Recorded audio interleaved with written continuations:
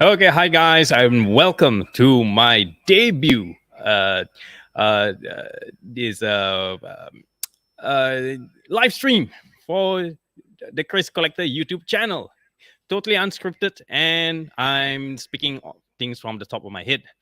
So, as you can see, we are here with the Chinese auction 126, which has already started. We are 5 minutes into it, and we are already at lot number 4, as you can see here. Let me just widen the screen a bit. Uh, and what is that banner blocking?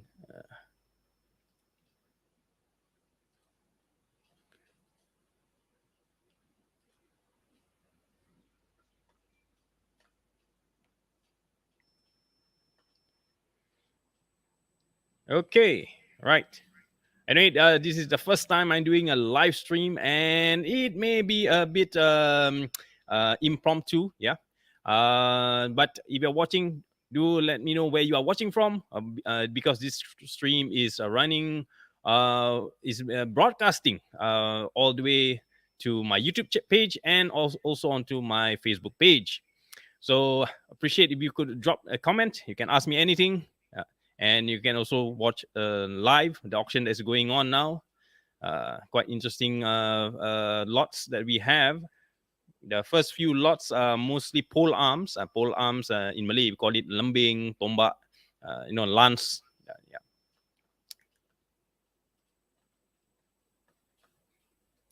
Yeah. Just to share a bit, this entire auction might be quite long.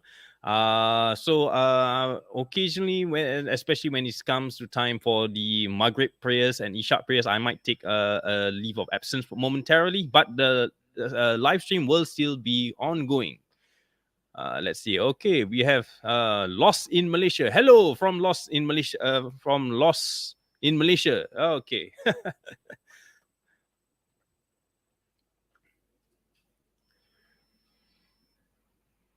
Okay, I'll try to make this session as interactive as possible. The auction is just a little side gimmick. I am open to questions if you have anything to ask, or especially related to the auction.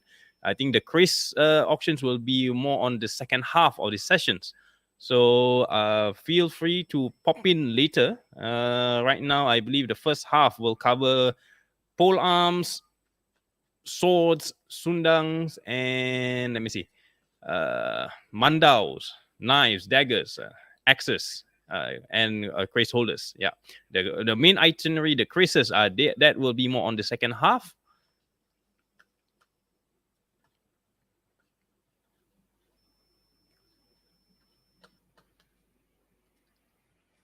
Okay, I have a multiple camera set up, so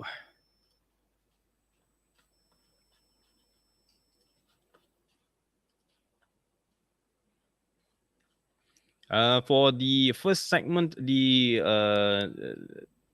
pole arms, nothing really catch my fancy here, so I'm not really going to bid anything. This is, of course, as I've mentioned in my earlier video, if you have registered, you are entitled to not only to logged in to see the live auction, but you can also bid live. Yeah, all from the comfort of wherever you are from. Current auction live is actually being run, being held in Italy.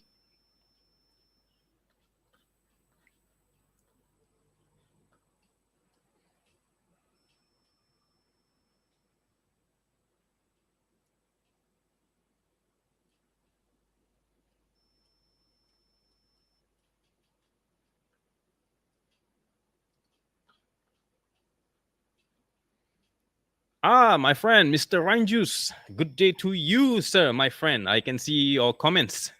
Do let me know if my audio is not clear or it keeps dropping. Yeah.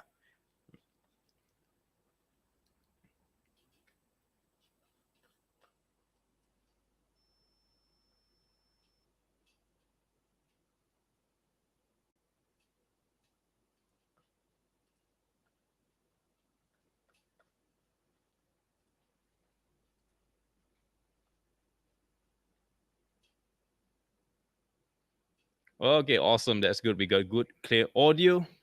So to whoever who's currently watching this, any interesting items that caught your eye from this auction? I know I spent I think about a few days browsing through the physical copy of the auction catalog, and oh, very very tough decisions to make. But I had where's my note?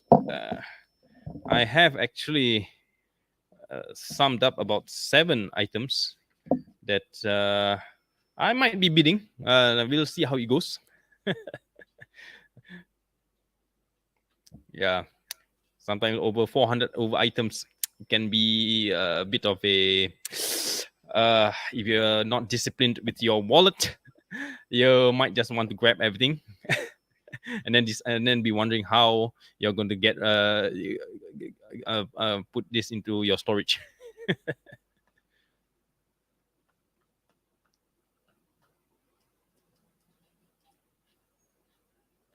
Oh, that's an interesting kujang like weapon, but it seems to be converted into a kind of like a spear.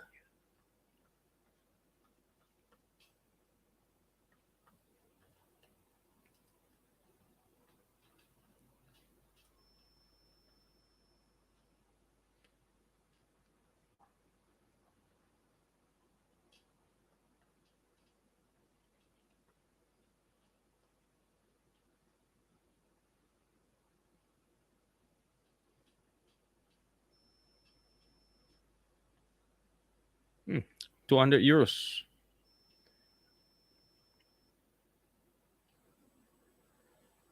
Ah, this is a lot of 3 items. Interesting pommel arrangement. Definitely, this is Javanese.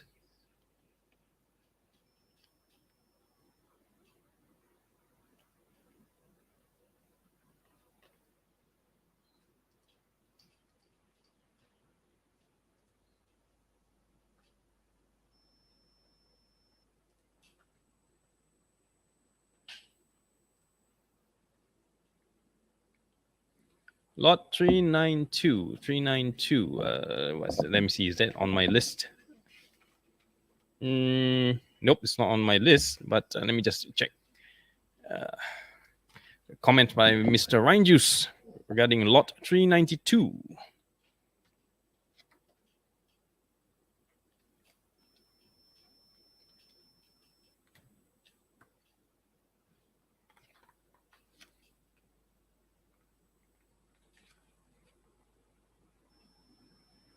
This is definitely a Balinese piece. Quite interesting. Good workmanship.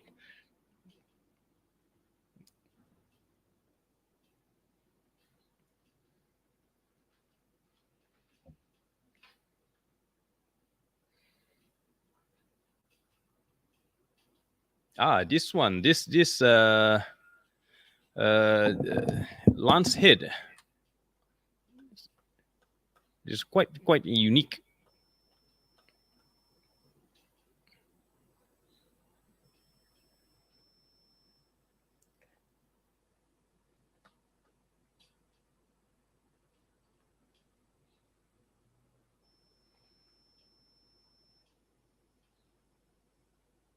Yeah, lot 392. Answering Mr. Reinju's comment here. This wait, let me see if I can highlight this.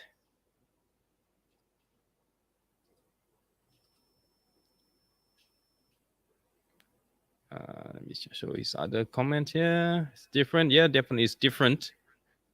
But well, for me, I don't personally fancy Balinese pieces. A bit too loud for my liking.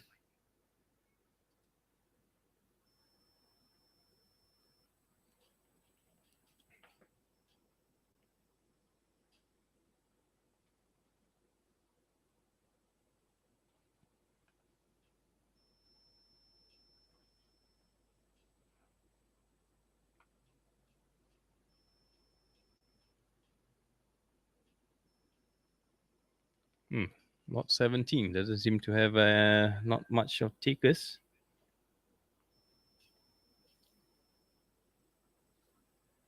Okay, spoke too soon.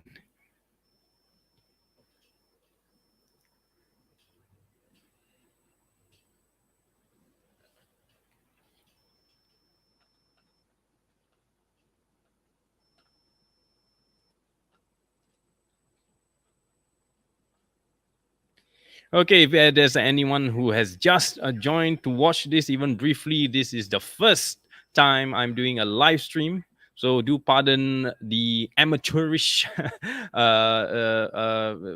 that is being conducted. I'm not really the live stream type, but maybe it could be a start. That's why I rely on you, the audience, to tell me exactly what you want or would like to hear more of.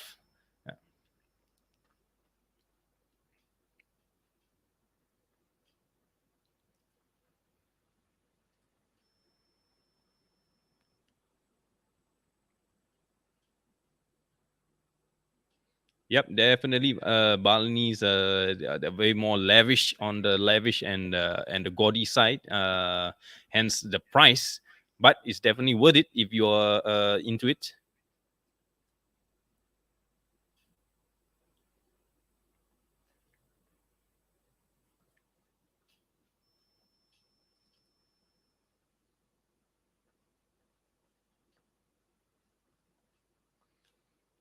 Waalaikum salam from Mr. Iskandar Zulfazli.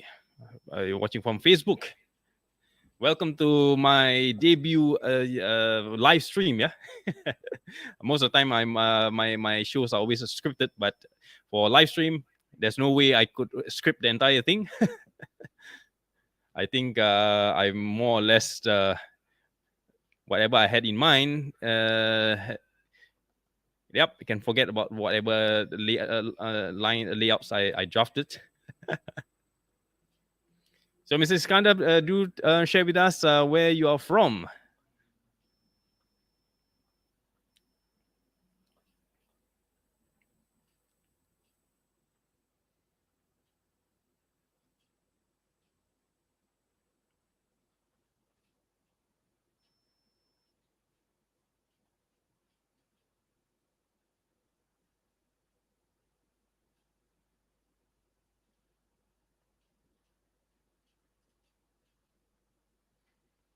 Lot 415. Let's see. 415.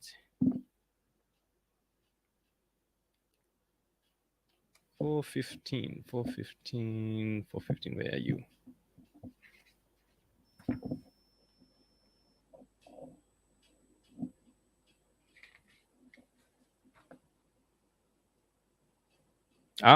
This is a very this is actually Minang specimen example. Sumatran definitely. Yeah, very quite unique, but not to my liking though.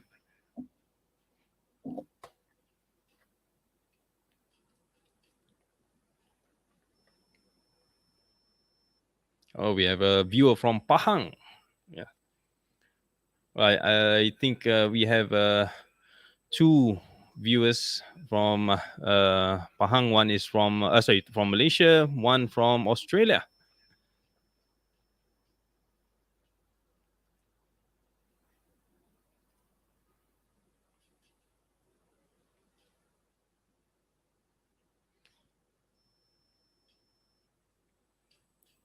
Yeah, just to recap, Czerny's auction has been, I mean, they have been conducting auction for quite some time, I think over a decade already.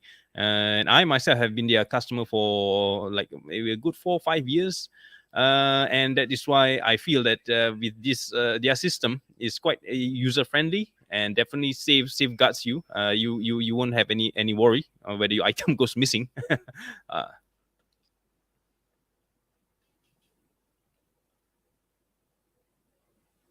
Yeah, as you can see, for those of you, if this is the first time you're seeing or witness observing an international auction, fast things can be.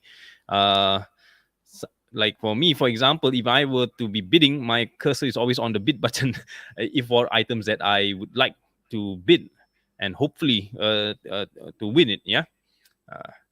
when it comes to auctions, it's always good to have a preview of what you intend to get your hands on, and then set your budget.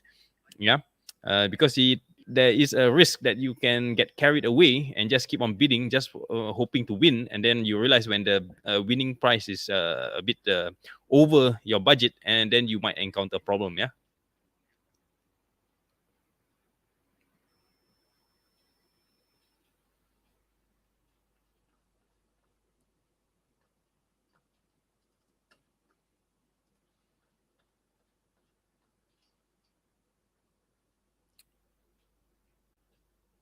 Okay, do make this session as interactive as possible. You may ask me questions. It may not even be related to the auction. Yeah.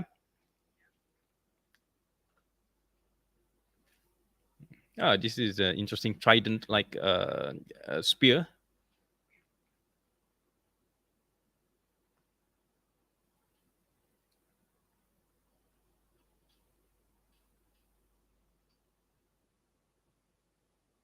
For many years, I mean, I do not know of anyone else who has done this, a live stream, an auction.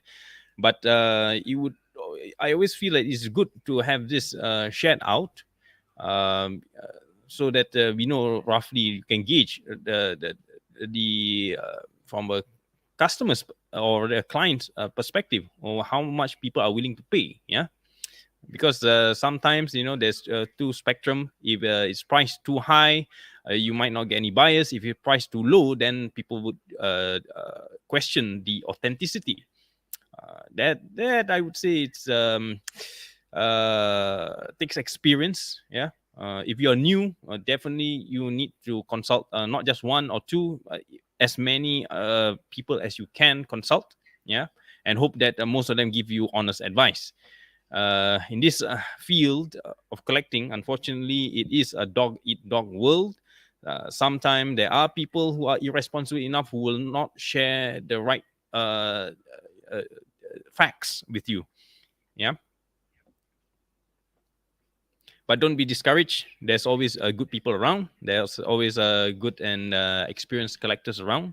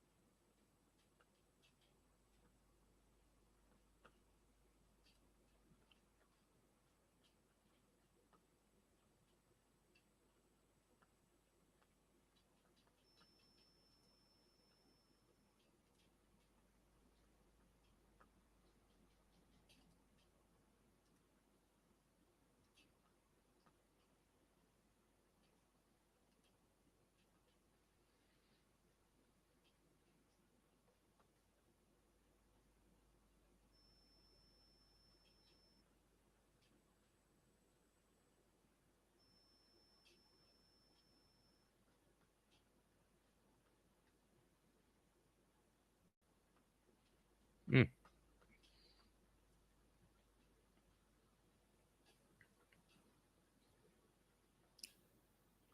This one looks very Sulawesi, very Toraja kind of a sword.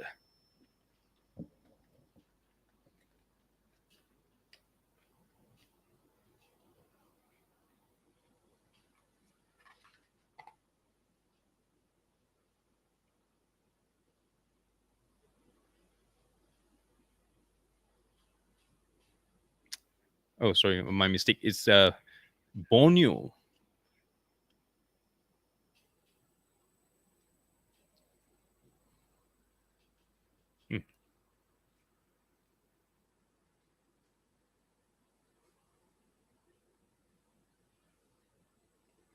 Hmm. Raised on the floor. Not much takers for this, I guess.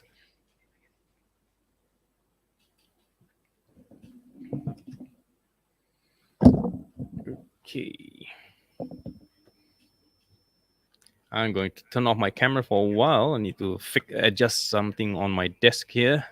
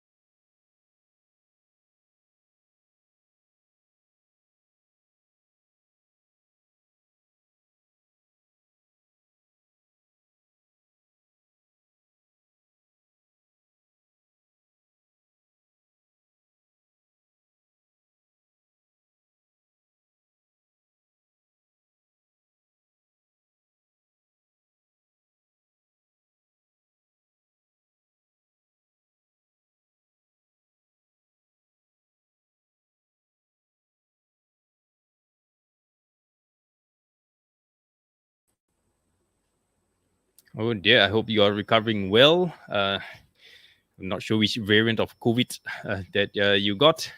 I got mine, I think, earlier this year, and it still took quite a while for me to recover.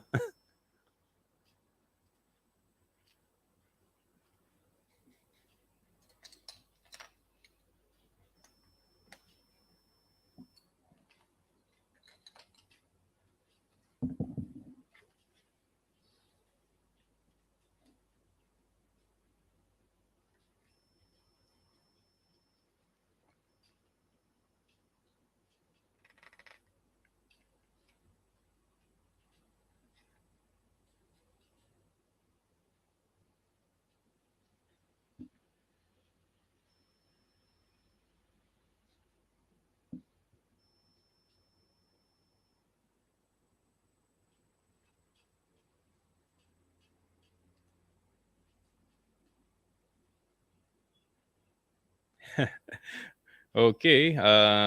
Well, that would depend and see if there are any other competitors with a much more bigger budget than what I have allocated for the pieces that I'm eyeing for. By the way, thank you for that.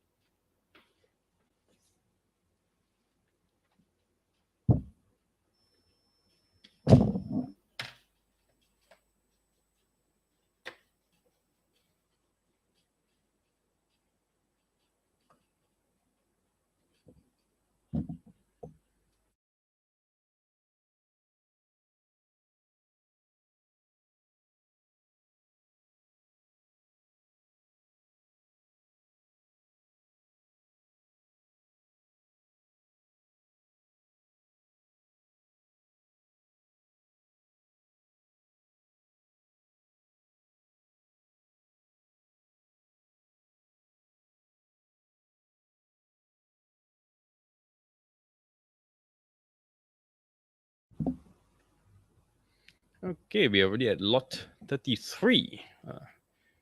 Things are going a bit fast, it seems.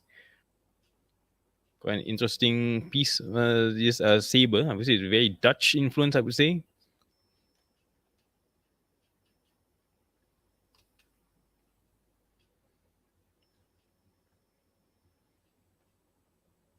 Okay. That's fast.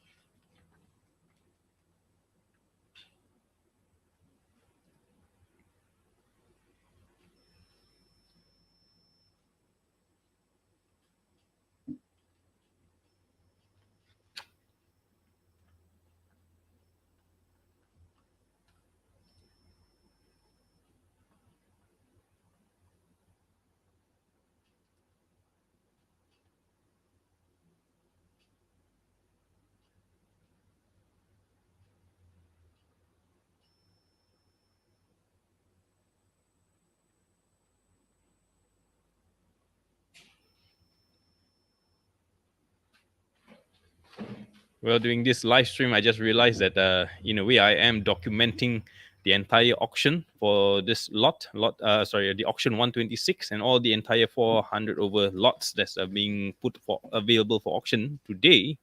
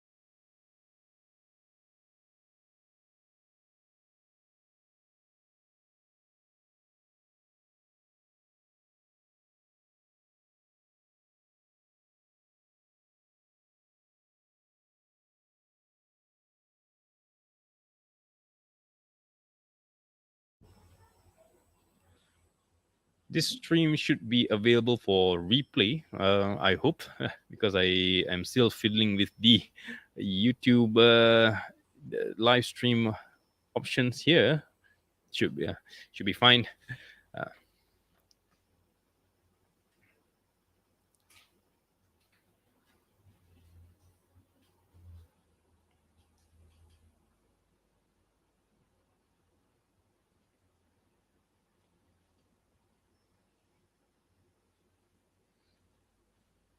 This Golo seems quite interesting. The Pamor, I would say, is more of the what we typically call the Lilit Ubi or the Buntel Mayat. Not really favored by many. It seems to be only for specific persons who like this kind of Pamor. Lot 42, Gobang. Also an interesting saber-like weapon.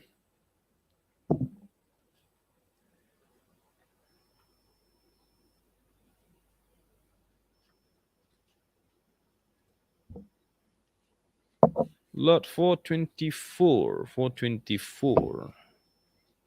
424 is, let me see.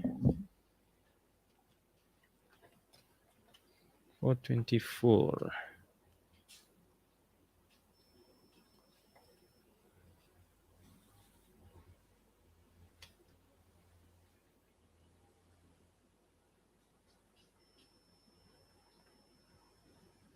This gold mounted piece.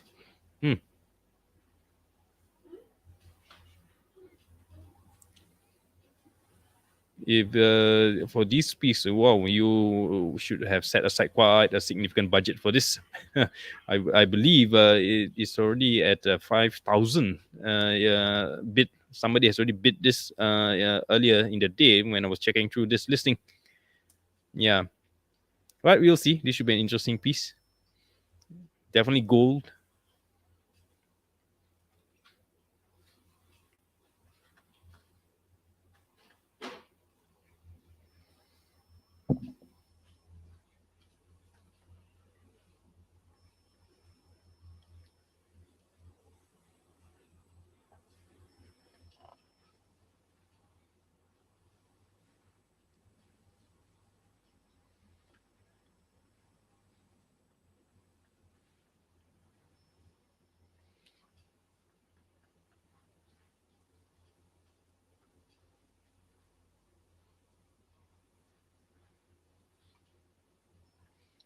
Okay, to any viewers who had just joined us, welcome to the Chris Collector's YouTube channel debut live stream. My first live stream since I started to go serious on this channel. So if you are watching it, do drop a comment with your name and where you are from and where you are watching from, be it Facebook or YouTube.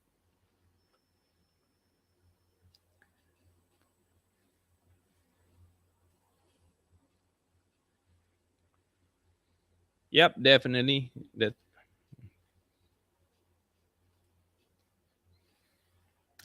Yes, for international auction, this is not something like eBay. It's completely different. It is a fast game, and most of the time, those who come for this auction, who are there physically in Italy or even by remote, they already have set aside a budget, and most of the time, these are quite major players, and most of the time, likelihood they are also dealers.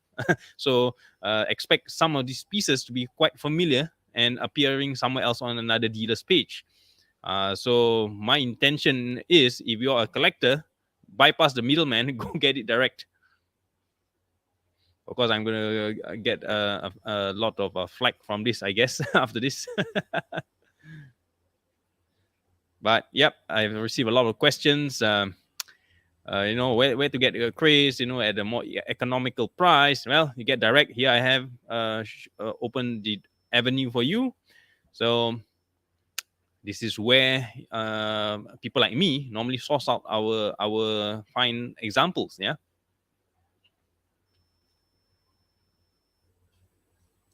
So keep the comments and questions coming, and any feedback. It may be related to the auction or not, or even about my channel or about myself. So by all means, the floor is open.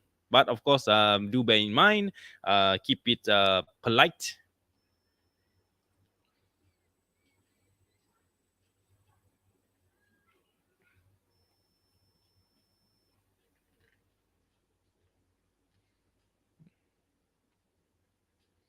I would say we are about only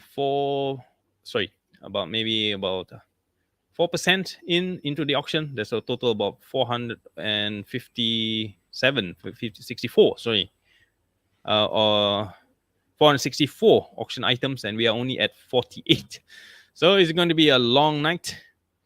But anyway, either you entertain yourself with the moving images here and have an idea of how these items are being sold for. One thing to take note for international auction houses, there's always this premium fees on top of the bidding fees. Yeah. So the winning fees is not the ballpark figure. The ballpark figure should include 25% house commission And then let's not forget the shipping, which depending on where you are, and of course the insurance. So all in all, you might pay a significantly higher sum. Yeah.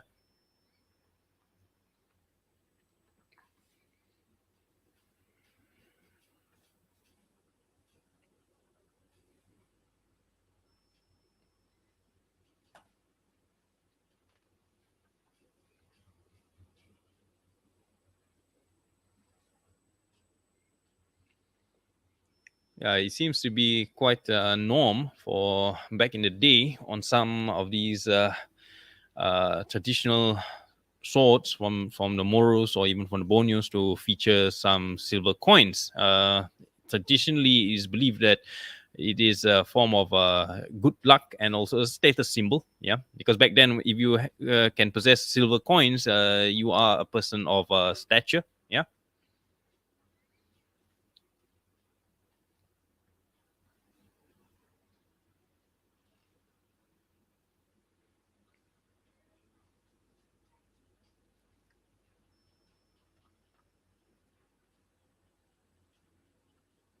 Yeah, no problem about that. Just keep any question, queries. Feel free to openly ask. Yeah, you will not be penalized or criticized for it. I love people asking me questions. Yep, and I don't believe that there's such thing as stupid questions. Probably ignorant, but it's always good to clear it out. Yeah. So don't mind me. I'm gonna have a drink of my coffee. Bismillah.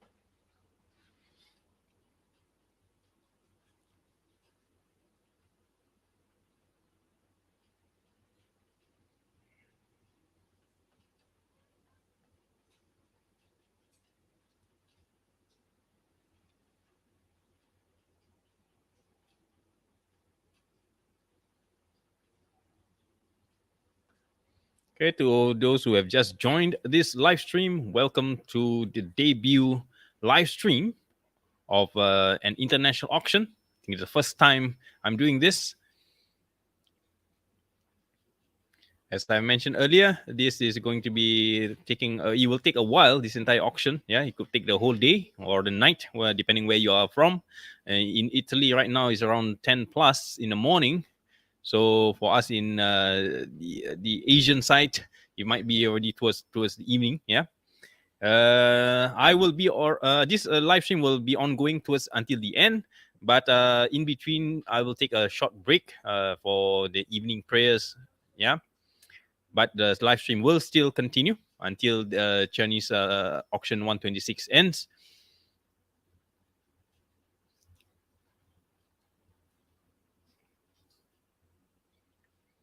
Okay, do give a shout out in the comments. Share with me where you are from and where you're watching from. Yeah, don't be shy.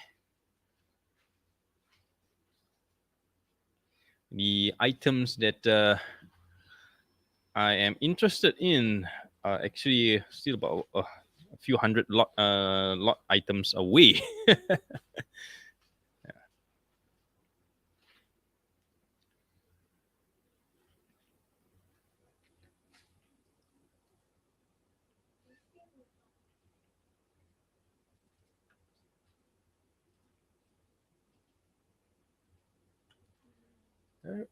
For viewers here who has just joined, if you have not subscribed to my YouTube channel, please show me your support. Have a care and remember to subscribe, like, and share if you would.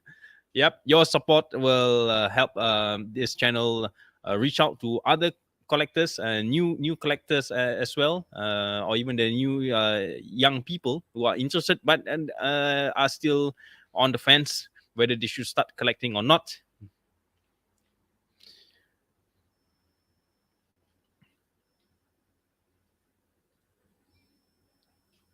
We are from GS from Australia. Selamat malam.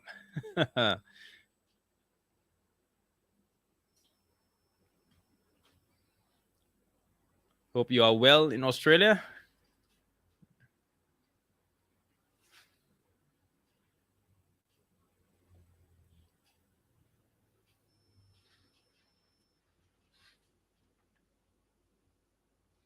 We are already at lot 55 now, and this I believe are the Campilans. 55. Yes. No, 55 is a bolo. These are all mostly, I would say, Philippines, and a mix of Borneo items, Dayaks, yeah, the Aboriginal natives of Borneo.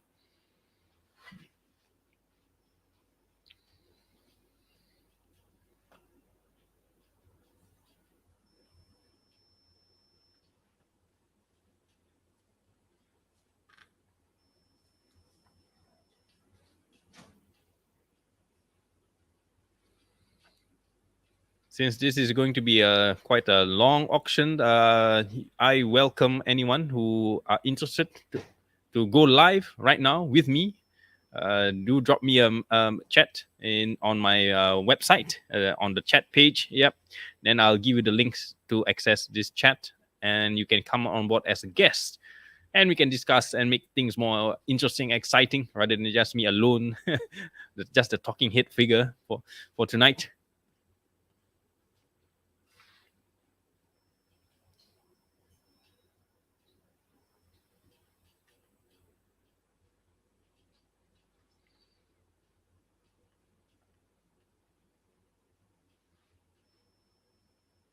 Okay, interesting, fair balance between viewers from my YouTube channel to from Facebook, but more is from YouTube, which is good.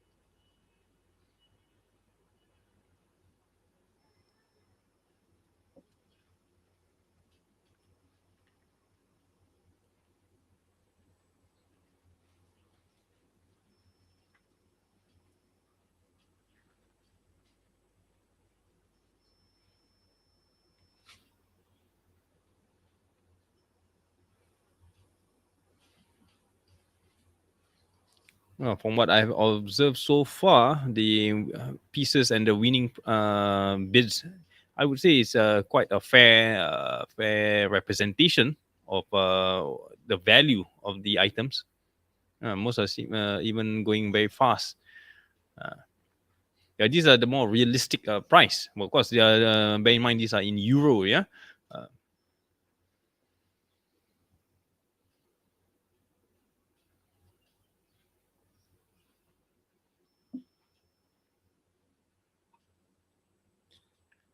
So, to all current viewers, do share with me how long have you been collecting, or are you new to this, or you just interested to know what's all the hype is all about collecting all these antique arms? Yeah, do share in the comments, and I will feature it and give my thoughts.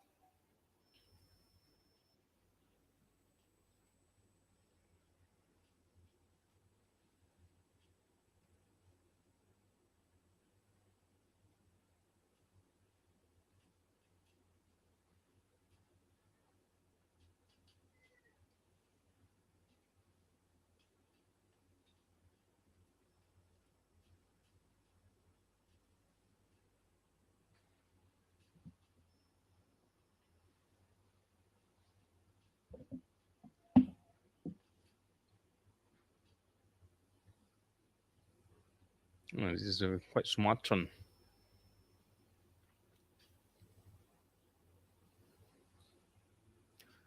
Very Bugis influence, in my opinion. Very alarming style of reference.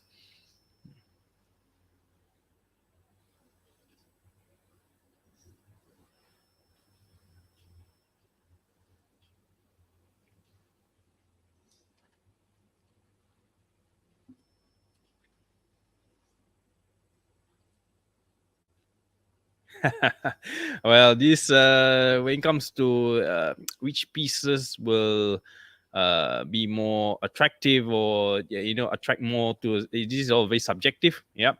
My taste is definitely different from others, and your taste might not be the same as mine. Yeah, so that's the beauty of collecting. Everybody got different tastes, but if you have a similar understanding, then there is a more higher chances of you liking the same pieces. Yeah. Lot 400, let me see which one is it. That's why I'm still a hard copy kind of guy. Especially when this kind of auction is ongoing, you might be better off with a physical copy on your hand. Yeah, lot 400. Let me see. 400, 400. Where is it?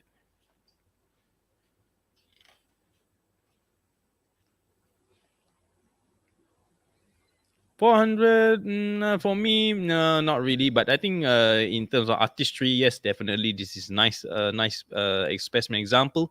Yeah,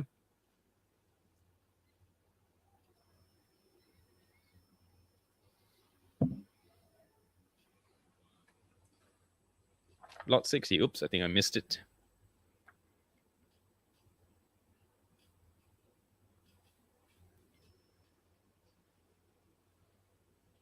Lot 60 is the earlier one that I mentioned. Yeah, it's the alarming the Bugis Toraja kind of a sword like reference.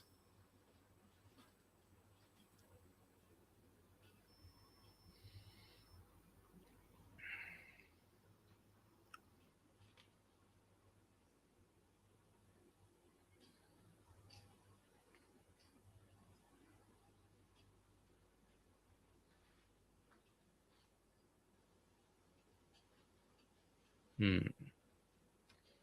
Lot 63 onwards, all these a bit more of a saber type. I believe it's references to closely to the Indian weapon, the tulwar, even I'm mistaken, the talwar or tulwar.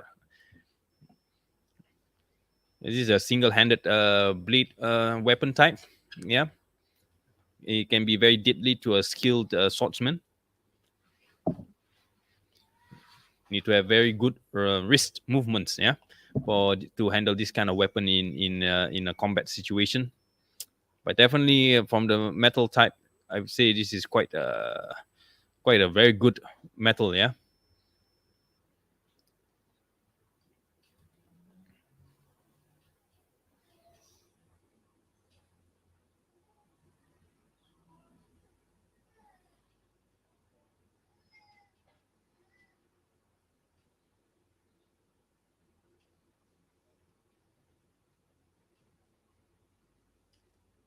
65. Hmm.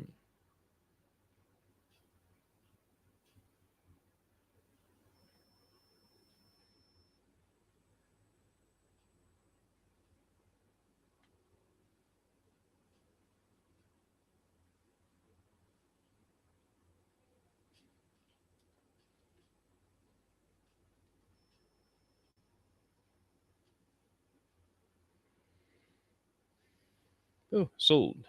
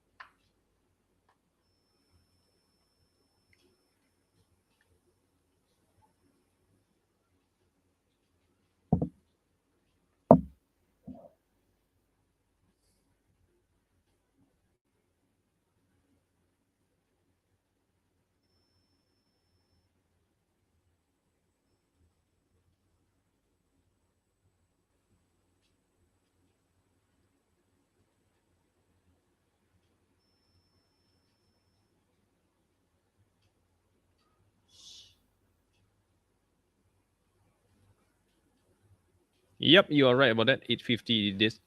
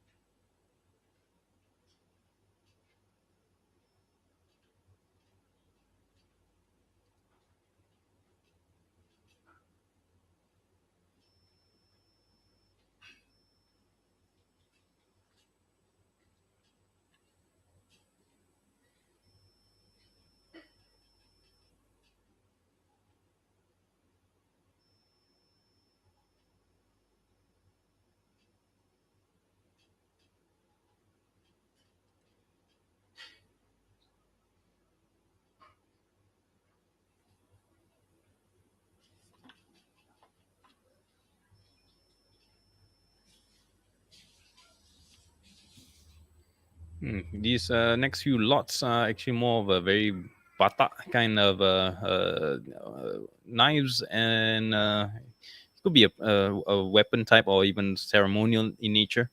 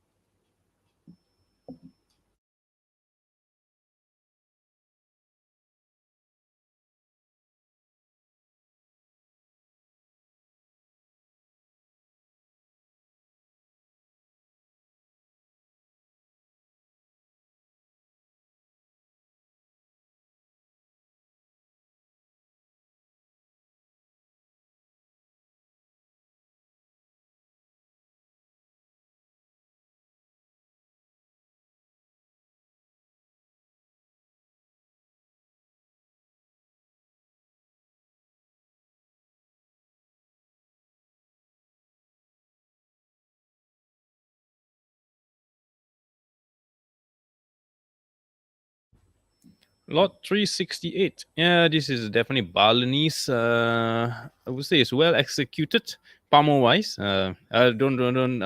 For me, I don't really focus on the specific what is the name of the palmo, what style.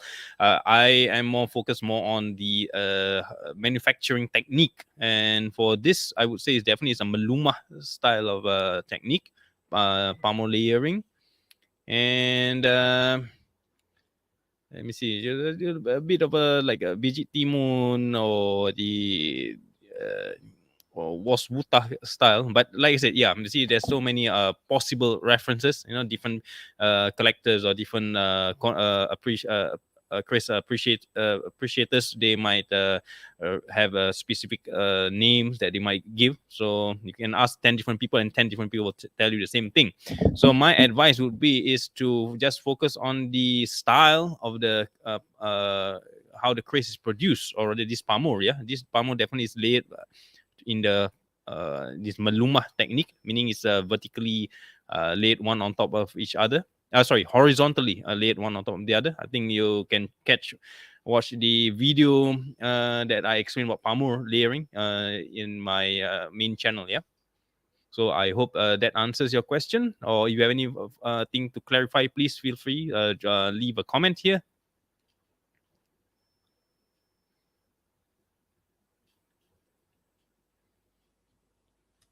.442. Let's see. 442.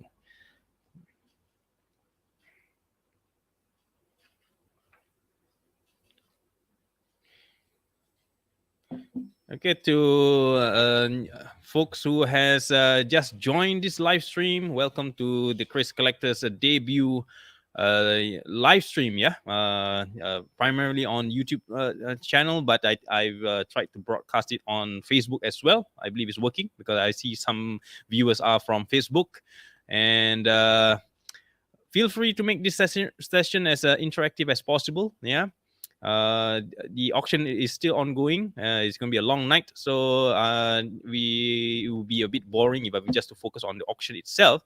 But for now, I'm answering a few questions, and these are based on the auction catalog. Yeah, which you can still access on the Chinese website. The details are all in my previous video. You can look it up there, or you can ask me here if you are not sure. Where is it? 442. Yeah, missed it.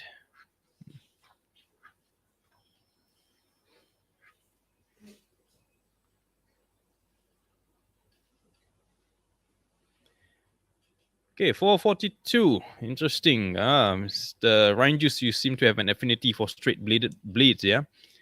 Okay, again, this technique is more of the Maluma technique, yeah? Traditionally, I would say it's closely resembled to the Untu Walang or the Gigi U. Quite a challenging technique, yeah, to apply. And in my opinion, I would say this might have more than one Pamo style. There's a mix here. You have the Untuwalang, you have the Wasuta, you have and a few more. I'm not sure what is it referred to, but like I said, this is more on the Maluma layering technique. Multiple layered, yeah. I believe in Indonesia, the Javanese would refer it as the Triwarna. Triwarna means three colors, yeah, but it's actually in three patterns on one blade. So I hope that answers your question here. Yeah, definitely. When it comes to the hilt, the hulu, this is the typical Madura style of hulu. Yeah, the Donorico style. If I'm not mistaken.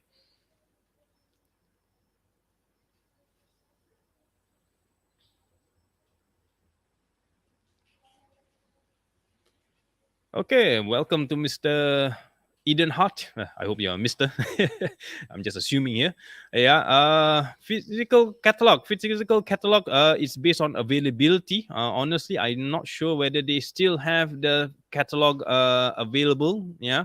The catalogs are actually free. Yeah. But you just need to pay for the shipping cost. I believe, because for me, I got mine totally free. I got a contact in Italy itself, so he took it from the auction house and just sent it by post. Yep, at his expense.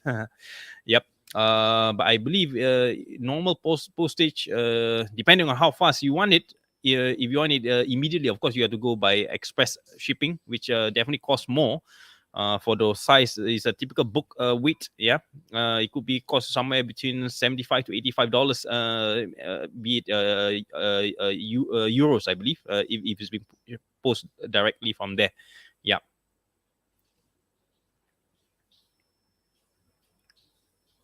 So I hope I have answered your question, Mr. Idahat. Just drop a comment there if you're clear or not clear.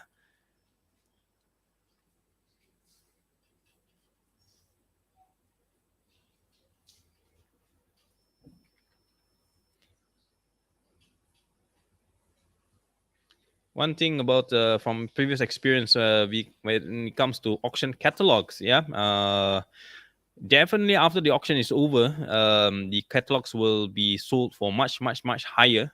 Yeah, the smart ones who are there, they will normally take a few. Yeah, and then decide to sell them on places like eBay or some other private auction platforms. Yeah, you can try your luck there, but I don't know. As for me, it's like if it's meant to be free, at most you just pay for the shipping cost. Yeah, yeah. So that's why I think when I posted my first video, I shared out that it's good to get the auction catalog. Yeah, because you might not want to have the physical items, but to have the references, the beautiful pictures. Yeah, a lot of work and effort has been put into making this catalog. Definitely worth the shipping price.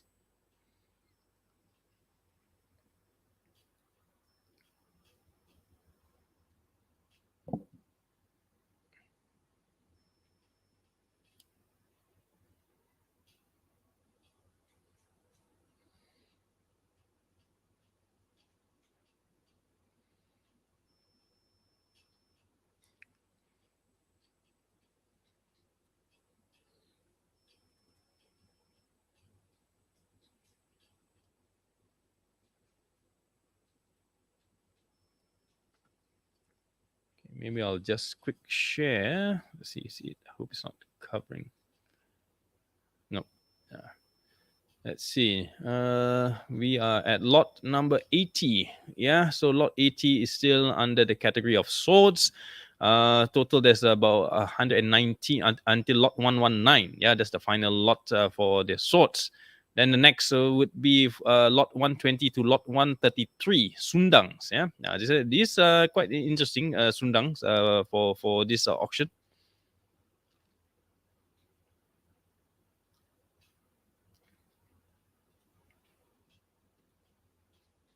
Waalaikum salam.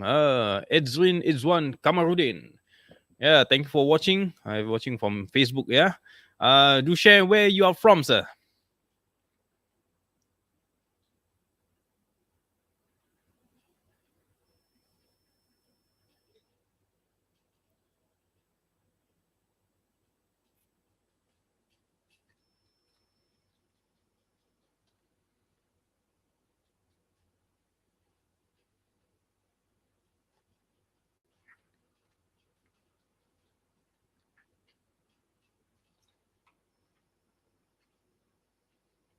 I would say Czerny has done quite well this year, whereby they consolidate almost all the weapon types from the Malay Archipelago into one auction, rather than have it bits and pieces here and there in various auctions. Yeah.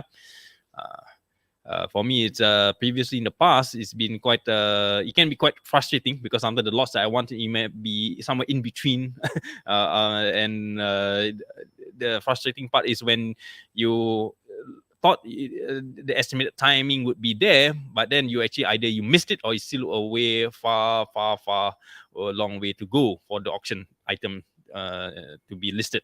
Yeah. So this time round is quite unique. They put it all together, so and sorted it by category, so you can roughly estimate That's one reason why I'm doing this live session, so that you can be aware of where the auction is at right now. Yeah, if in case you have already selected a few items in advance of what you have in mind. Yeah.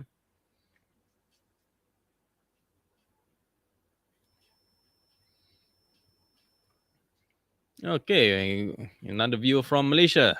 Good to have you here.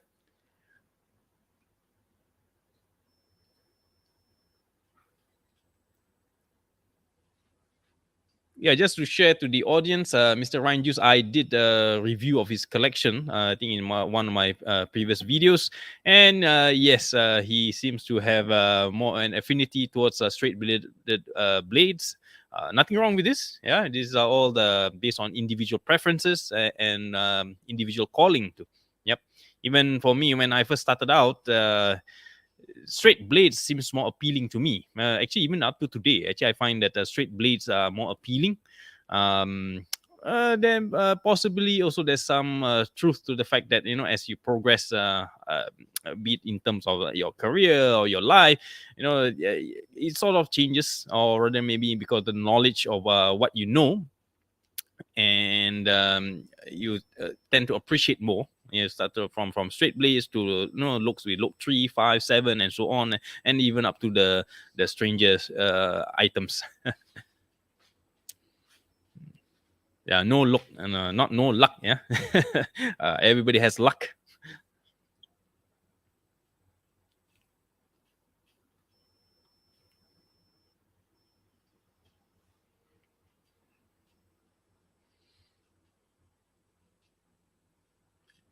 Okay, to those who are watching, if you are not a subscriber to my YouTube channel yet, please support this channel by subscribing and liking and sharing this video out, or this live stream out. Yeah, so that we can get more enthusiasts out there.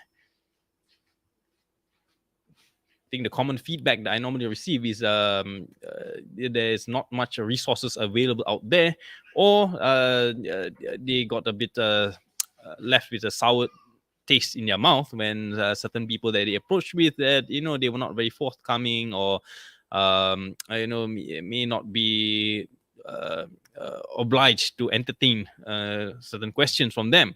Yeah, so my approach is different. I would entertain any questions. Yeah, you can ask me anything, but of course, I'll try my best to explain it in a manner that you can understand. So the problem is with new folks, especially when I was new at that time. Certain things, when it was explained, I couldn't quite understand it, because probably the manner of it was explained, or probably the references were not familiar. Yeah. So, well, I believe there's the first time for anything. So don't be shy. Just ask. Throw it out there. Get it in the open. No judgments whatsoever.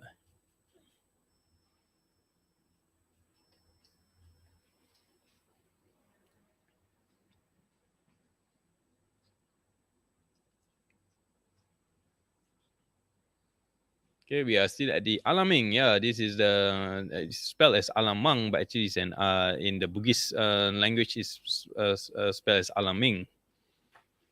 Yeah. Personally, I've never fancied this kind of weapons, and not even to have in my collection yet. Not really interest. Doesn't really interest me.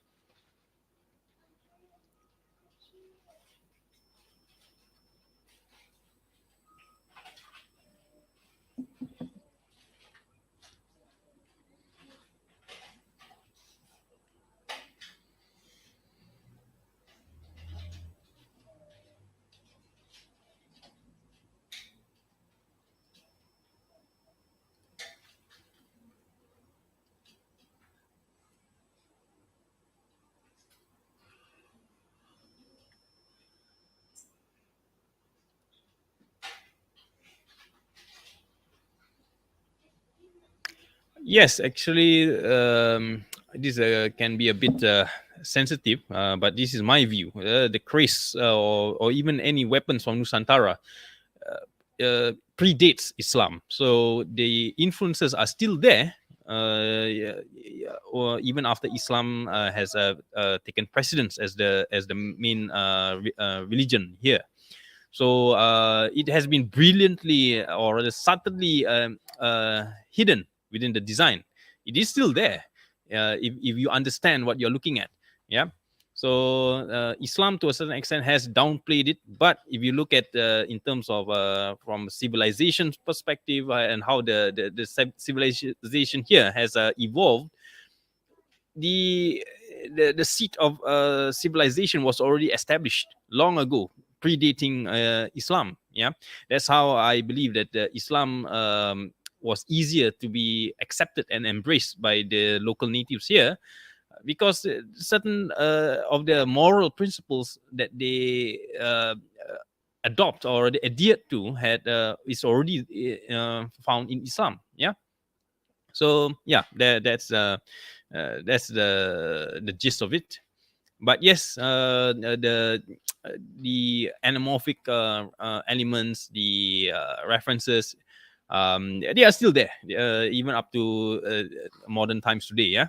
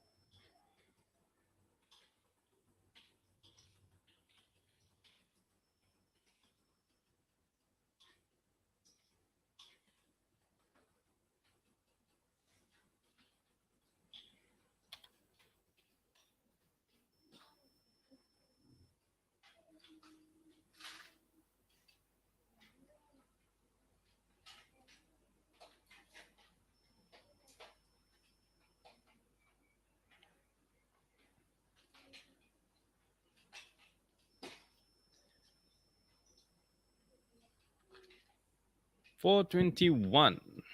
Let's see.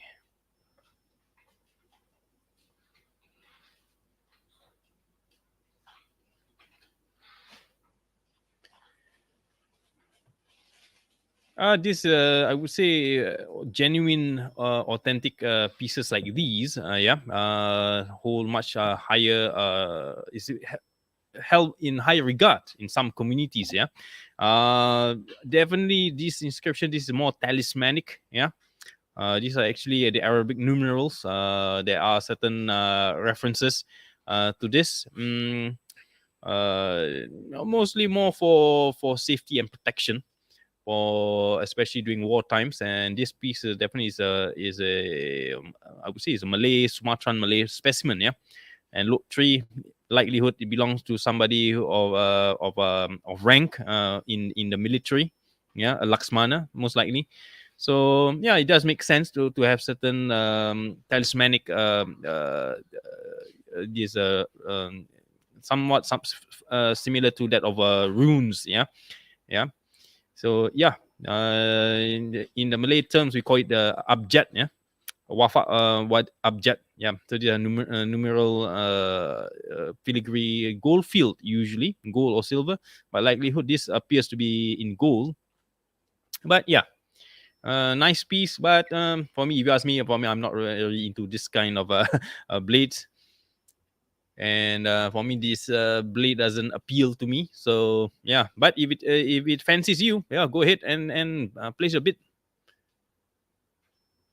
So I hope that answers your question, or you have anything specific that you would like to know more.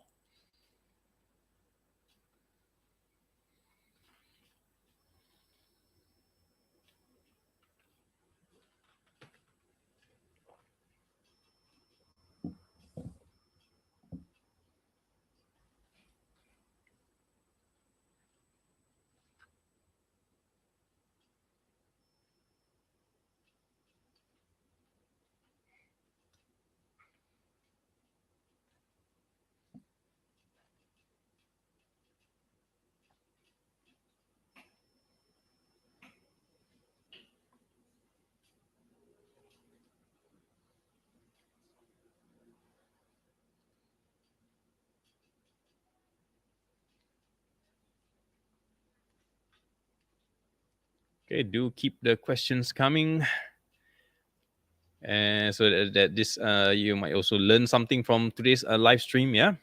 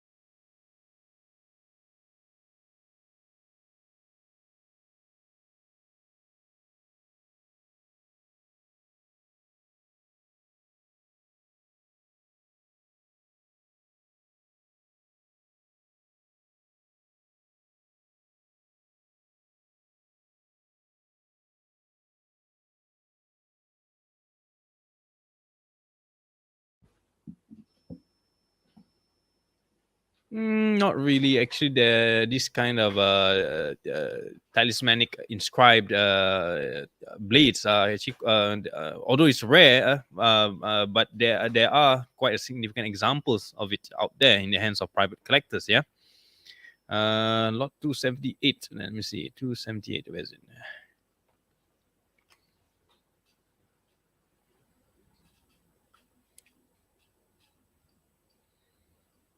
278. Oh, this is a bunch of I think 5 hilts. Quite interesting. Yeah, very B money's. The Maduris. Maybe a bit of a Surakata kind of a carving art here. Hmm, interesting. Yeah, I can give it a try.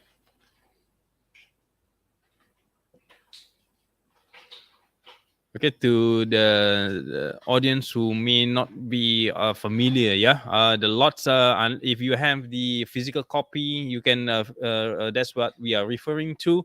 But you can also still go to the main website and look at the lots. Yeah, it is on the main website. Yeah, still accessible, and you can still see the previous lot that has just ended. At what are the winning bid price? Yeah.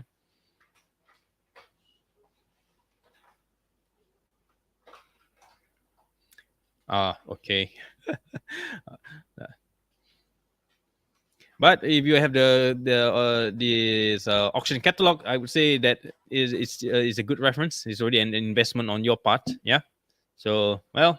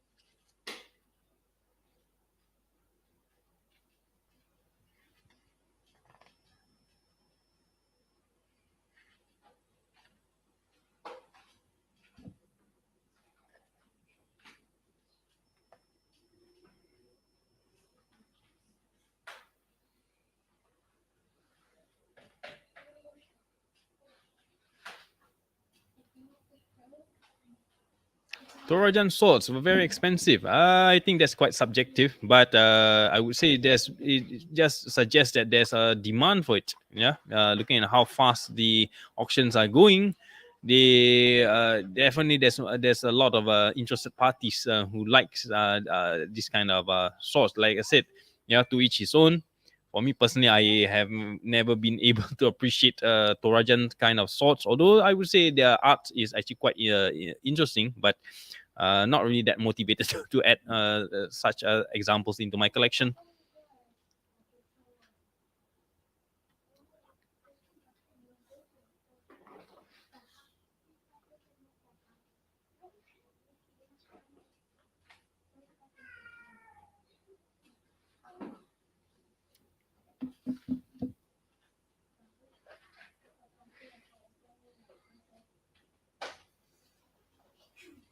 348, 393. Let's see.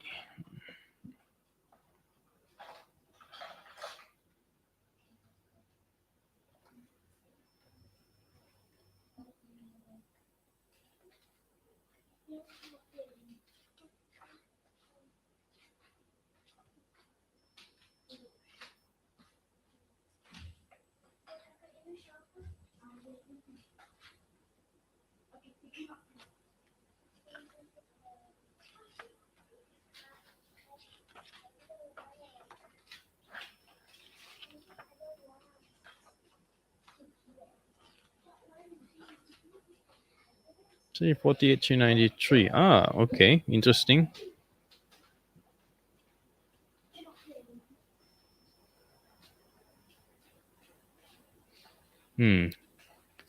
Well, between these two, I would say 393 will be a better investment. Yeah. 348, if I'm looking at the right thing, yeah. 48, rather quite normal, actually. Yeah, I think I have something similar to this. Yeah. But yeah, I would say if you ask me between these two, I would say go for 393. But I'm sure this one would be quite a hefty price. Yeah. This is silver, I would say, for lot 393. Workmanship too is definitely comparatively, I would say this is much more refined. Yeah.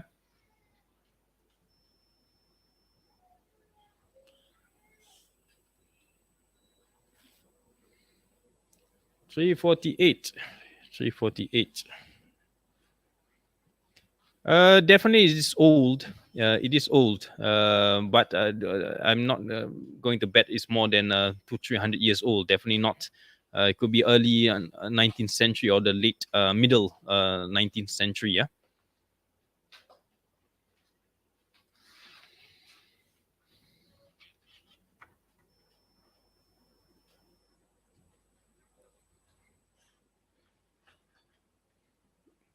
Yeah, for I think just last two or the previous two videos, I did share some highlights on how to identify genuinely old blades. There's 4 methods. Yeah, you can refer that on my YouTube channel.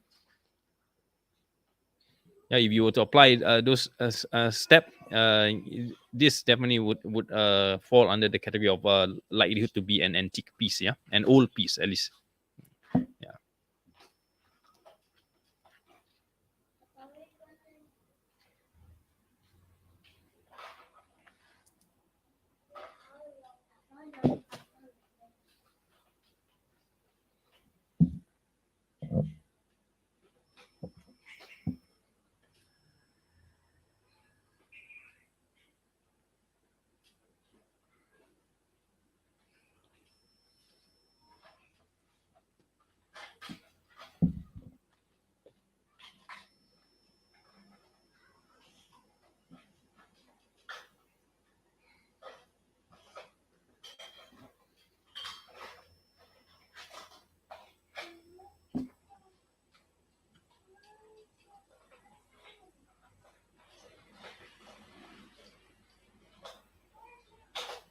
Okay, if anyone who has just joined, do drop in a comment here and share with us your name and where you are joining us from.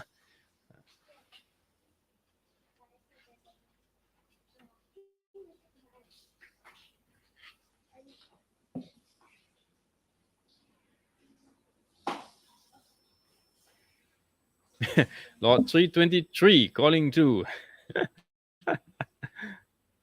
323. Another straight piece. Starting to see a pattern here for our friend Mr. Ryan Juice here. I would say, yeah, this is very Surakata. Uh, let's see. I can't really see what's a Pamo type. Ugh, I'm getting old.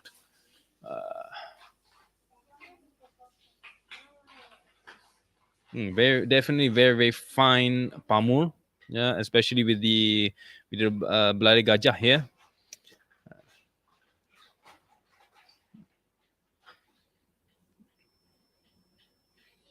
I think the second half of the auction will be more exciting. Yeah, I think that's where most of us are waiting for.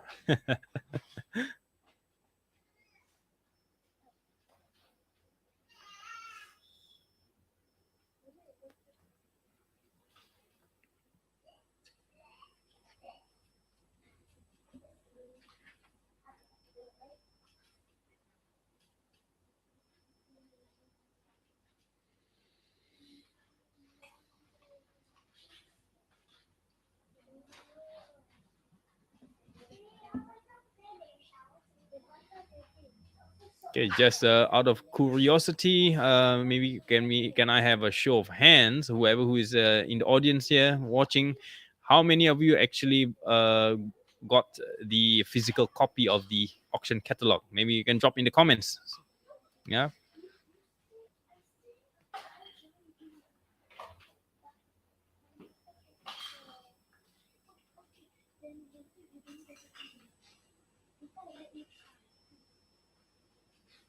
401. Let's see. 401. What is that?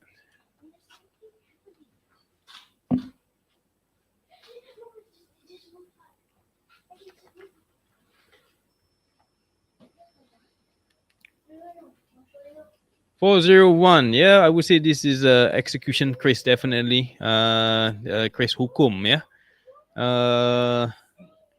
Carved base with fuller's lenticular, yeah.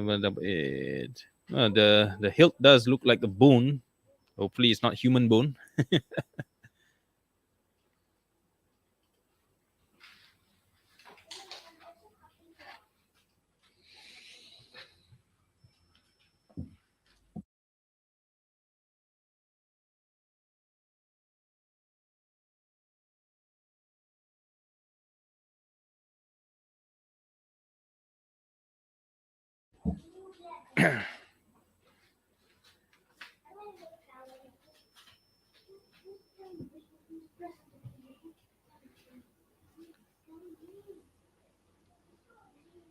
Dress wise, it could have been the original fittings might have been lost, and it can just be something that somebody just find it handily available and just put it in. Yep.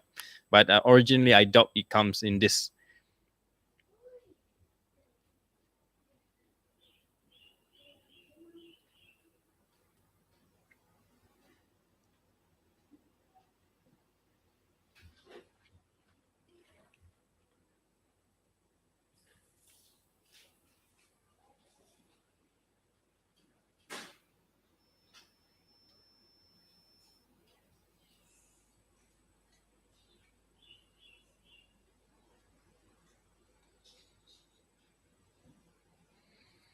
One thing for blades or the creases that have been brought out of the Nusantara, yeah, of the Malay Archipelago, likelihood sometimes the owner who likelihood might have been from Europe.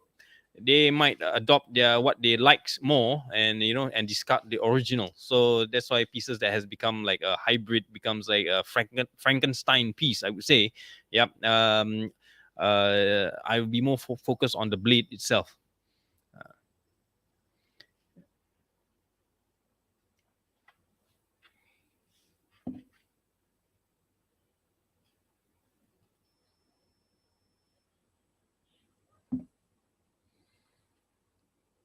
The first half is not touching on the crisis yet. Yeah, it's more towards later. Now it's all mostly swords and knives. Yeah.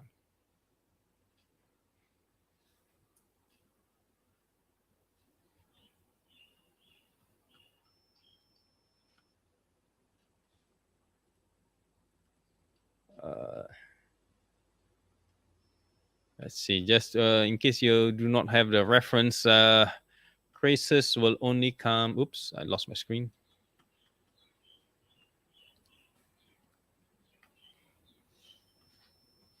Crisis will only be from lot 314 onwards. Yeah, 314 to 464. Sorry, 456. Yep. So it's going to be a long wait. So if you're looking for to attend for the to view the Chris, then you might want to pop in back maybe slightly later around 9 p.m. Yeah, in Asian time. Yeah, Singapore time. Anyway, just for a quick time check now, is 6 Singapore time 6:40. Yeah. At 7 p.m. I will take a short break, but the live stream will still be ongoing. Yeah, the live stream for the auction will still be ongoing. I'll just take a short break to perform my Maghrib prayers. Yeah, and I'll be back as soon as I can by 7:30 or latest by 7:45.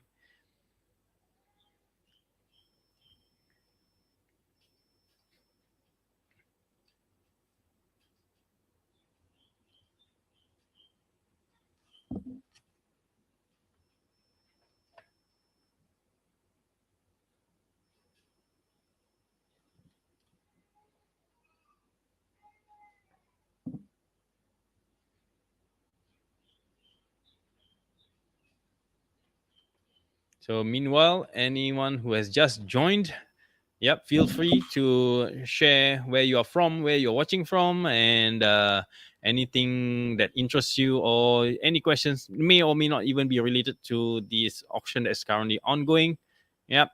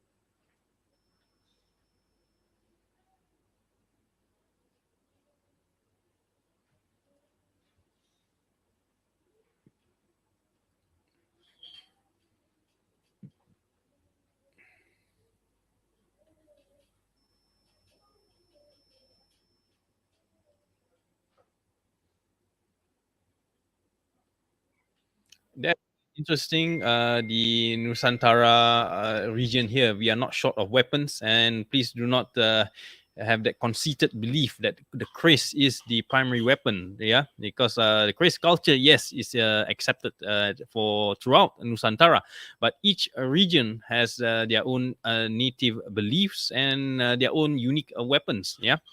So yeah, the craze may or may not be the primary weapons for all ethnic cultures within Nusantara itself. But the in terms of the technology of metallurgy, yeah, that is the interesting part.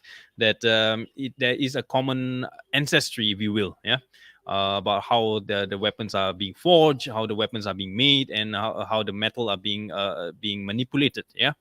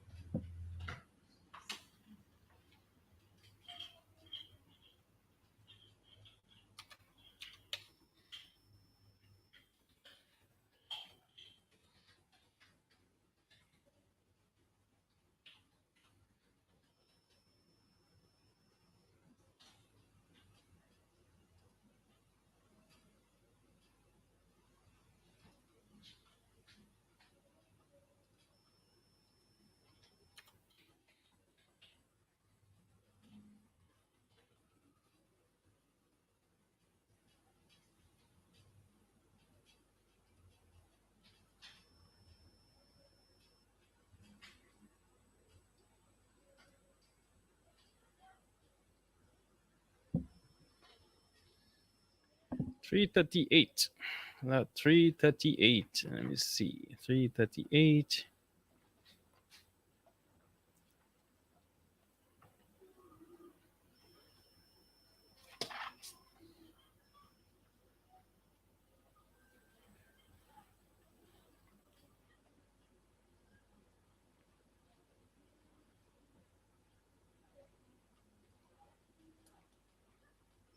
Another straight blade. I'm not surprised. Yeah.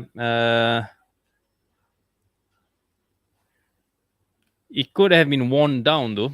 Looks like it could have been some kind of age damage or whatnot, and then they fix it. I mean, this is from what I can tell from the pictures. Yeah.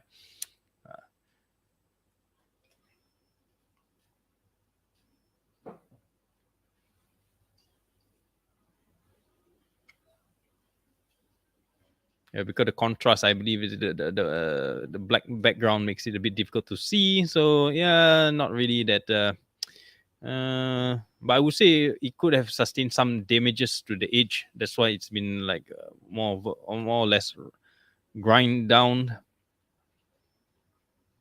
or it could be an error in the photography.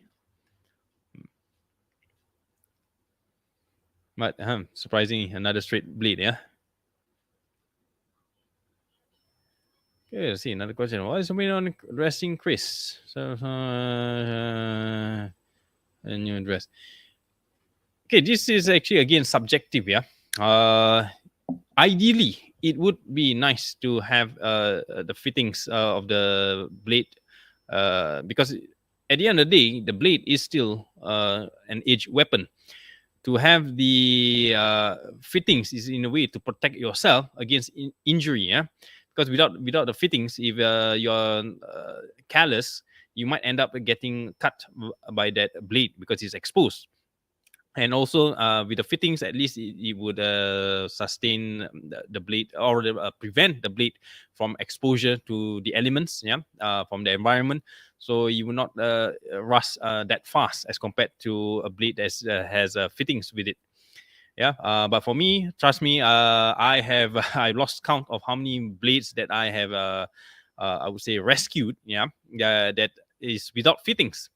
Some is I have is just the blade itself. Well, the rest mostly is for some strange reason, especially those I acquired from previously owned by Europeans. The sheath is missing. Yeah, the only thing that is present, that is preserved, is the hilt, the blade, and maybe the hilt cup, the pendoko. Yeah, the hilt cup. So I don't know. Some feedback is that is how they kept it on display back in Europe. Yeah, they discard away the sheath, or some supposedly is like that is how they acquired it. So again, the risk is depending on where you're residing at. If you want to send to a local, a native Marangi, or somewhat a wood carver to do the blade, ideally you must send the blade over, because it is very difficult for them to work without the blade. Or at the most is get them a rough estimate of the cutout of the size that you can give it to them, and then they'll just try to work their way. Yeah. Then the rest, if it doesn't fit, then you might need to do some amendments. So I would say that again, most would want to avoid all this hassle and just leave it as it is, as long as they provide their own safety fittings. I would say. If you refer to my earlier video, just I posted recently about how I restored a blade that came without the fittings. The least I can do is find a nice box, a nice wooden box, just to have it kept inside. There is also to protect any of curious eyes, especially children. Like I have kids in the house, so having a lock box, of course, definitely keeps my mind at ease, that I know that they will not be playing around it without my knowledge. Yeah. So I hope that answers your question.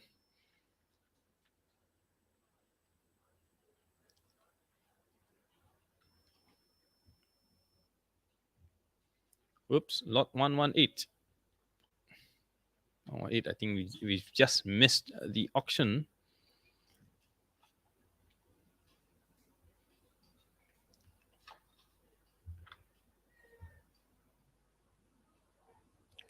118. Okay. This the very, I would say, this one I forgot what there's one. Uh, it's not Banjar. Suddenly at the tip of my mind, but I forgot what is it called. Yeah. Yeah, very loud, I would say, but very nice. Blade wise, I would say it's definitely in 20th century steel.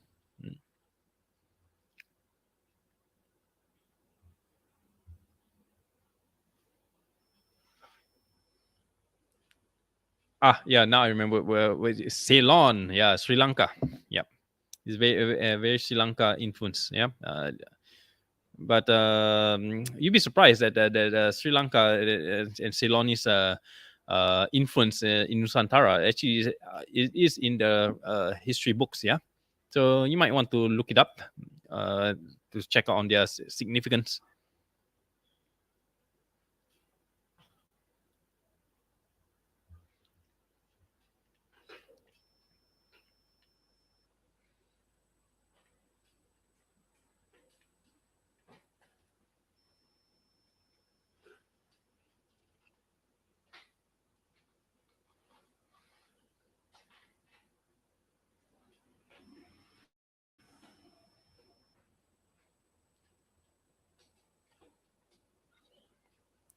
Look, 358. A lot 358. So 358. 358. Yep, this one. Somewhere between, I would say, looks a bit Sulawesi, yeah, a very Sulawesi influence. But if you ask me, I would say this has a very Javanese influence as well. Possibly it's made as an ambassador kind of piece, yeah, as a tribute of some kind. Usually the looks that is more than 13 is meant for special occasions or to commemorate someone significant. Mm. But I would say the palmo arrangements, yeah, quite nice, quite interesting. Mm.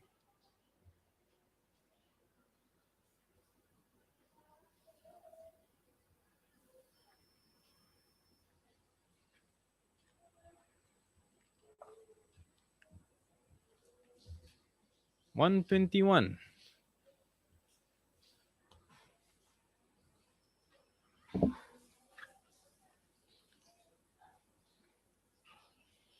Mm. It's barong. This is a Filipino weapon, yeah. Yeah, the typical cockatoo kind of hilt style. Very simple. Yeah, but I believe this one comes without the hilt. Sorry, no, sorry, not the hilt, the sheath, the fittings. Yeah, so especially as a barongan, this quite risky if it's not without a sheath. Yeah, it's quite sharp.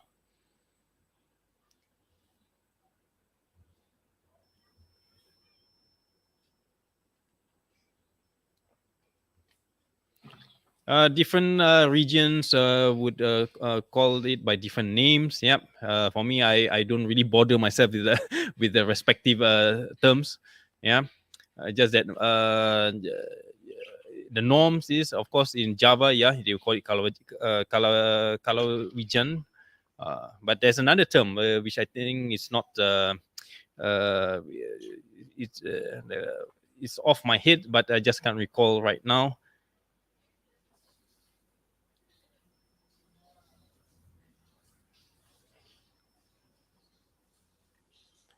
340, 343. Let's see, which one is it?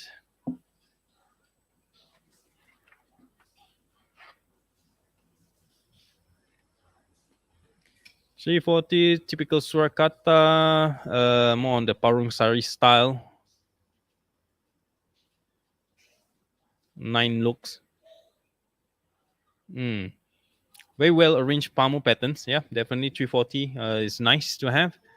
343 is the similar. Yep, this very Parung Sari influence, the style. Yep.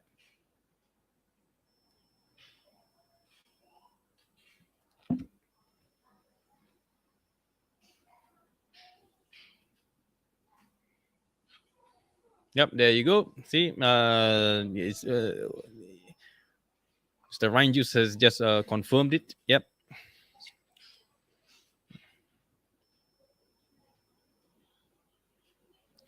In my opinion, the problem is most of us we keep on relying on the Javanese references when actually there are a lot more references. Out of respect for the various these ethnic cultures around the Malay Archipelago itself. Yeah, so to rely on one, it might be acceptable if it's in reference to a specific type.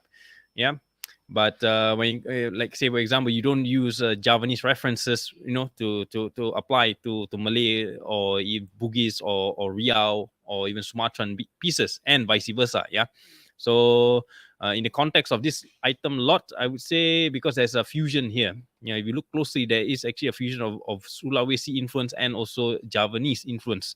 Yeah, it could be either somebody from Sulawesi become Javanese by culture, or the reverse, a Javanese by culture but became Sulawesi. Yeah, probably due to mixed marriages or migration of location. Yeah.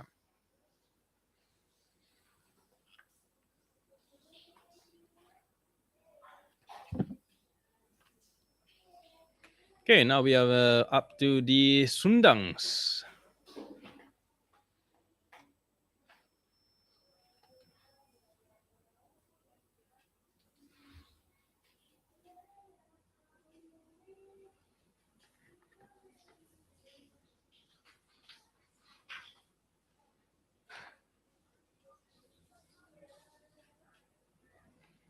$129.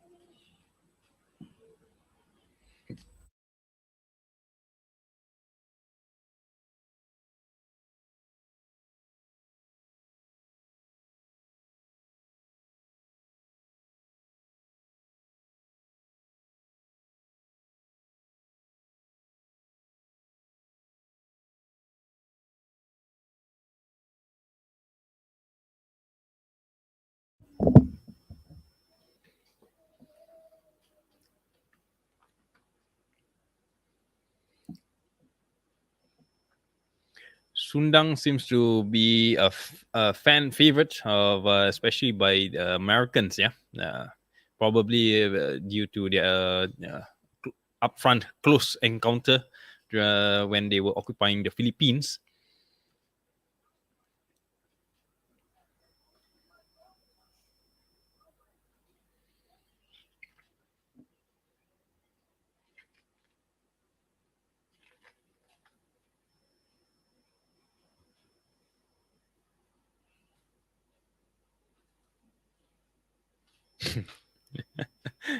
Yep, everybody's waiting for the Chris parts. Yeah.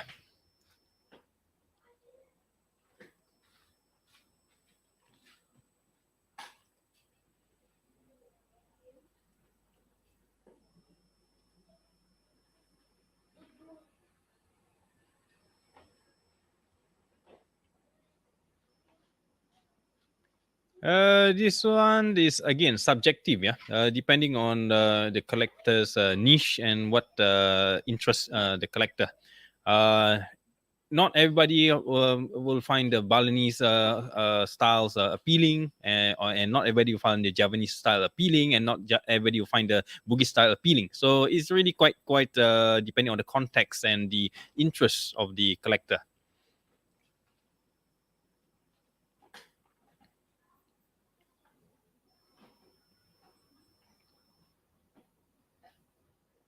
Another interesting thing, what I would observe based on the description in the auction itself, yeah, based on the categorization, uh, I wouldn't say it is not accurate totally, but some are actually misidentified, yeah. But then again, because probably they do not have the local or knowledge, yeah. Some pieces I would say they are Malay, but they are being classified as Javanese. Some are actually being classified under Bugis. Yeah, so it really takes experience to identify it. Yeah.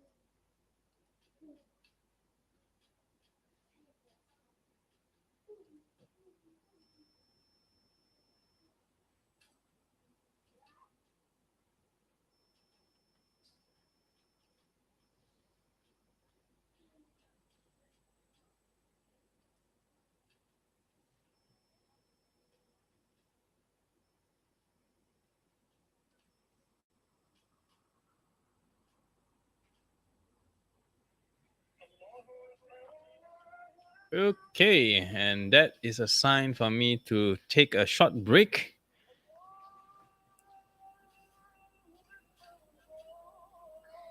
Okay, welcome us social. Do share where you are watching this from, where you're from, and whether are you in. How long have you been a collector, or are you new, or are you just getting interested?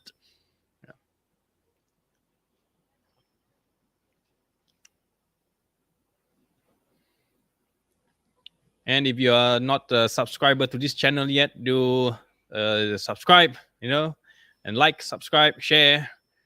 And now I will be taking a short break for my Maghrib prayers. I'll be right back soon, folks. So do enjoy the live stream. It will still be ongoing. Yeah. Right.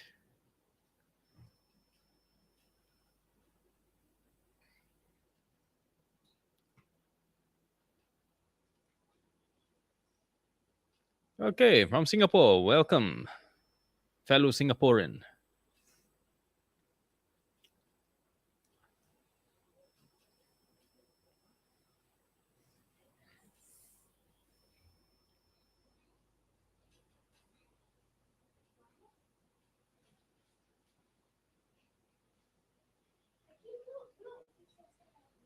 Okay, there's a quite accurate way to describe it. Yeah, but okay, we can. I will continue this follow up later. But meanwhile, do keep the comments or the questions that you have coming in. I will be right back after my Maghrib prayers. Yeah.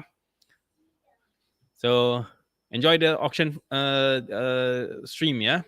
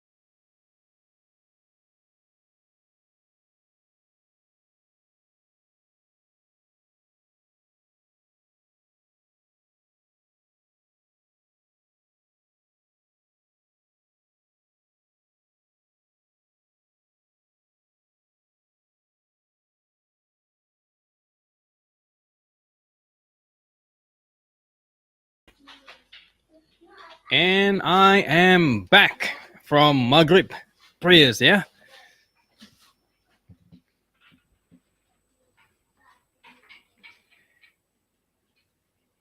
To those who have just joined, welcome to the Chris Collector's YouTube channel, first ever debut live stream.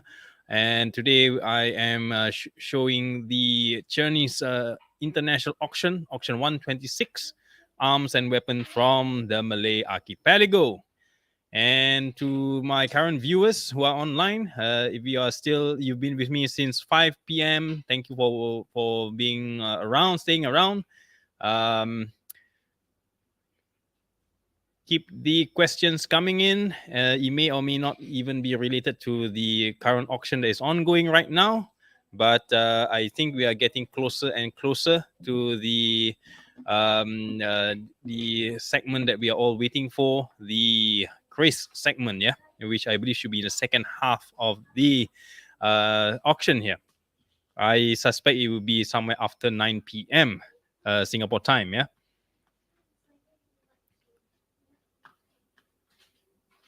So just a quick recap.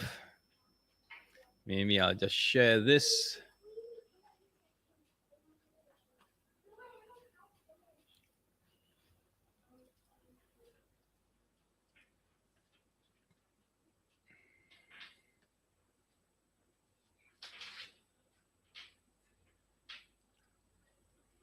All right, just a quick recap. Yeah, we are already coming towards the end of the swords segment. Yeah, coming to the Sundang.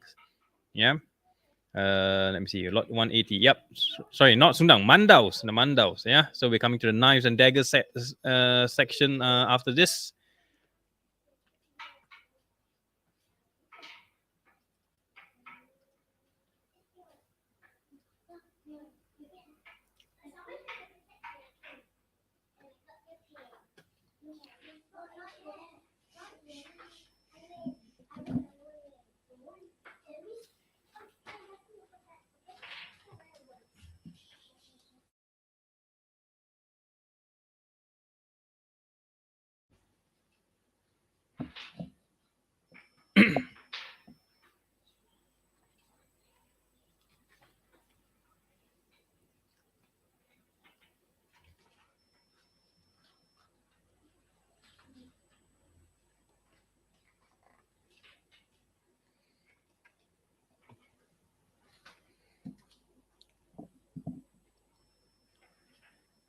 Okay, I think we're heading towards the end of the Mandaus, yeah, and the next section, the knives, that's more interesting, getting more and more interesting, yeah.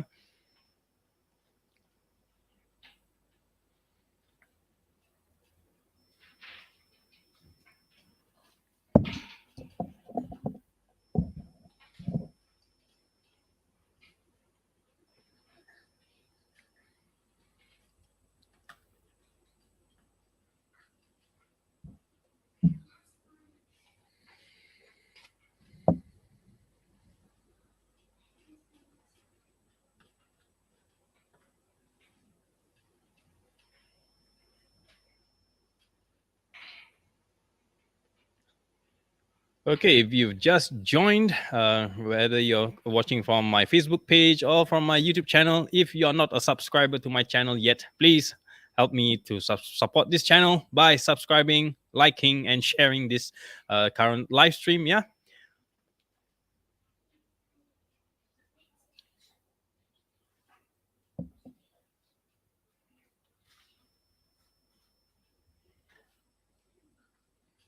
Okay, the floor is always open for questions. Yeah, it can be related to this auction or may not even be related to this auction. So use this opportunity. Yep, not so often that you get to interact with me in this kind of live setting. Yeah, off the cuff. Yep, no script, no nothing. So yeah, and if you will notice, this is not exactly what I am used to. Yeah.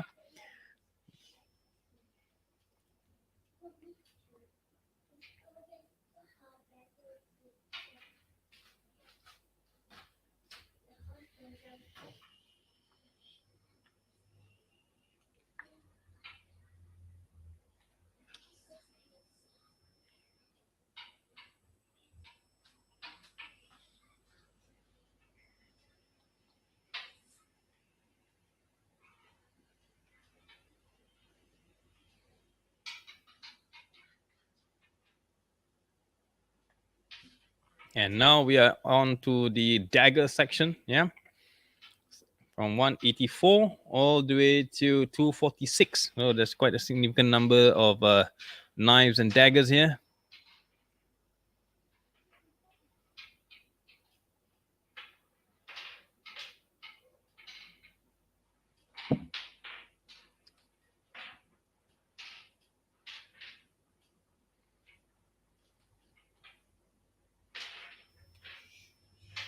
Interesting piece with the eyes of Shiva.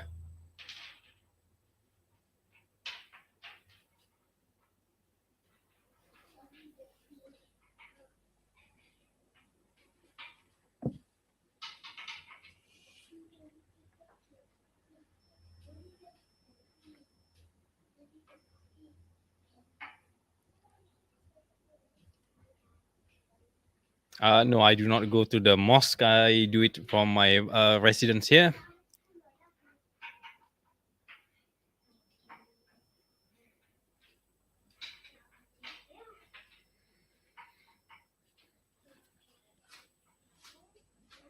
Yes, its likelihood is a Balinese, yeah, Balinese knife.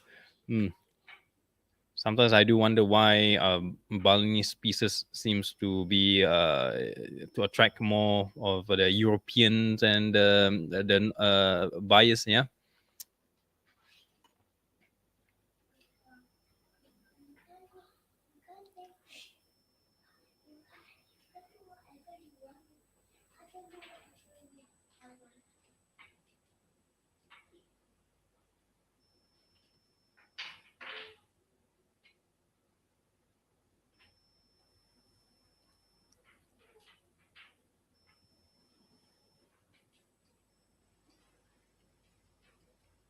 Interesting. It's going up all the way to 1,004 euros for a knife.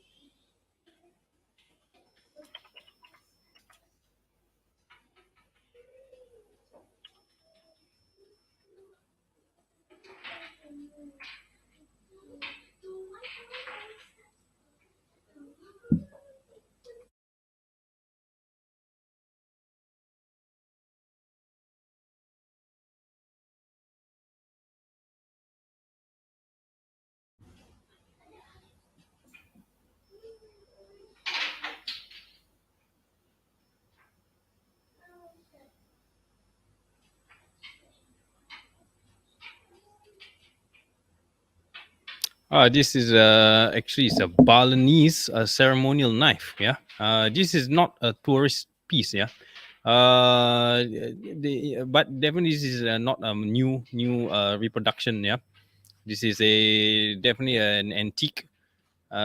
Judging from the discoloration here, even onto on the sheath itself, and the sheath, I have a feeling this could be bone. Yeah, although it's not really mentioned in the catalog here, but is the workmanship is quite interesting. So I would say it warrants the justifies the current price. You can see is 2,800 euros. Blade wise, from the pictures, I would say it's reminiscence of the uh, these woods kind of steel. Yeah, 2,800 euros. Amazing.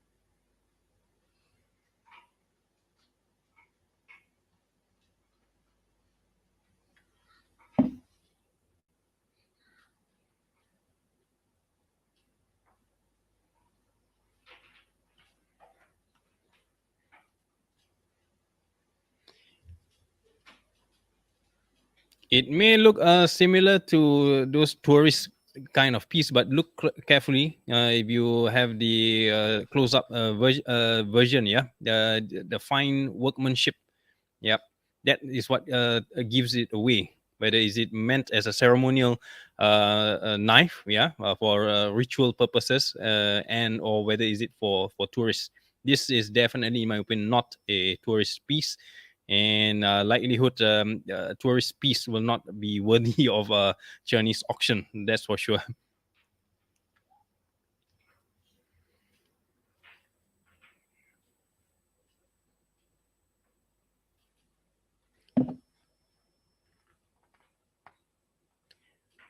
Attention to detail and also experience normally is what helps seasoned collectors, yeah, to tell for sure, even just by looking from a picture or from a book, or even from the internet photos.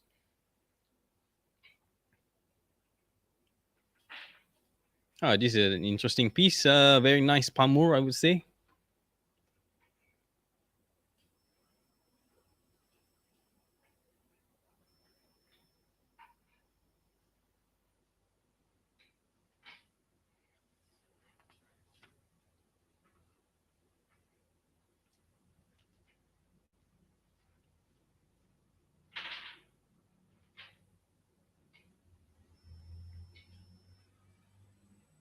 Hmm.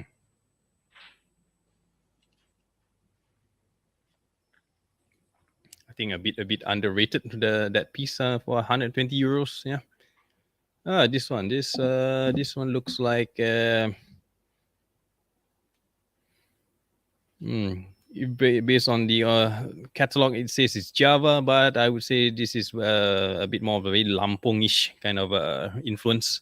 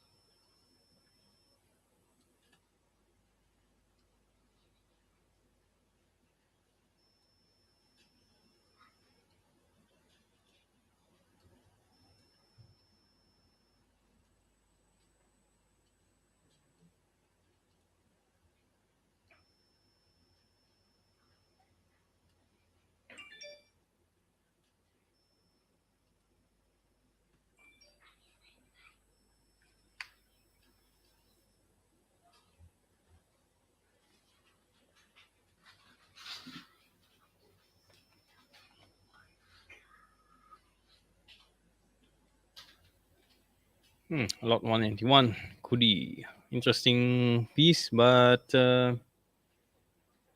looks, I think, in my opinion, it's quite well aged. Yeah.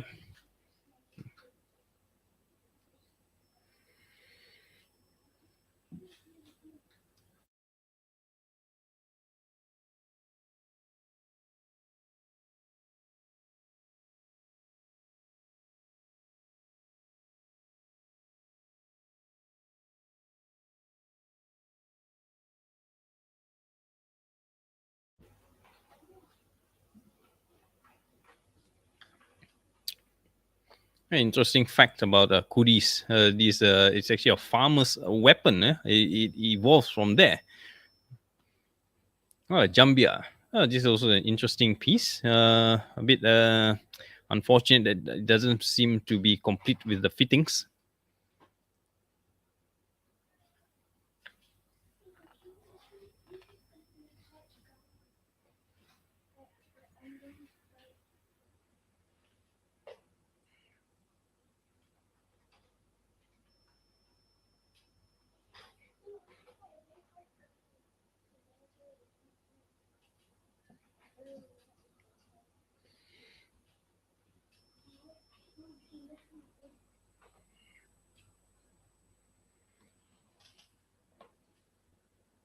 Went under for 100 euros. Underrated, I would say. Chundrik. Ah, okay. This Chundrik, another interesting weapon here.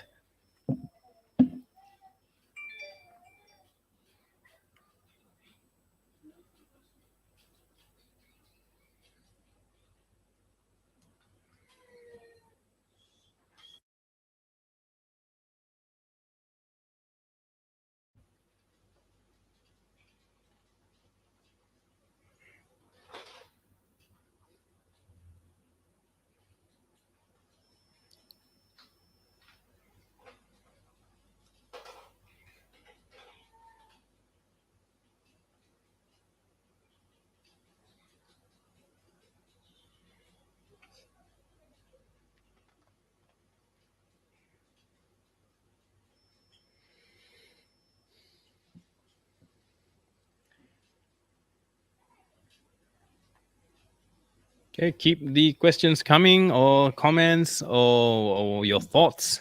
Yeah, I would like to hear your thoughts about this auction or anything else. Yeah.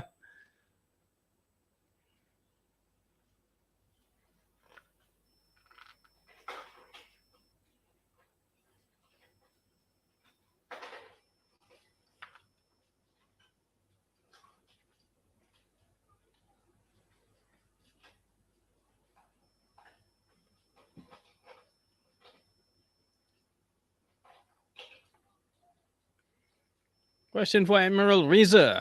Okay, welcome to the stream. So, do I do maintenance? Yes, definitely. You need to do restoration, not just for the blades, and also preventive maintenance. Yeah.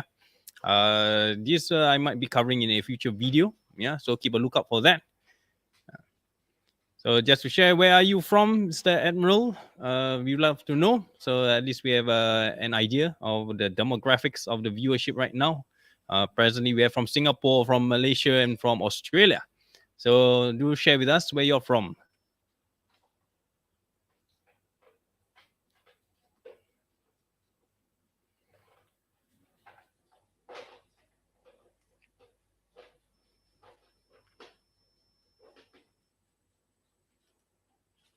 Awesome, awesome. Another fellow Singaporean. Now that you mentioned, I think an important thing to take note of when you're performing some maintenance or restoration works of your wooden hilts and sheath. Yeah, please do not use paint remover. Yeah. I have had an experience with a fellow collector who unwittingly used paint remover to reduce the thick lacquer, and that ultimately resulted in his hilt and scabbard being utterly destroyed beyond saving. Yeah, so yeah, take note. Paint remover is not a wood's best friend.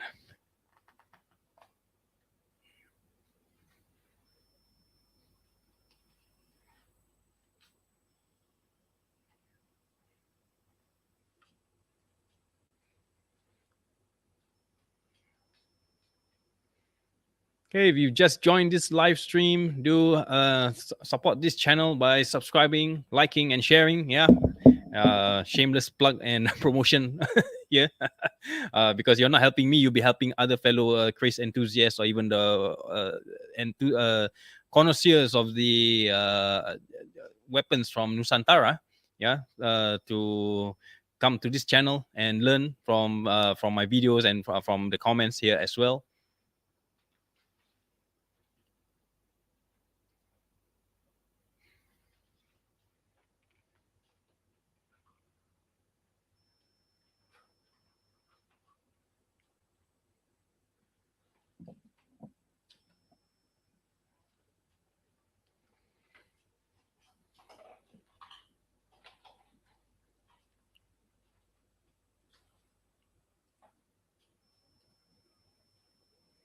This is another interesting and valid question. I believe I have a video that I covered this on how to safely remove any hilt that appears to have been glued on.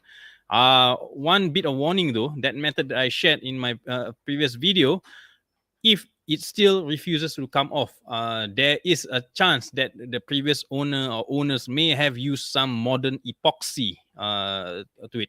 And if that is the case, then my advice is do not attempt to remove it any further, because you might just end up breaking the hilt or breaking the tang, so which we do not want. Yeah.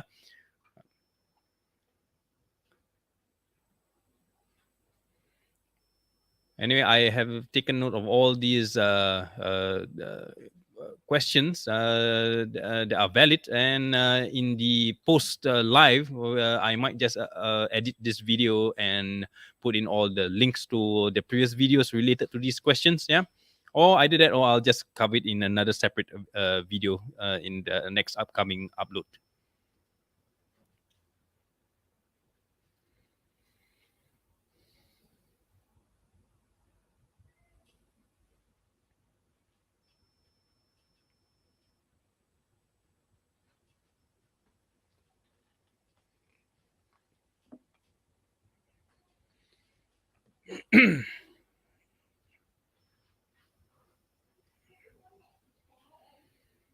The next few lots are going to be quite interesting. And for the knife category, it's coming up close to one of the items that I have actually bookmarked. Let's see if I will be outbid for that.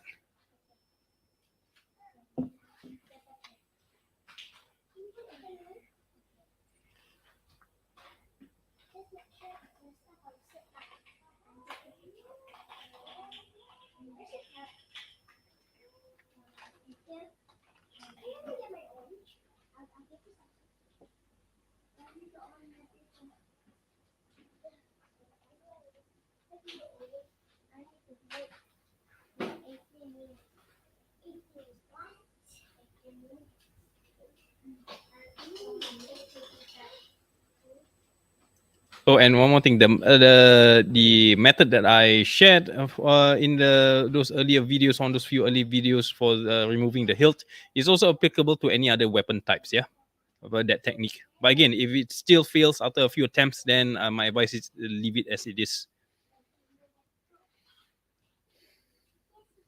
Yeah, here we go, man.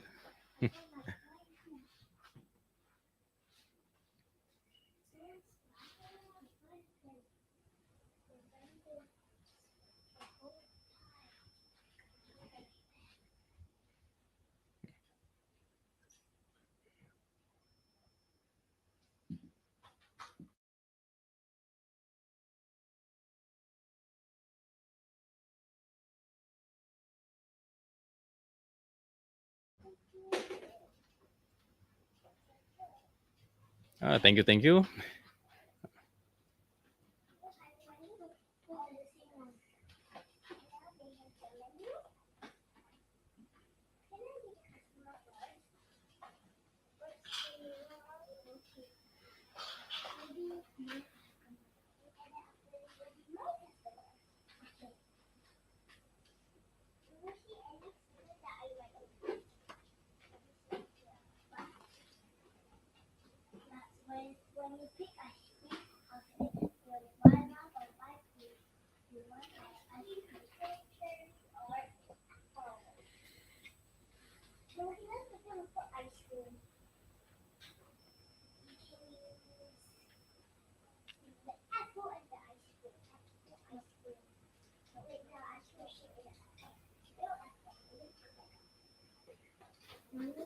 Oh, look at this piece go.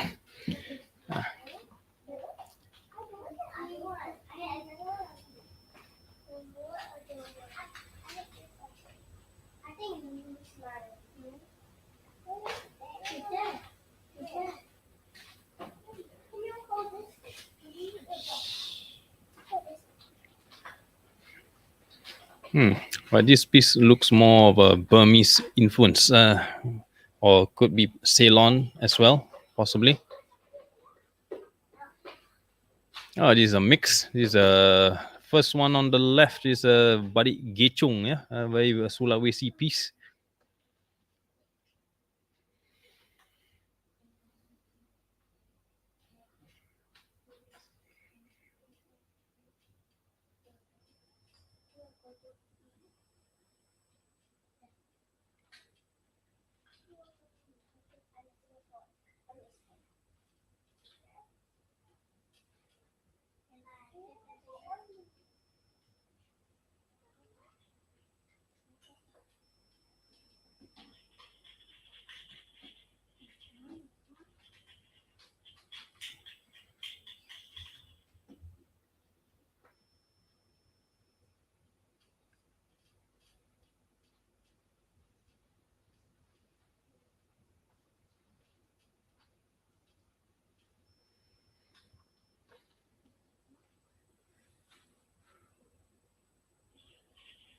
Hmm.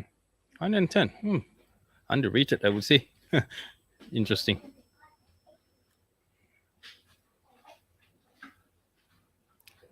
So another interesting piece, but I believe because of some inscription here makes it go a bit higher than usual.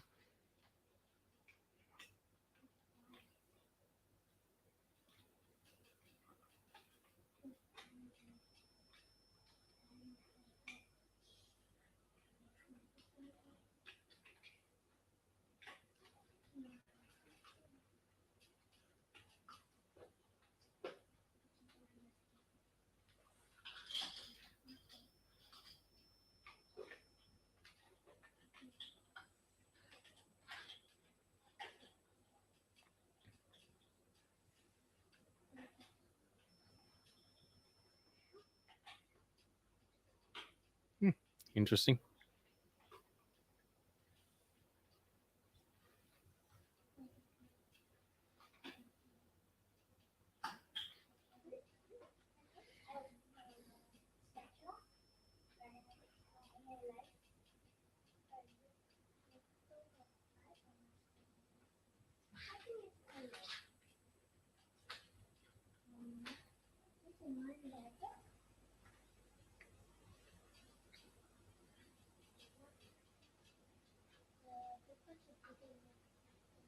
Ah, and they decided to go for a short break.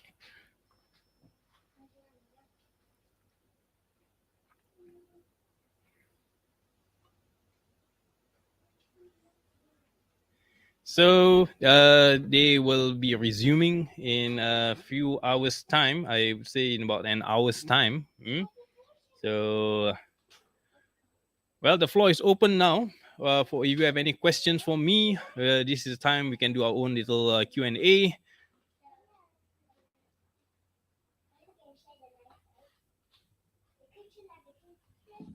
Let me just set my own reminder so I don't forget. It's like kind of the moment of the season finale cliffhanger kind of thing. So you say, oh, yeah. And we are just like one auction away from what I was waiting for.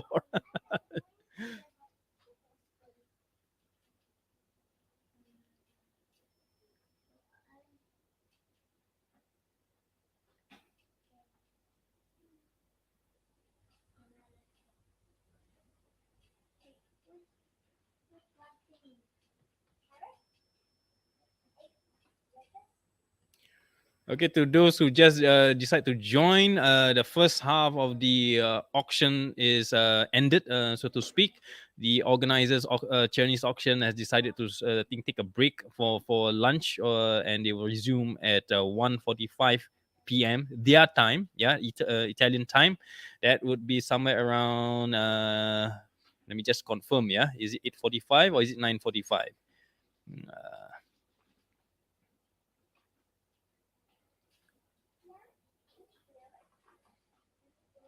Yep. 1:45 their time would be our time 8:45. That's Singapore time. Yeah, 8:45. So that's about more or less slightly under 30 minutes. So we have about 30 minutes on the floor to whoever is who has joined this live stream or who has stayed on from 5 p.m. Yep, I'm here. I have to take questions from you all. Yep. or anything that if you want more specific, you can ask in the comments. So the floor is all yours.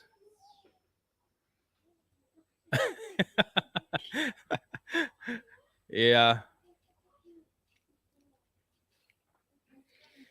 How many do I hope to win today? Let's see. I have actually have a list. There's about 7 items that I've narrowed down. Yeah. Don't ask me why it's seven. I just thought that that's like my lucky number. Yeah. So let's see whether it'll come to pass. Yeah. If I don't get seven, I get one. I'm still happy enough. The question is, I don't know how the other so-called bidders like. Yeah, if they have much more deeper pockets than I have, or for some reason, for overseas bidders, they have a certain limit, and I reach my cap, then that's just too bad. Then.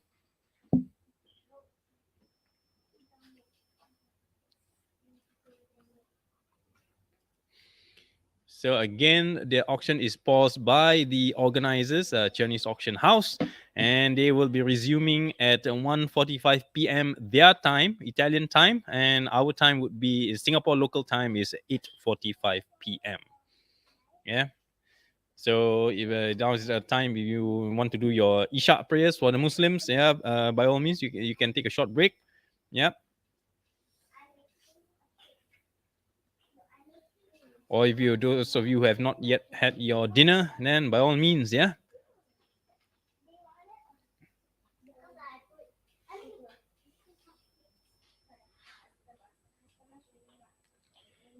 Yes, because this year I think there are more interesting pieces, and it caters to a wider audience pool. Yeah. Don't be surprised that sometimes those who attend the first half of the auction will not stay until the last half or the second half. Yeah. It depends again on what interests them. Sometimes you have bidders who will come in only for specific lots that they are interested in. Only the catch is uh, if they miss the timing, or they miscalculated the timing, or when that lot that they're interested in might be actually start, then too bad, they might lose out.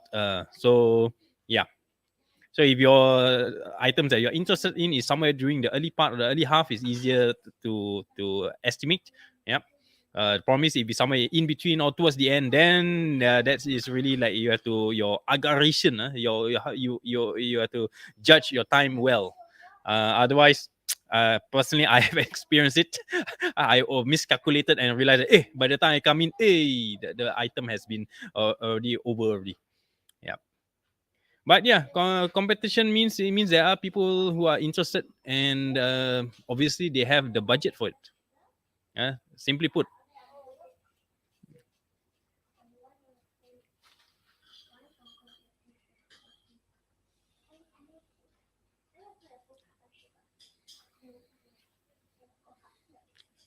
Either that, or this year, because of blokes like me who just share out this. I would say some of them, because this is a lobang, one of the water holes, for collectors. Yeah, so once I open up, even those who don't really want to be observing the live, they actually the ones quietly bidding.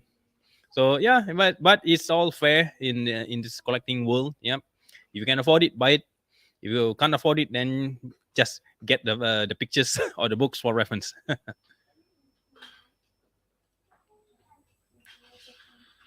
Lot 12. I think that was a way, way, way first. I think the first half an hour. The kujang on the spear head, on the lance head. Yep. Yep. But I wouldn't say so much. So it's a banner. It may or may not be.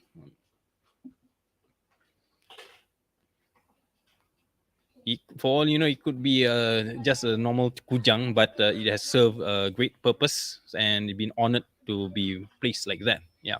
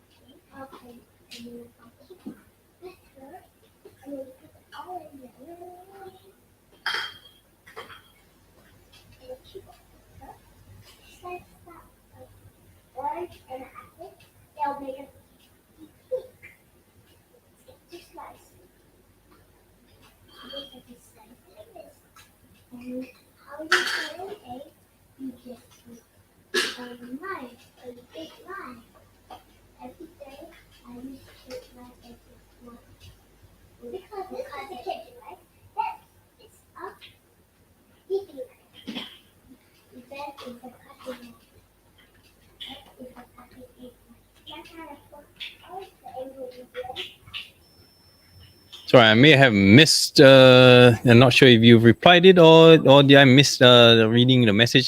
Just out of curiosity, Rin, where are you from? Care to share with me where you're from? If you're still online.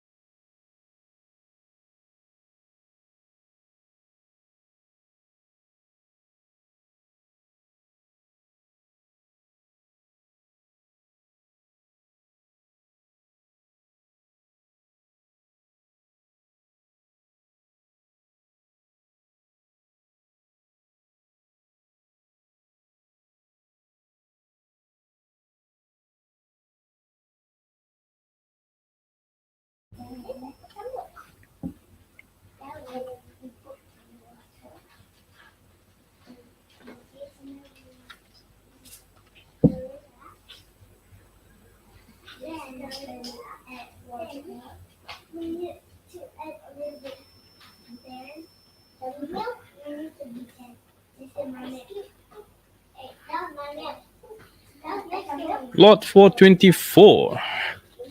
Let's see. 424.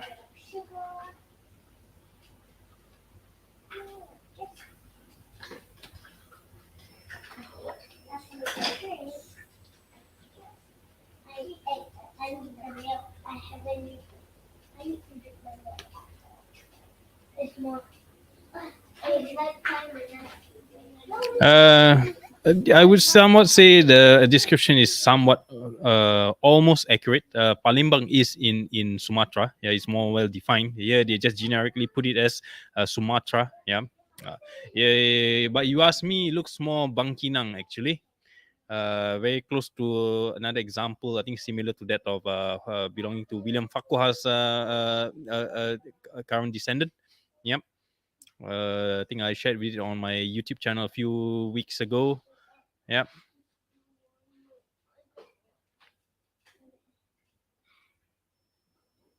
Yep, they're just behind me. Uh,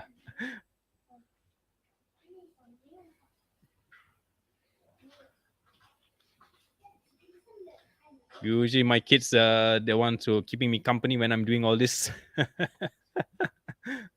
Hence why sometimes in my videos there's always some background music is to cover up the echoes or the noise from them.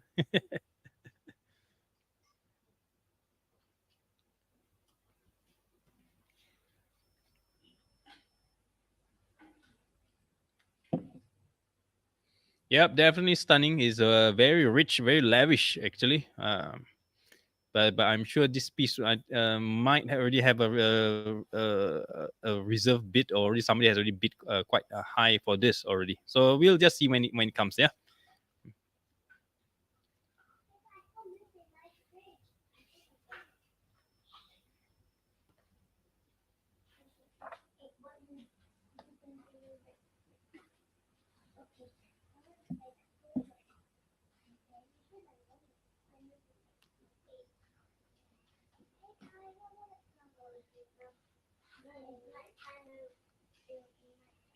Yes, that is quite true. During so-called an assassination attempt, I believe the mainstream story is already in our history books.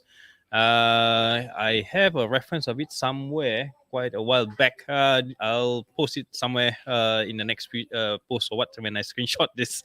Yeah, but yeah, that is a historical fact. Yeah.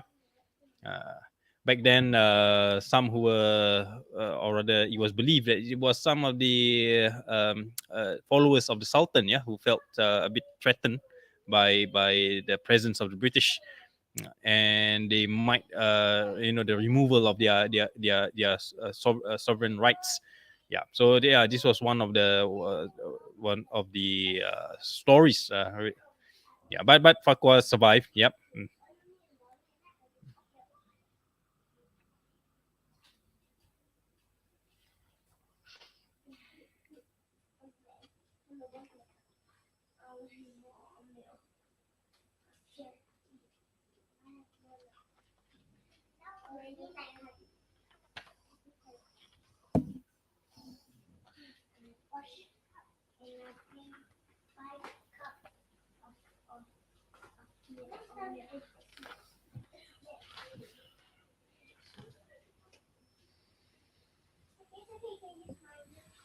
Okay, I think we have another about 10 to 15 minutes more before the auction resumes. Yep. I hope whoever is watching, still excited. Yeah, I think as it gets closer, it's going to get more and more exciting. Yeah. But for me, if you ask me for this time around, perhaps because I've seen so many examples and have collected quite a lot already, so not really have that many pieces that actually made me go wow. That the kind of I must have it kind of feeling. Most of it are like, except for one or two out of the seven that I have narrowed down. Yeah.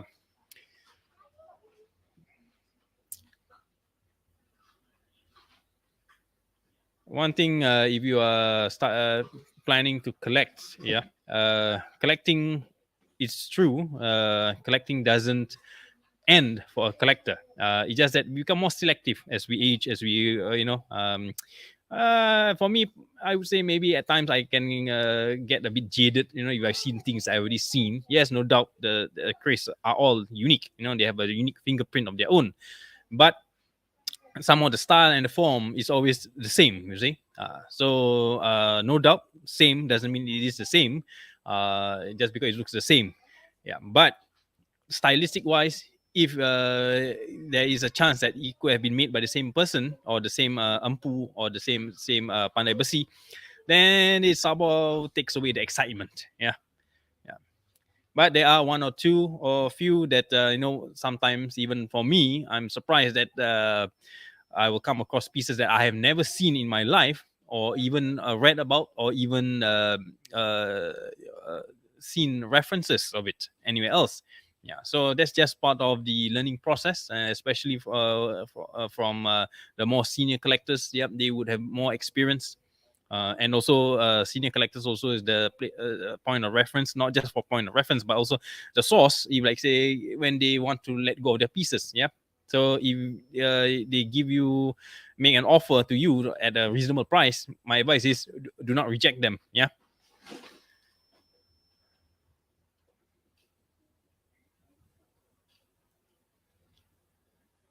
Uh, this part it may or may not be. We never know. For all you know, it is in some collectors' possession, but not really aware of its history. Yeah. So yeah, there's always the chance.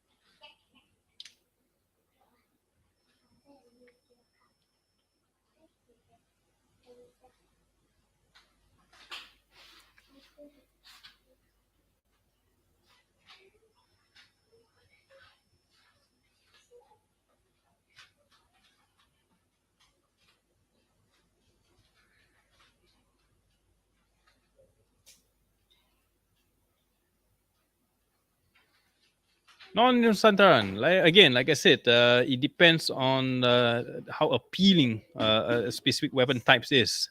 Yeah, I do have a bit of bibs and bobs here of non Nusantara pieces, Japanese tantos, some African daggers, some even from oh, I forgot what's the name. Yeah, but it's a very unique knives. Yeah, yeah. Maybe I'll share it in one of my future videos about the non Nusantara weapon types that I have in my collection. Yeah, for me, I'm the type that if it appeals to me, then I will just get it without asking too much.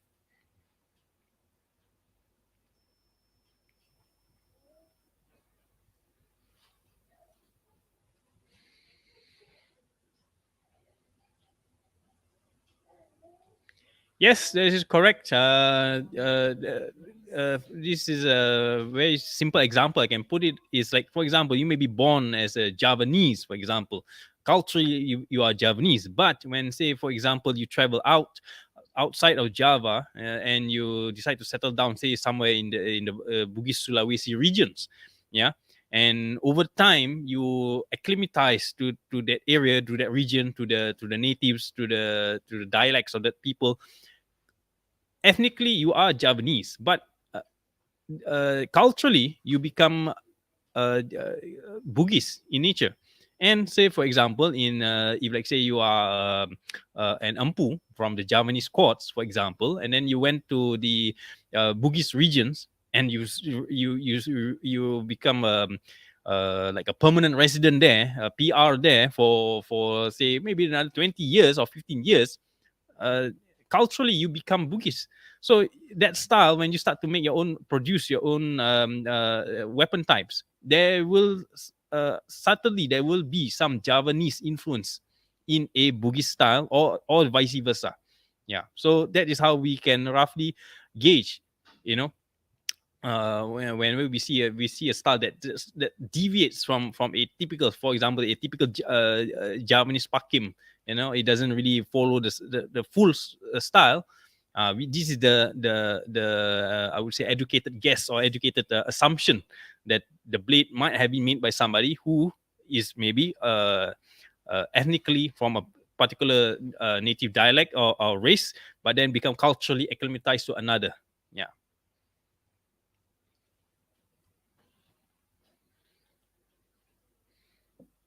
So I hope that answers your question.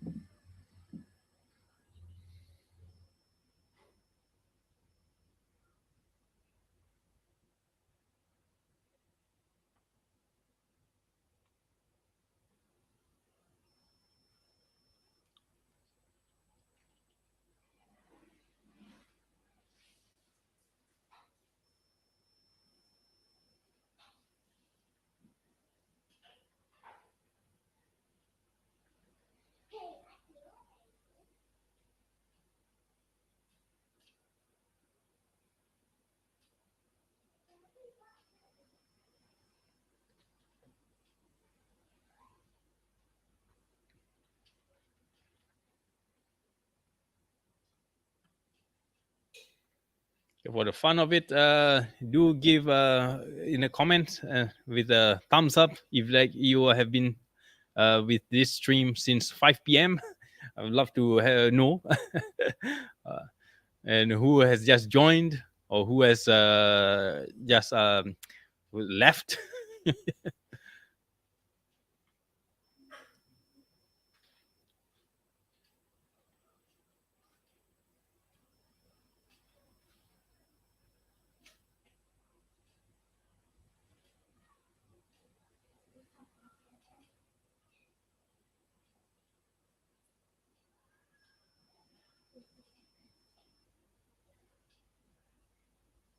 Yep, that's correct. That's why I say the Chris culture is actually quite unique to each native. Yeah, it'd be a bit impolite to just blanket cast from one particular native ethnic culture, and blanket cast that Chris culture to others. Yeah. This is actually what is happening these days. Everybody trying to, each one outdo the other. But I think the main core of it for Nusantara is we are people of Nusantara, and the unique diversity that exists within the cluster of islands here makes it even more unique. Yeah. So it's not a one size fits all kind of solution, as what has been many collectors from the West have been trying to shove down our throats. No, I'm not shy to say this, to make this comment.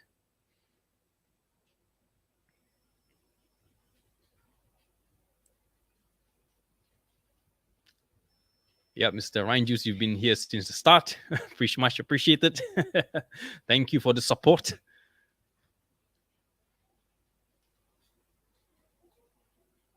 Okay. I think it's not just there. I would say, to be fair, I think everywhere is always there. Such a situation. Everything is being blanket casted, uh, either out of for the sheer simplicity, or for some other agenda.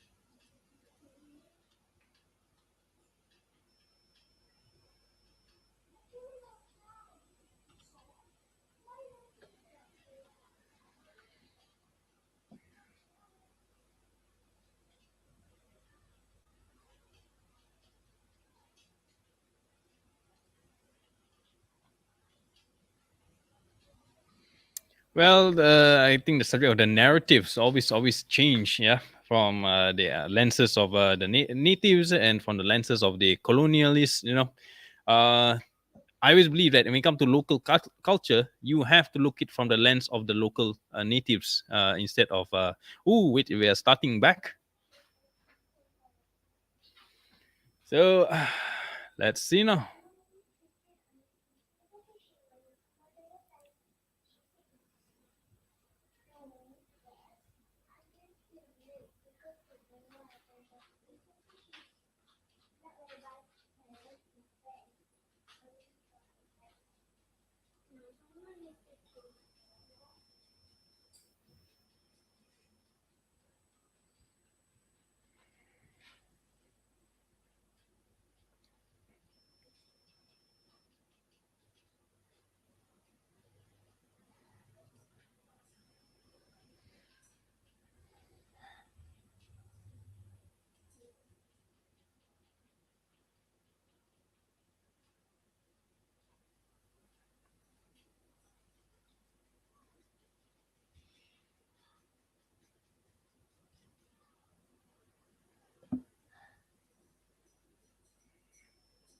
Ooh, definitely on the overpriced range.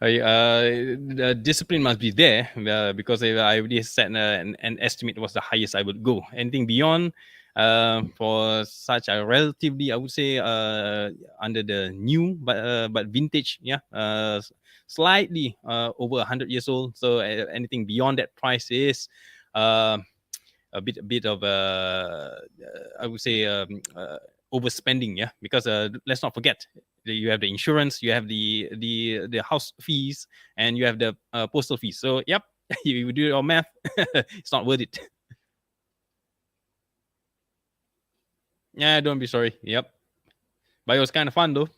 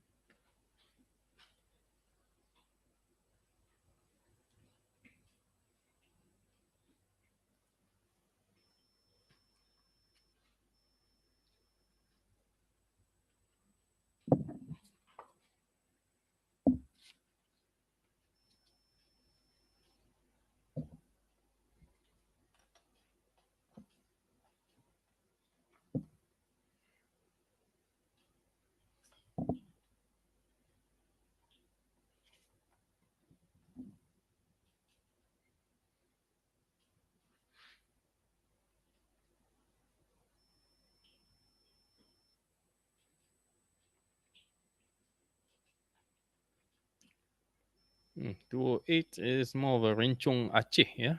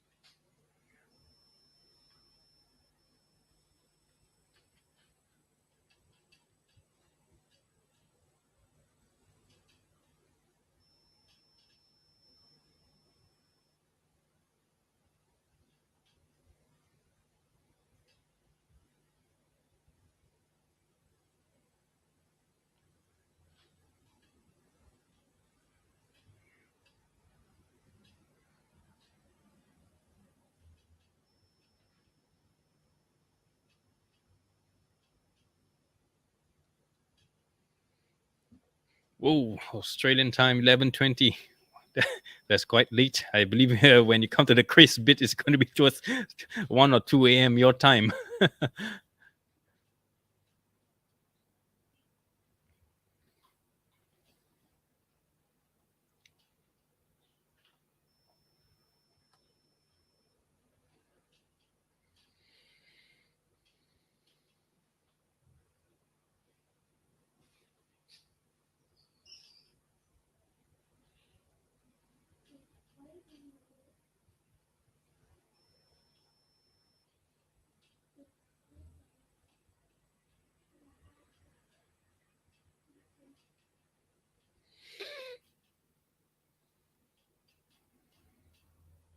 Hmm, interesting.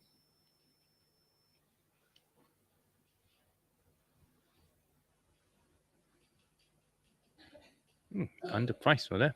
Interesting. Oh, this is a beautiful, another badik, Malay badik, I would say.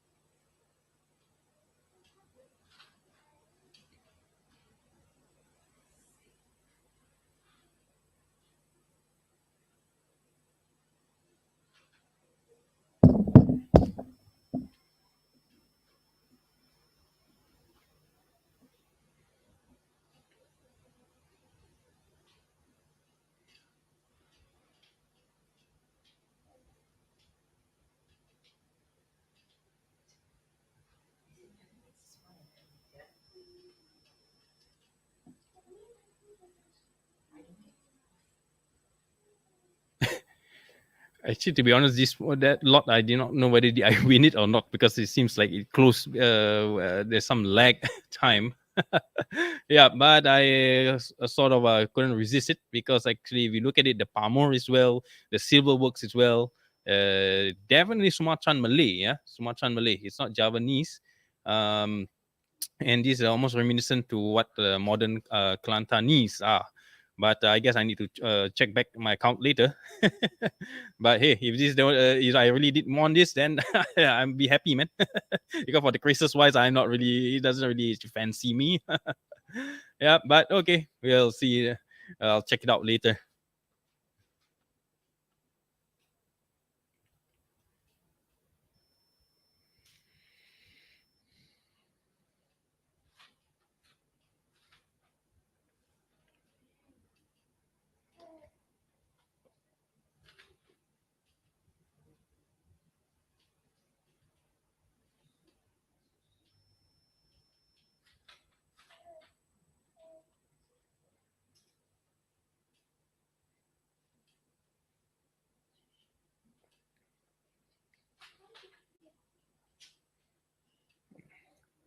This one very Minang or Negeri Sembilan style. Yeah.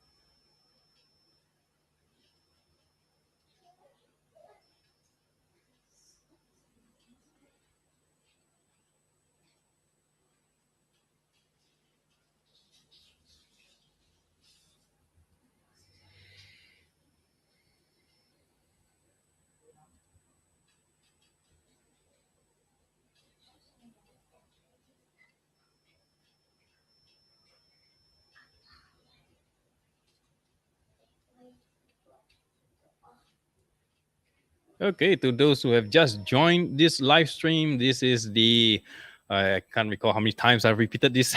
Sorry about that. For those who have stayed from 5 p.m. today, but this is for the benefit of those who just joined this live stream. This is the debut live stream for the Chris Collector YouTube channel, but it is also being broadcasted on Facebook.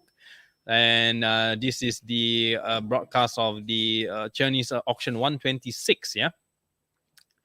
And I think we are still midway through. There's still a whole lot more items. We are at auction lot 219, and there's a total of 464 lots. So we are almost halfway there. Yeah, but we'll get there. So if you're here, just joined us, do post a comment and shout out where you're from and where you're watching this stream from.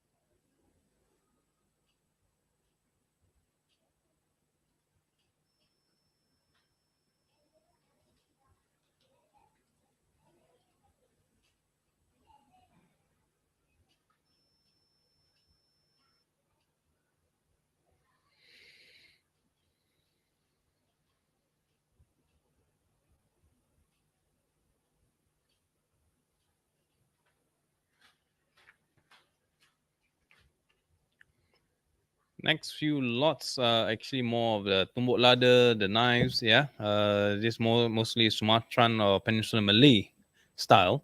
Uh, some are quite lavish with the silver works. Yeah.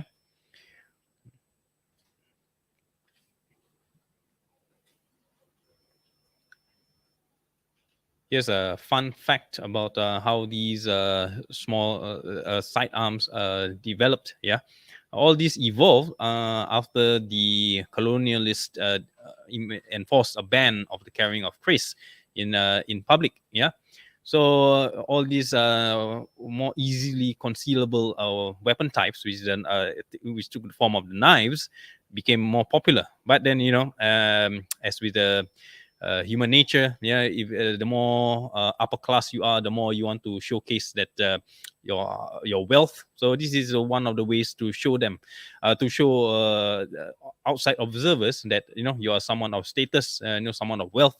So your piece is normally adorned with silver works or even gold, for that matter.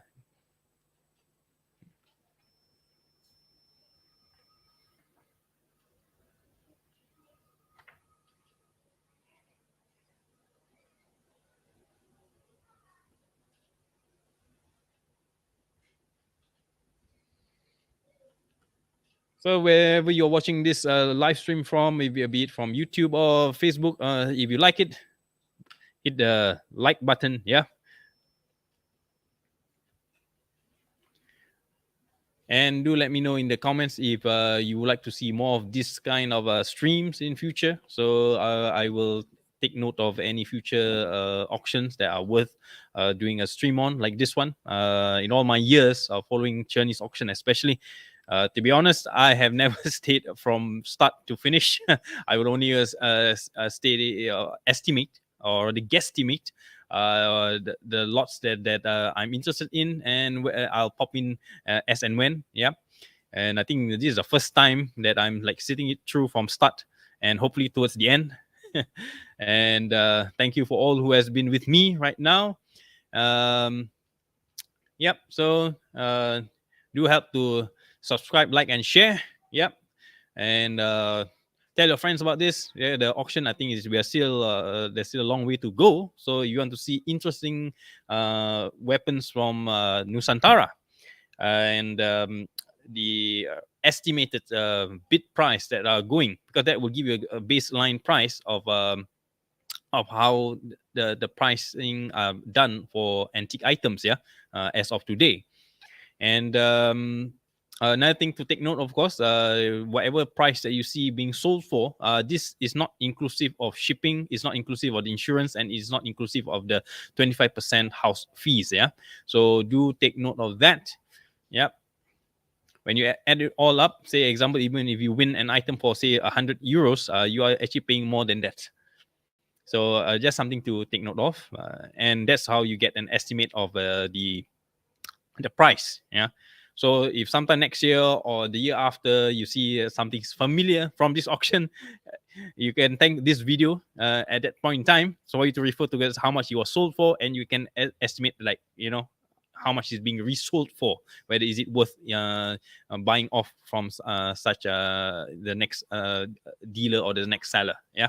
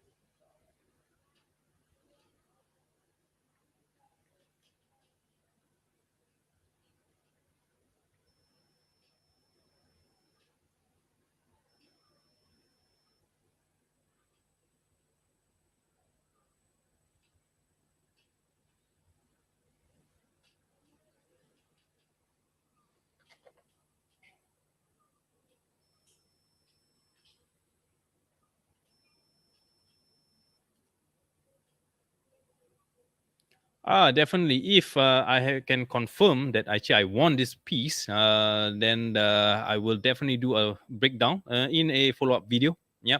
Uh, the problem is right now I'm checking my account. I don't see that item in my winning list, so I may or may not have won. So, or it might probably take about a few hours time before they update it. Yeah. So I'll keep you guys informed.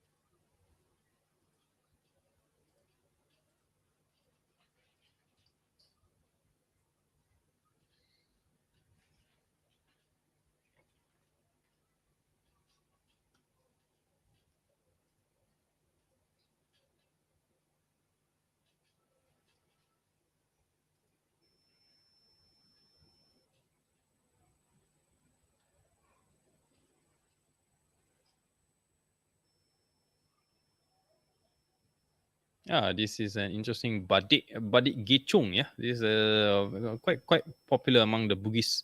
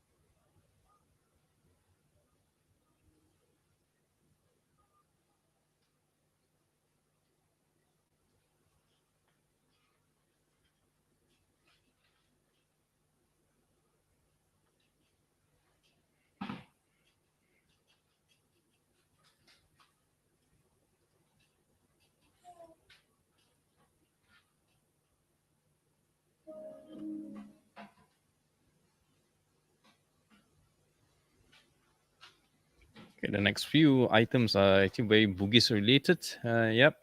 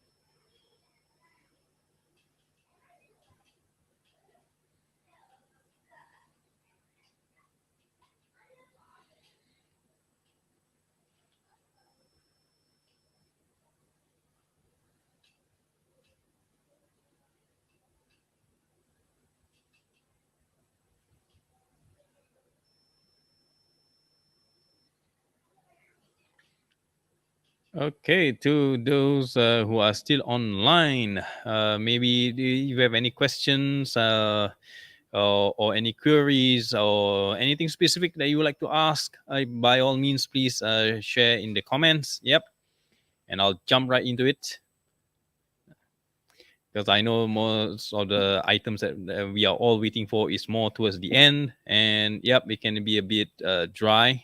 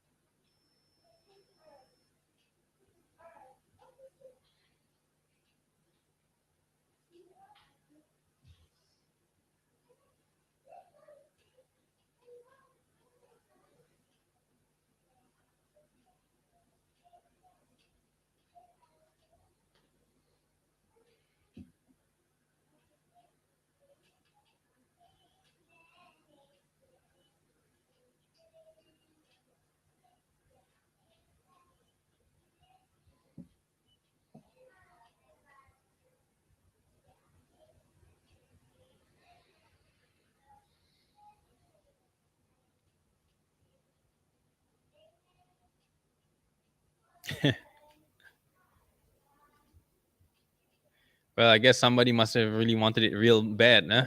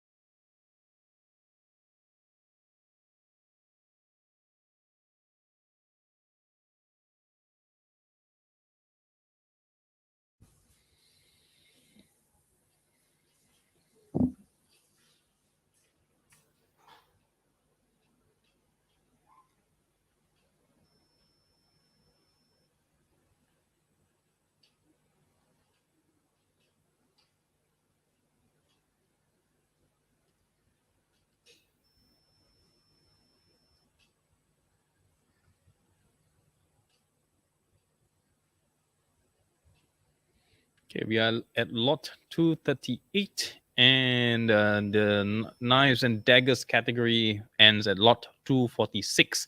Yeah, so we are like about another about 10 more to go, or maybe slightly under 10. And the next lot 247 to 261, axes and maces. Yeah, so that may or may not be everyone's cup of tea. Yep, so if you want to take a break for that lot, you can do so. For Craces will begin at lot 314 onwards. Yeah, starting with the Javanese Crace diaspora, then followed by Balinese, then Sumatra, Sulawesi, and Madura, and other various miscellaneous. And yeah, so do stay, or you can take a short break and come back later. For Singapore time, folks, I think it's still quite early. Yeah, it's only in what 9:20, 9:30 p.m. right now. So yeah, for other residing elsewhere, for other time zones, well, if it's going to be quite late, then it's really a test of your will. Yeah, whether to stay awake or to give it a pass and just follow up on the next replay of this live stream. Yep. So, but so far, maybe let's just do a quick recap from what I've been observing since 5 p.m. I think the very first auction item, lot number one, that is, I think, by far the most expensive bid win. Yeah. It went for under the hammer for, let me see, lot one.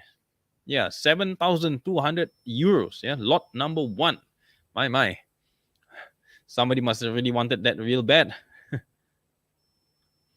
Yeah, I think that's one way to kick off the auction.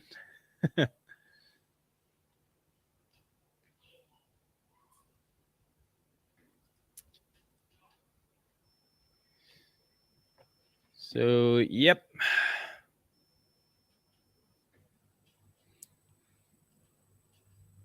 5:20 a.m. Wow.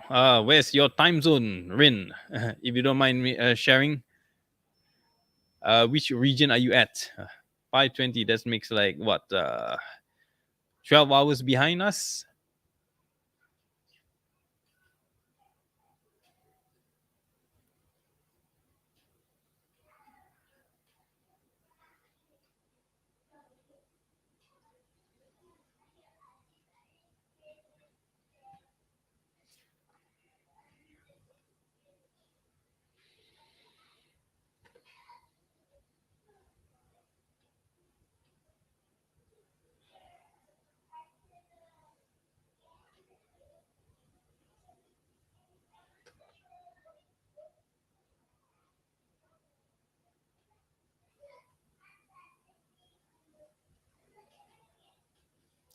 Oh, okay. Should be somewhere in the US then.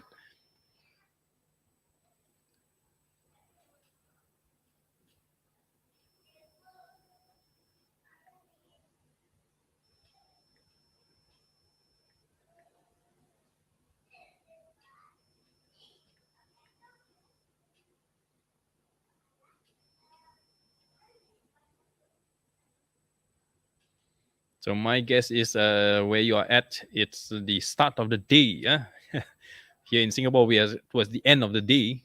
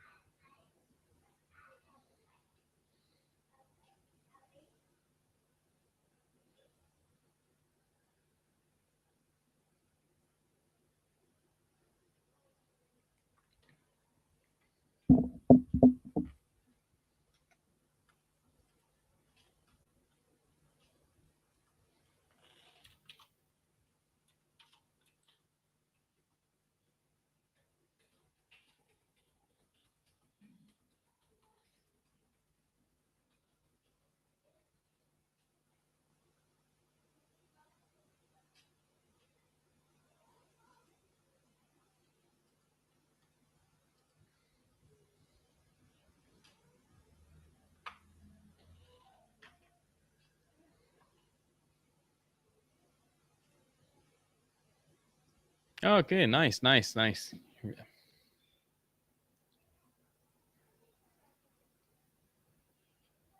Well, I guess technology does makes the world smaller, eh?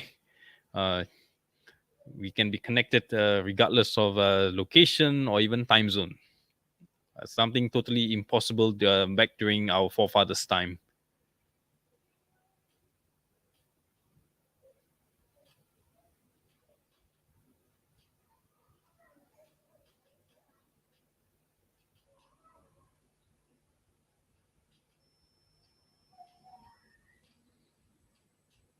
Hmm.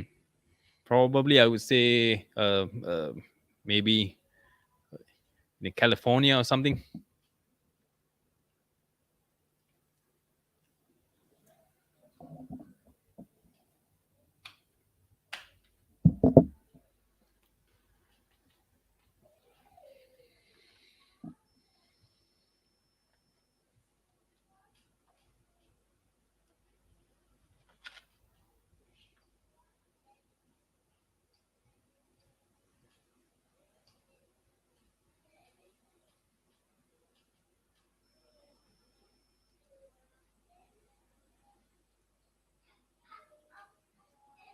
Well, I guess score one for me. I guess correctly. I guess.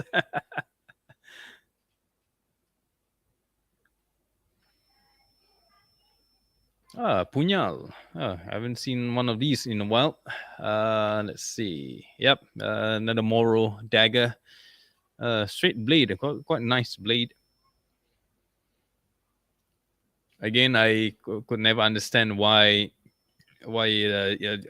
Filipinos kind type of weapon types are always more on the high end. It seems to always be in demand, regardless of the condition as well. Yep.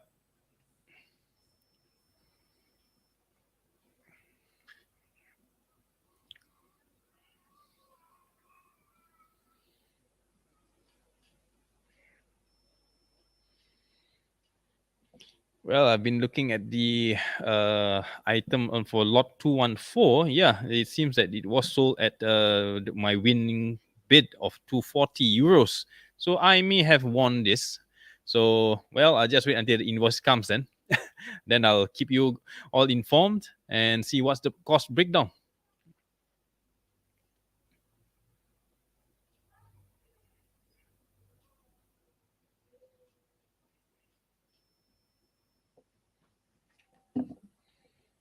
Hmm. Come to think of it, if I really want that piece, then I would say that I'm quite satisfied with that win.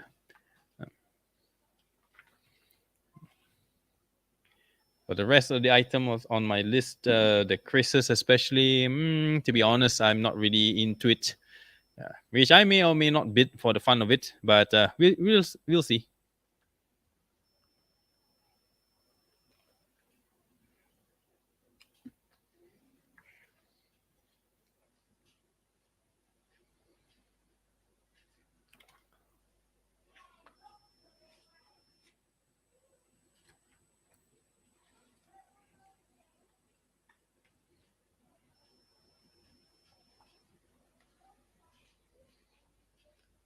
Okay, I'll be upfront with you guys. The next few lots are going to be quite boring if you are not into all these utilitarian tools. The access. Yep. So if you're not into this, like for me, I'm not into all this. So it's like, it's getting like, how long is this going to take? I got reminded of the dialogue from one of the cartoon series that my kids like to watch.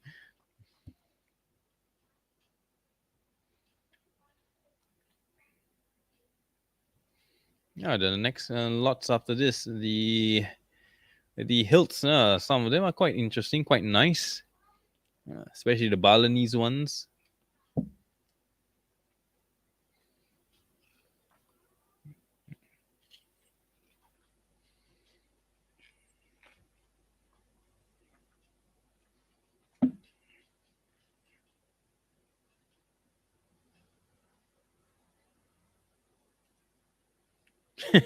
I totally feel you, Deborah.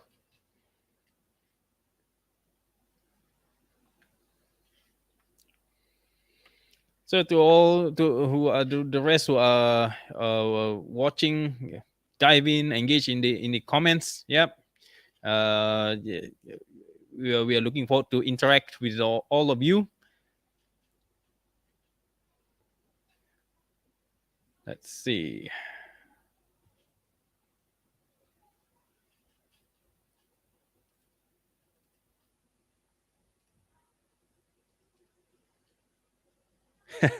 Yeah, I can tell some typos here.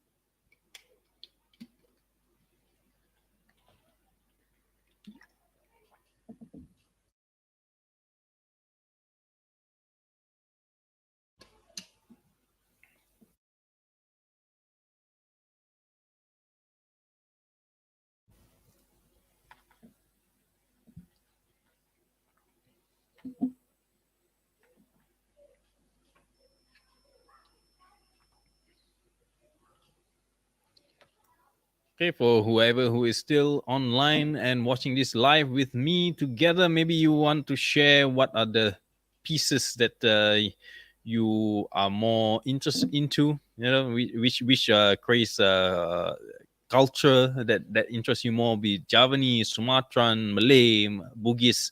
Yeah, let's throw it to the floor to share. We'll be interested to know about your interests. For me, I'm more onto the Malay diaspora, be it Malay Sumatra or Malay Peninsula or the Malay Riau. Yep. Not solely specific to Bugis, but more of the fusion. Yeah. Because the Malay diaspora is also quite unique, especially from Sumatra and the Peninsula Malay. There's influences from both Javanese and Bugis influences of stylistic form and even the craftsmanship. Yeah, so that's what I find unique.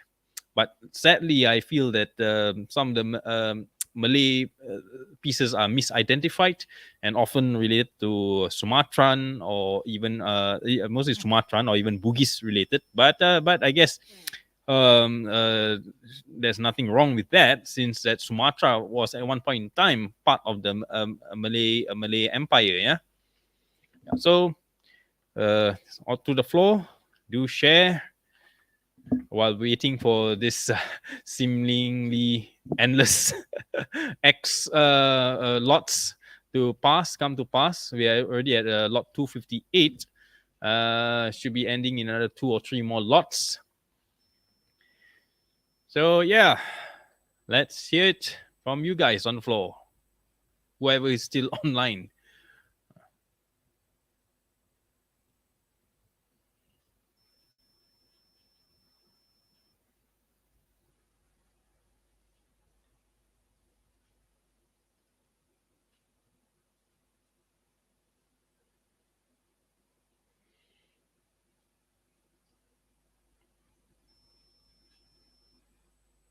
Interesting to see that this some of the access can go quite high. Well, maybe probably because I don't really appreciate it, so I can't really understand the fascination with this type of acts.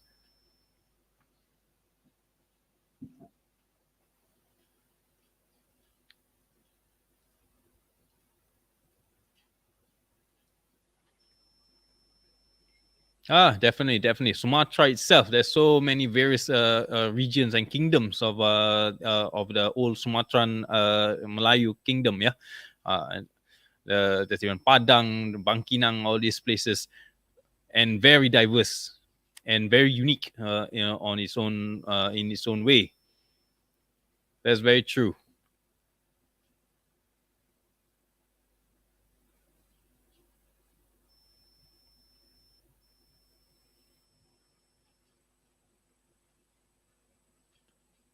Honestly, no. I have never used anything that is not recommended in the traditional sense, because for a simple fact that modern chemicals are too how should I say, well refined or purified to a certain extent that it may be too harsh for old blades.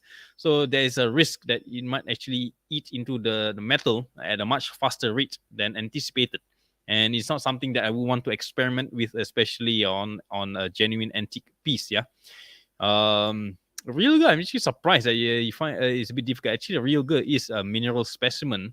You can get it off eBay or some other online crystal suppliers. Yeah, is chemical composition is actually arsenic disulfide, but at a very very very low concentration. Ah, okay, we already at the hilt. Let's see how much. Ooh, look at that, 450 euros. But I guess for the materials, with the gemstones and silver mounting, I mean silver. Um, uh, I wouldn't say mounting. Yeah. Hmm.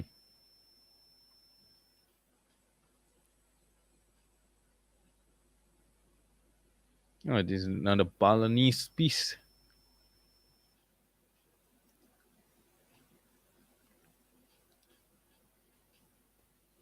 I expect it will go as high as the earlier one, the previous one. Hmm.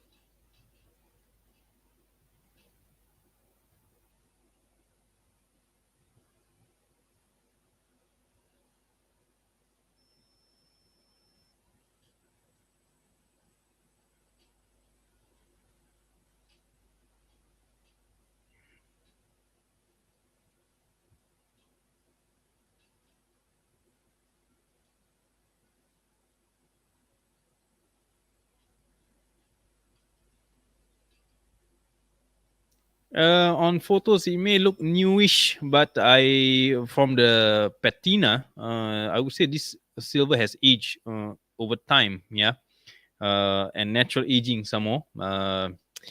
So I wouldn't say it's new per se.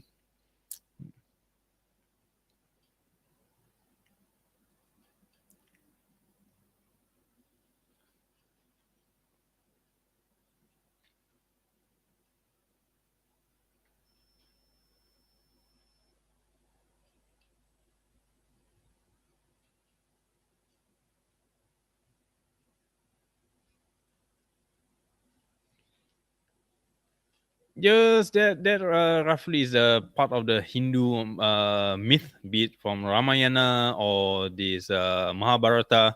Right, likelihood it is the demon god king Ravana. Yeah, and in the myth of Rama and Sita. Yep, the Ramayana. So, but as to my understanding is, even in the Balinese law, the that deity, or the demon figure, there's a few types of them. There's a few version of Ravana. Just how to with, like, in the Buddha sculptures, right? There's certain Buddha. There's a laughing Buddha. There's a fortune Buddha. That sort of thing. Yeah, but it's an interesting thing to look into. I have an entire a few books on Balinese law. I might look it up and make one video out of it, for the fun of it, one of these days.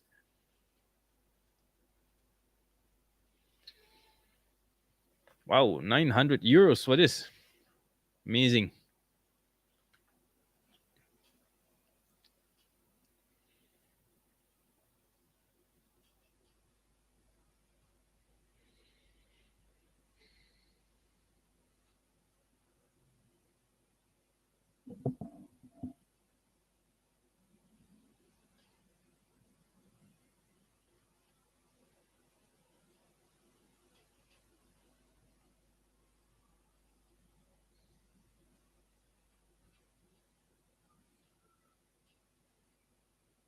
Somewhat expected, yeah, because of the artwork and the craftsmanship. Yep.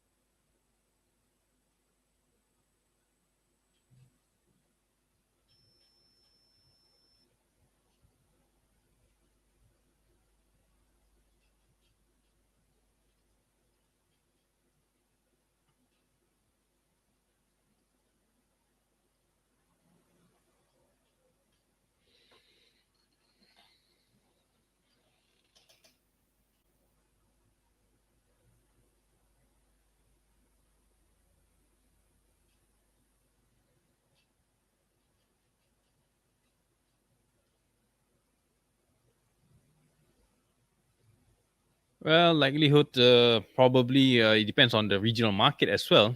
For Chinese auction is more of a global market, and well, when there's a demand, of course, and they have a higher budget, then definitely people will go all out for whoever can afford it. Yep, and especially if they are passionate and they love it very much. Yep. These are the type of collectors whereby once it goes into their collection, you will never see the light of day again until probably years later after that collector has passed on.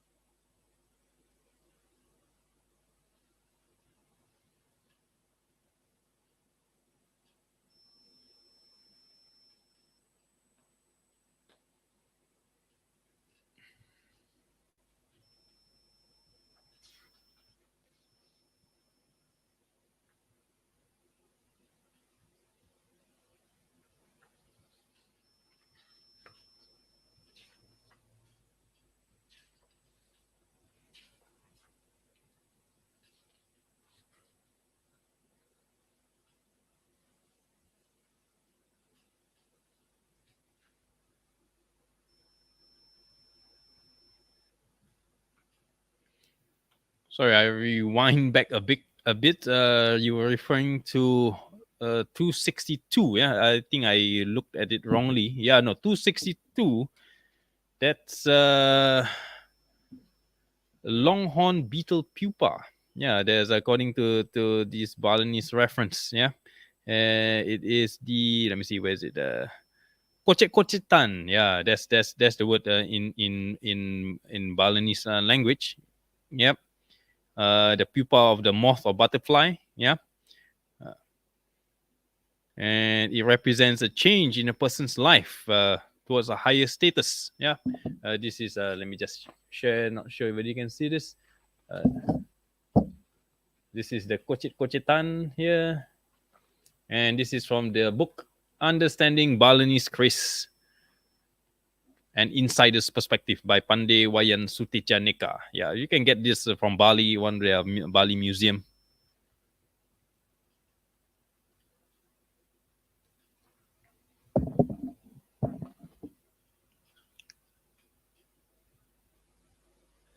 So where are we at now? We are at lot 268. Oh, okay. All right.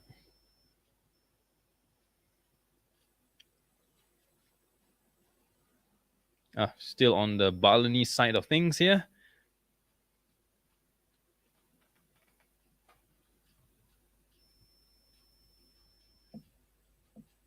This is the Grantiman, I think.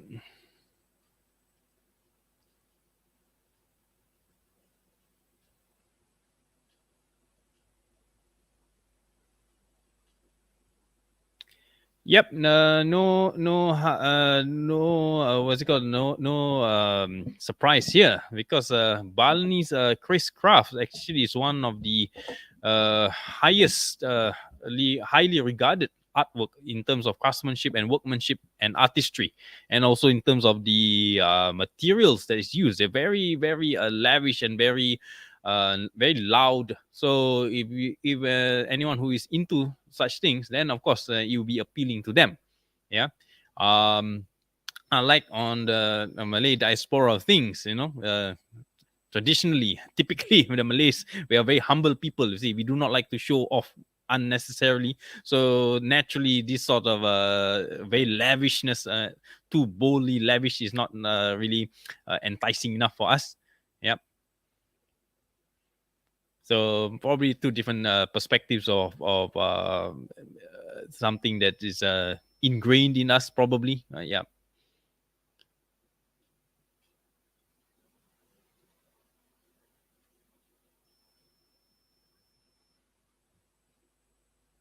Yeah, because I thought you were referring to the other one, 265, and until I look closely, that it's 262. So yep, 262 is the Koche Koche Tan, the horse-like beetle-like figure. A very interesting explanation from direct from a Balinese. So back to my point earlier that you want to understand the basics of the native from a native's perspective. You must ask a native. You can't simply ask somebody just because he's collecting it, but he's not a native. So there might be some misinformation or miscommunication somewhere along the line.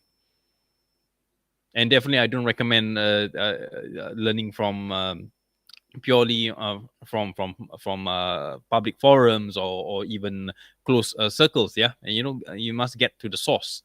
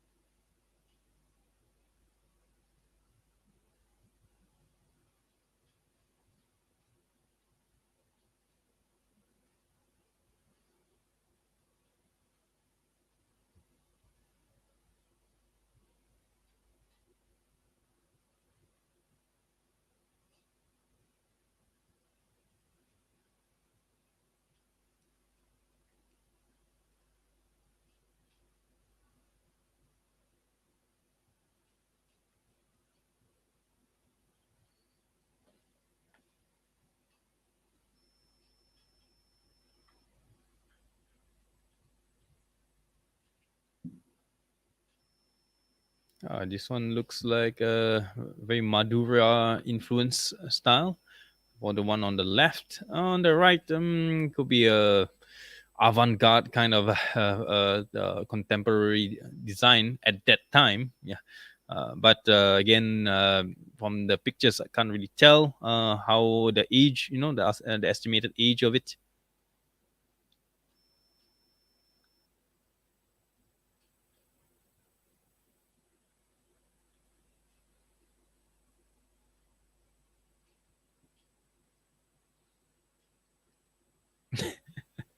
Yes, I understand. Hoping to get this over with, yeah, so we can go move on to the main core of it.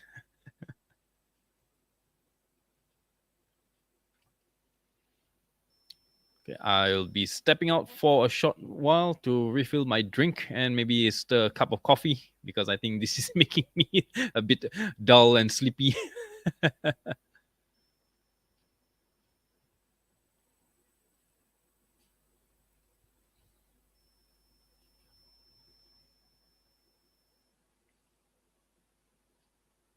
Yeah, possibly. I agree. The gemstones could actually be the one causing the price to be pushed up. Yeah.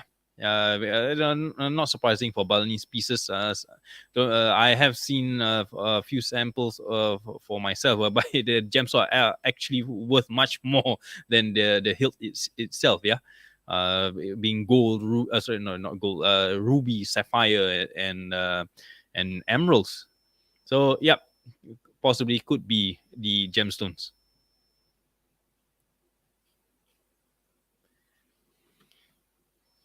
Okay, I'll be back in a moment, folks.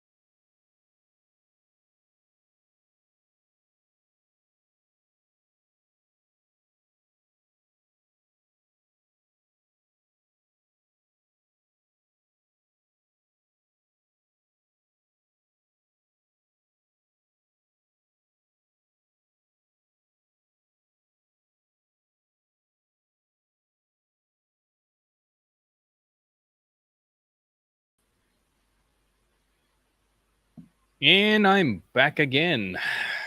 Well, hope you guys are holding up. We are still at lot 282. We're getting there.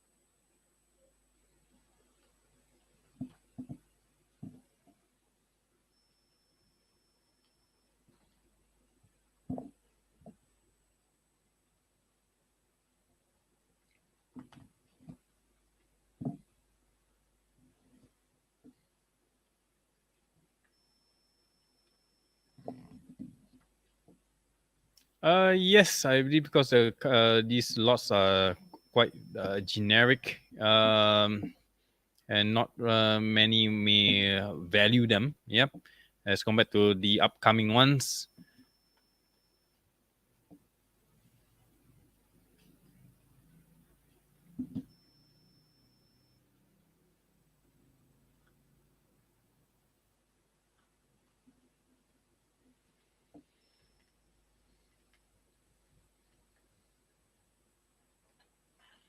Yeah, very generic Surakarta style hilts. Uh, if you don't have them, it's nice to have a set handy lying around, so it would be it can be used as spares. I mean, a few years back, I think I got a lot, think of 4 or 5, and I think over the years, did came in handy. Yeah. Um, Oh, okay, that's a nice one. Tunggak Semi with the accompanying Pendoko as well. Mm. Yep, should be going for high ones. As I mentioned earlier, this is this type of hilts. Yeah, if it's too generic, it may not garner interest in collectors. But if it's something rare and unique and one of a kind, yeah, then you'll see a lot of people scrambling for it. So it's really quite normal. And let's see how high this piece will go for. I'd say it should reach somewhere around over 250.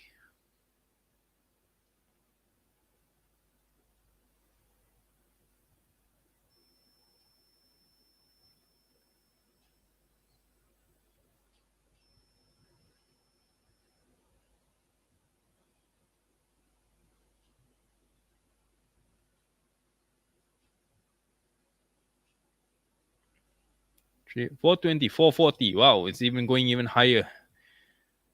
450.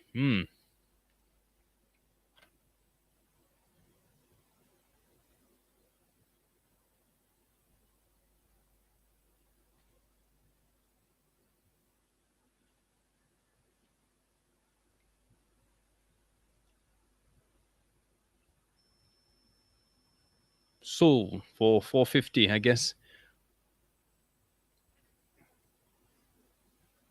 No, sorry, 420. Yeah, quite high. Yeah, this is a mother of pearl. The rest all the is brass pandoko fittings. This is more of the Dayak style of Mandau hilt. Interesting. Mostly bone, I believe. Bone and deer horn. Yeah.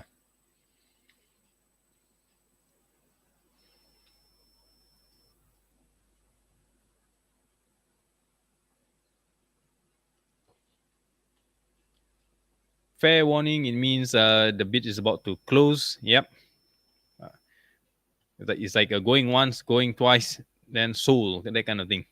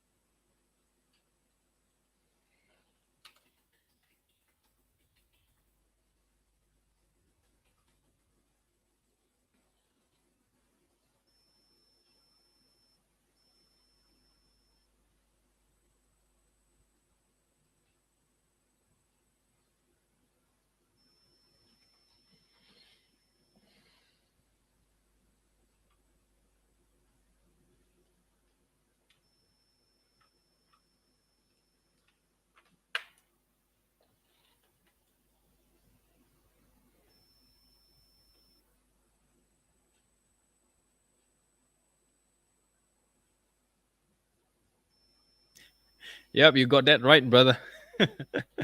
Yeah, for some reason, these deer horn hilts are fetching a higher price.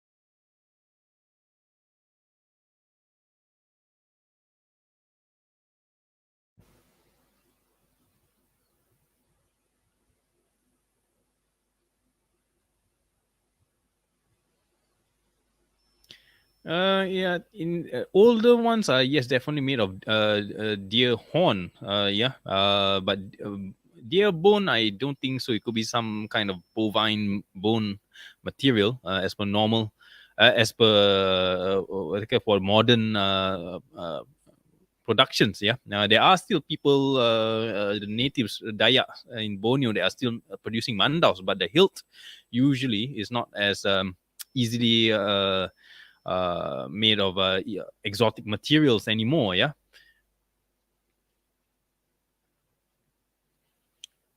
Yep. Dayak is Borneo. Definitely.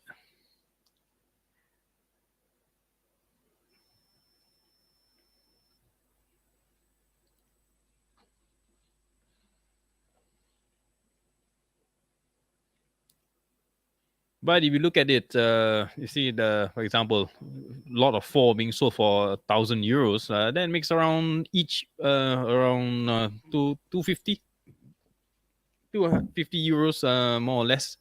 So I think that's quite reasonable, given that it is an old one.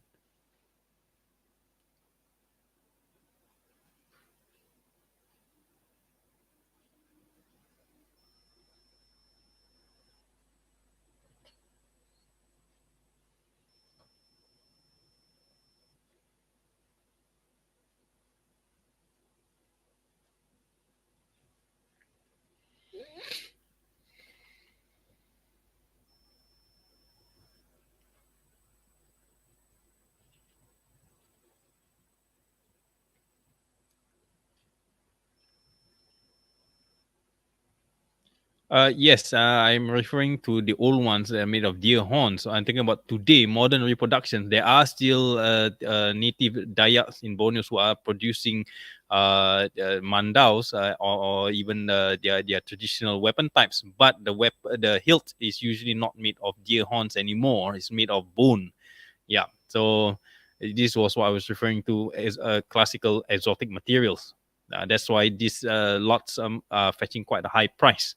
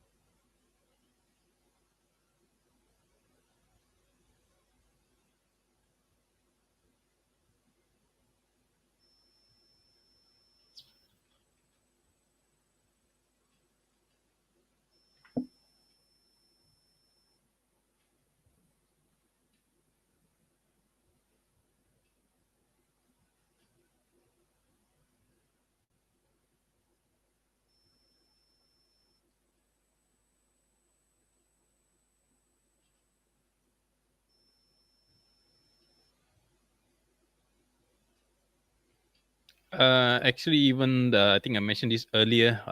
Even in the present stylistic form, the non-Islamic portrayal has been downplayed a lot by a lot. But if you understand the artwork and the art form, it is still there. The pagan elements, yeah. Only it's concealed, yeah, within to make it not so obvious. Yeah. This can be quite a touchy and sensitive subject, yeah, especially to too dogmatic and overzealous portrayal of Islam, yeah. Uh, but still, again, for the non Islamicized pieces, yeah, whereby the influence of Islam is not really affecting it. I would say it's not that. It's a matter of personal preference, I would say.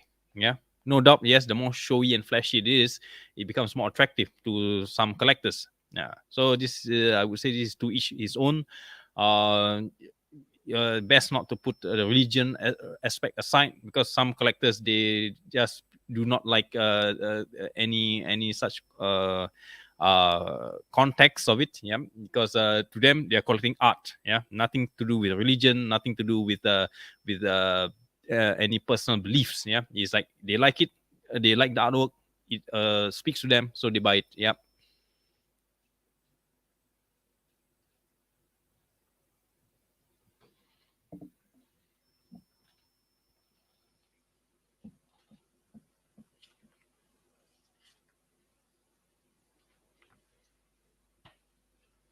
At any point in time, if you see my mouth moving, but there's no audio, please highlight this to me. I do not want to end up talking to myself when my microphone is either accidentally turned off or there's some connection issues.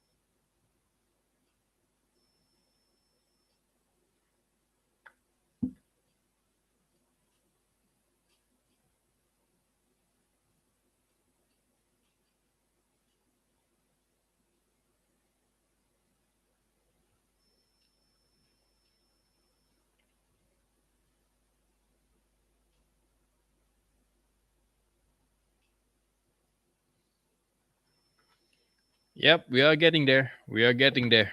Everybody's excited for the crisp bit. And I just realized that we are already almost about coming to 5.5 hours into the auction. And it still feels like it's a long way to go.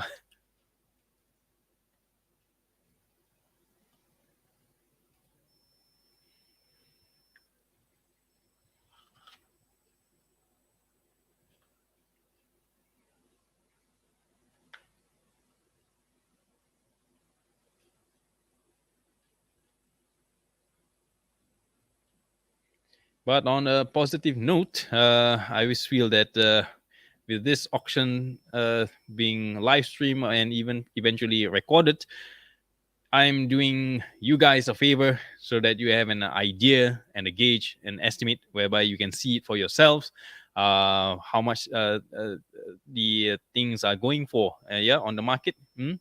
And but then again, don't forget to add the 25% house fees, the service fee, the insurance, the shipping, etc. Yeah, and that would roughly give you a ballpark figure of how much an antique is being valued at realistically. Yeah.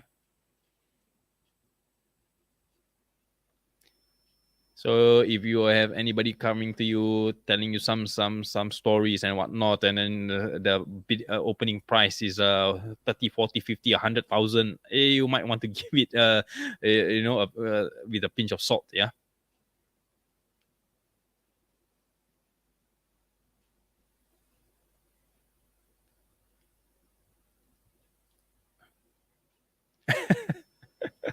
Okay. I think likewise for me, but specifically in the context of an auction, this is the first time in my life that I sit through from start to end, hopefully to the finish. And this is definitely the first time I'm hosting such a live stream. Um, I have no idea what I'm doing at times. But I guess personally, for me, this is a form of fulfillment. At least I'm not so bored. If I'm not doing this stream and doing it alone, probably I'd be asleep by now because I won't be motivated to stay until the end. Yeah. So yep. Thank you guys. My thanks to you guys. You guys keep me motivated and always looking forward to coming up with something new.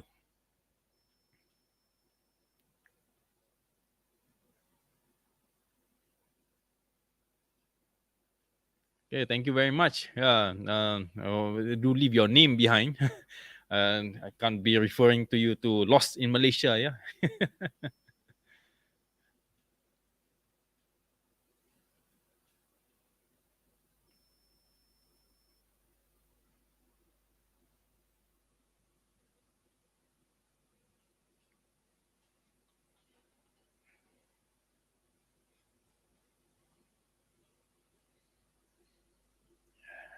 Okay, nearly there, gentlemen. Nearly there. Hang on. Endure.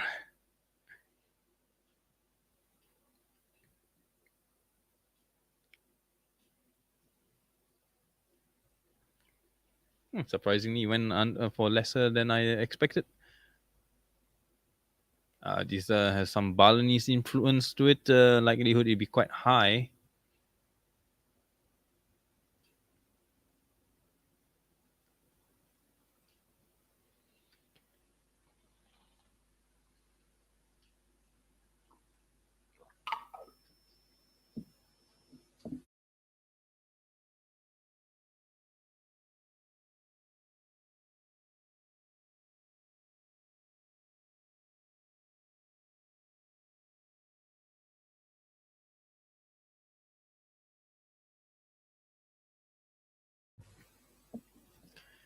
The only disadvantage that I can say when buying such hilts in such lots is its corresponding hilt cups. Yeah, the pendoko. So these pendokos are usually come paired together with the hilt. So if it doesn't come with a pendoko, then you will be depending on your luck whether you find something that matches or that you have lying around. Yeah. So hilts and pendoko are a good form of collecting item as well. Yeah.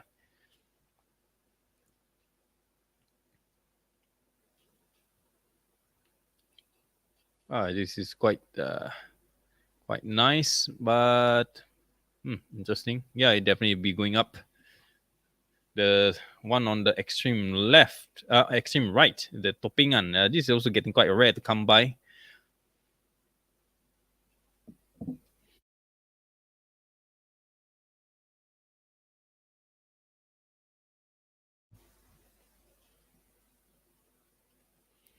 Yes, as with any artwork, simplicity is always the most beautiful. The most simple piece can be the most beautiful as compared to a more too elaborate design or an art piece. Yeah. So Samsul Johan, yeah, nice to meet you.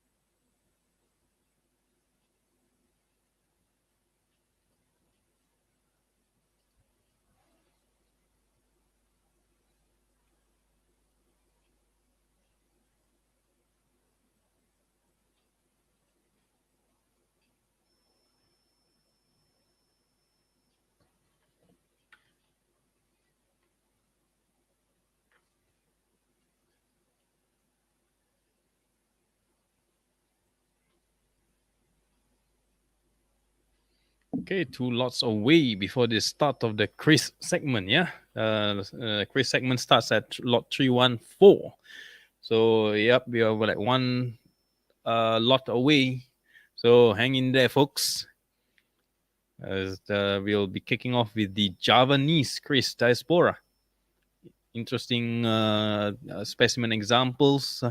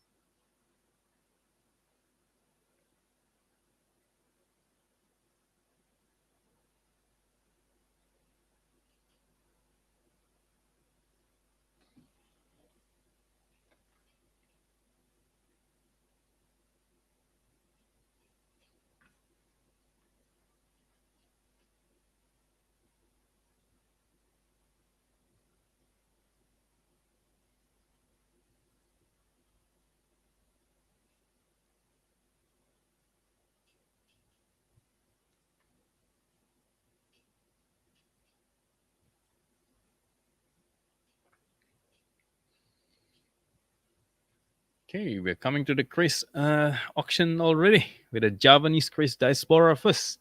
Lot 314 to 359. Sorry, 358. And now this is the just the scabbard, the sheath, yeah.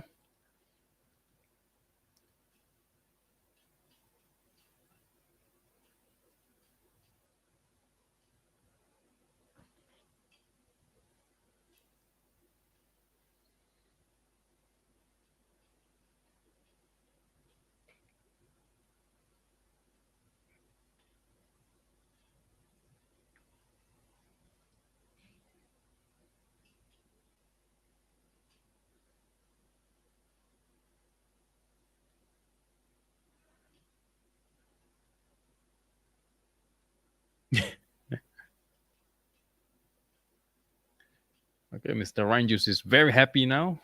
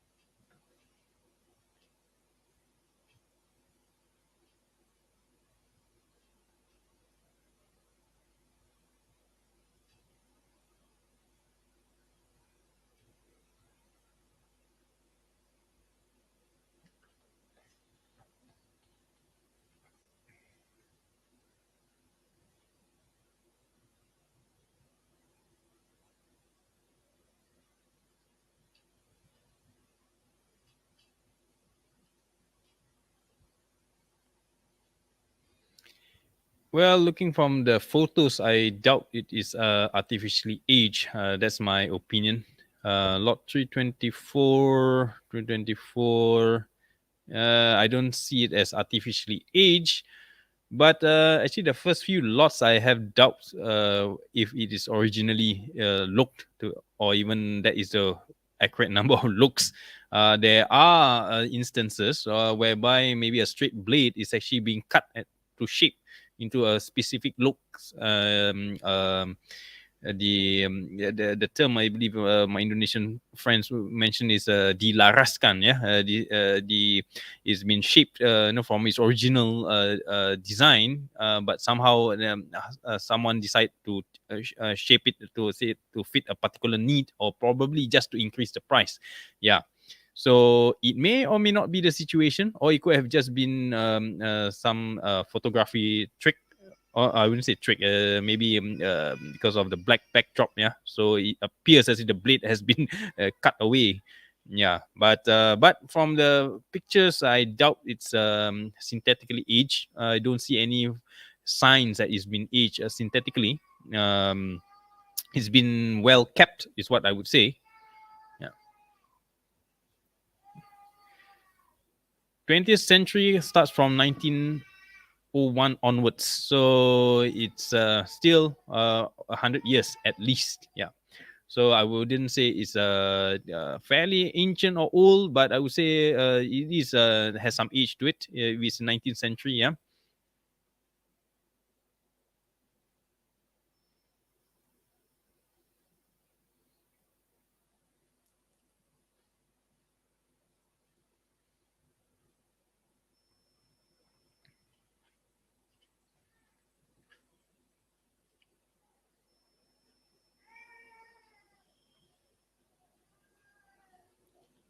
Most of the descriptions in the catalog describe these creatures being from the early 20th century, which I would agree, based on the coloration and then the uh, surface rust. Yeah, rust. When I say rust, it's not necessarily something visible. Uh, it has to be all reddish and to make it look dirty. But the how should I say, the discoloration itself suggests that it has been old. It is naturally old and age, naturally natural aging. But my guess is would be is because could be the previous owners did not do maintenance such as oiling. Yeah, so the natural dryness of the surface, yeah, but contributes to how it's pictured, I guess.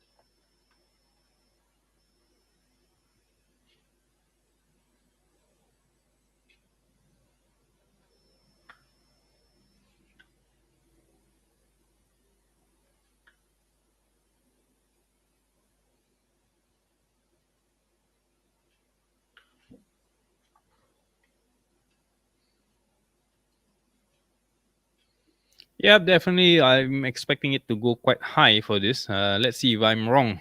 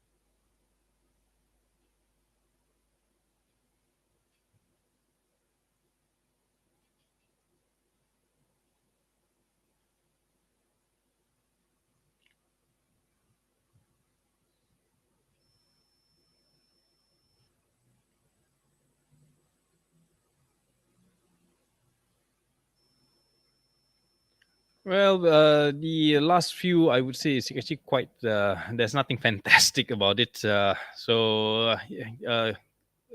In depth or the season collectors may not have any find it appealing.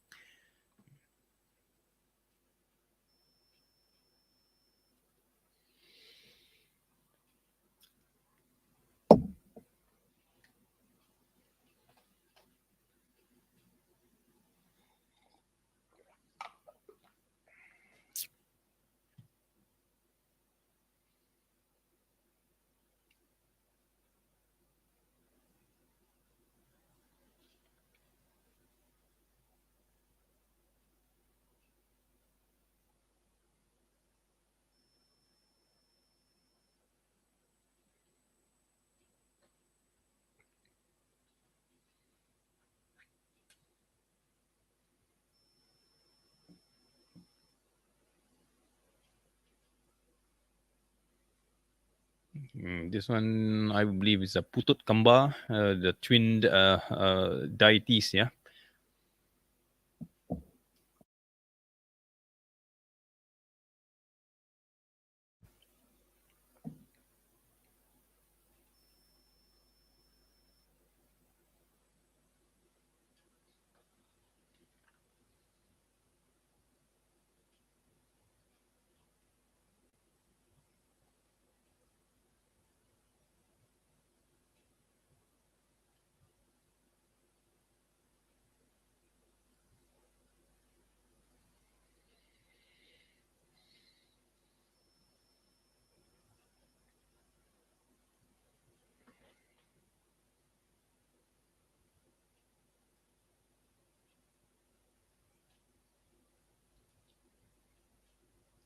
337. This one, I would say, is more of a Balinese or this not Sumbawa. There's what's the other place? Suddenly I forgot it at the top of my at the back of my mind. Yeah, but it has that influence. I wouldn't say it's Bugis. Doesn't have that Bugis feel in the stylistic form here.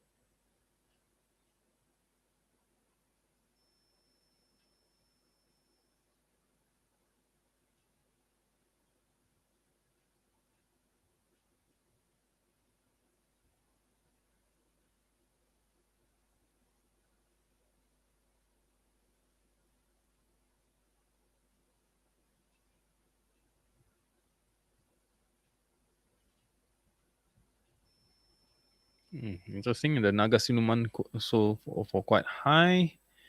35. Okay.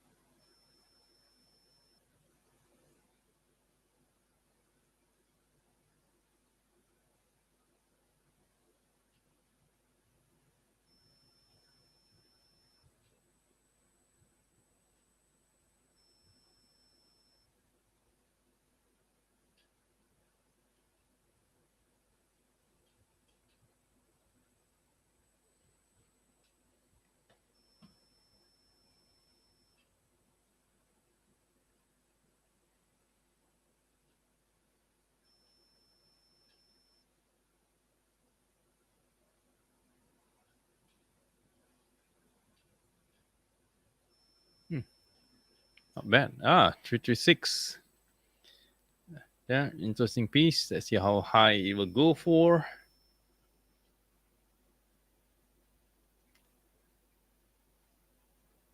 And yep, as I mentioned, it would be going for very high because of the gold inlay and also the floral motif there. Yeah.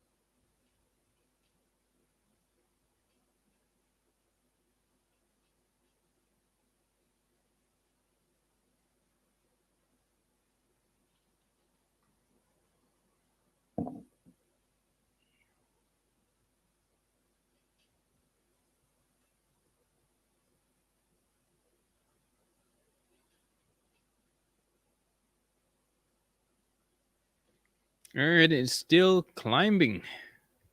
Let's see whether it outbids the first lot. Lot number one went on under the hammer for 5,000 plus euros. Yeah, that lance, the golden lance. So let's see. Let's see whether will this match it or it will outmatch it.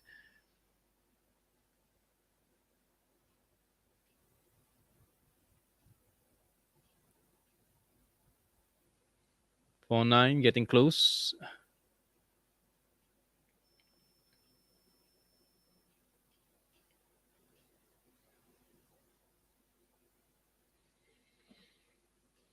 5-1. Yeah, almost matching.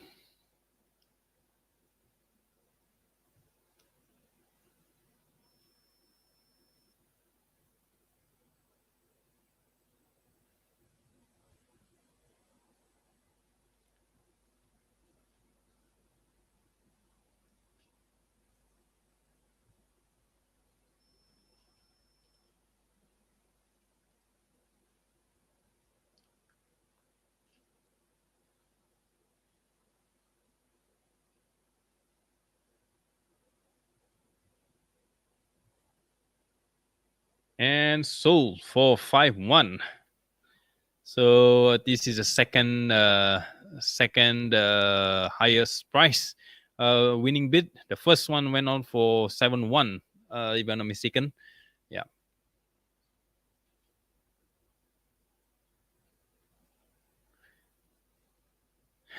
Yeah, 200 more and they'd be like, whoa.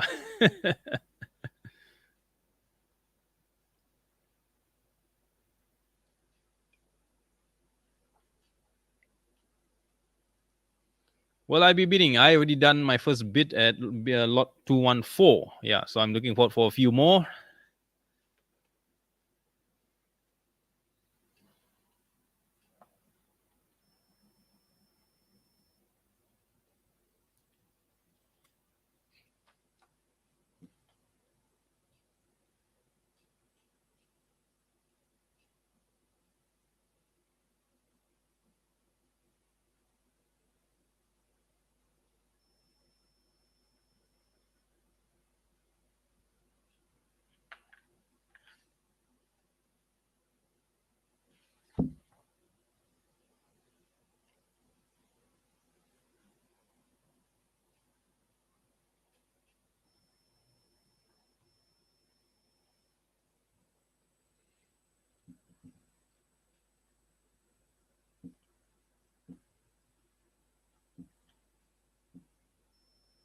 Oh, excuse me for a while.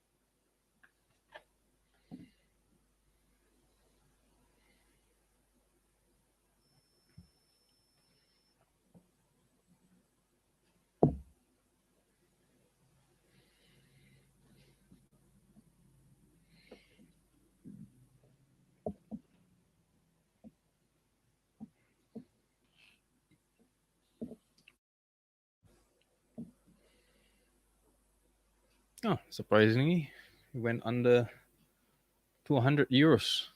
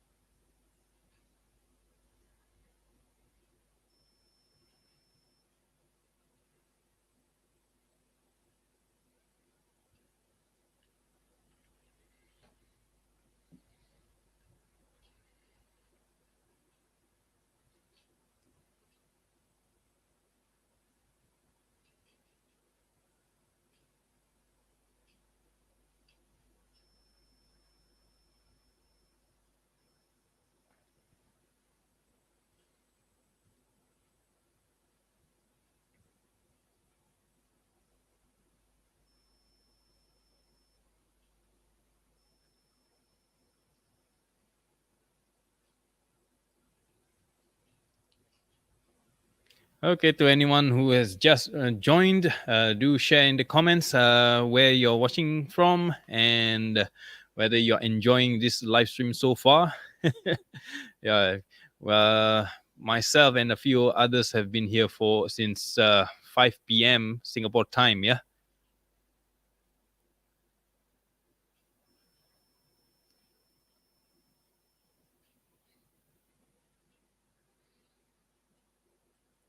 424, I would say it'll be either close to that or maybe perhaps even higher. Perhaps you could even top the first lot at 7-1. It could be more. So we shall see. It'll be interesting to see then.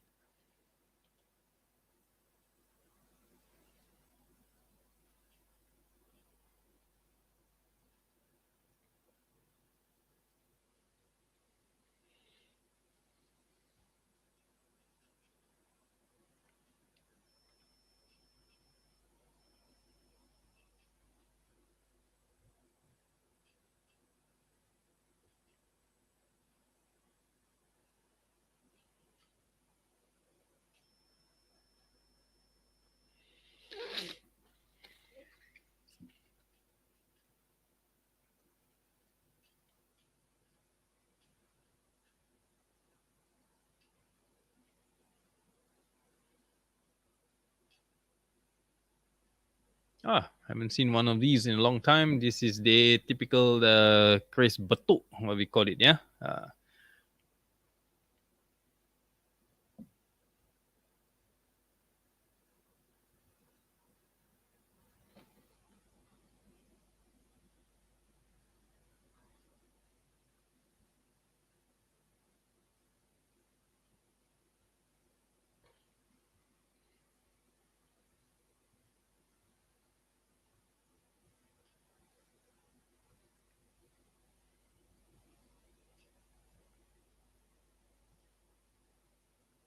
422. Okay, yeah, then go for it, man.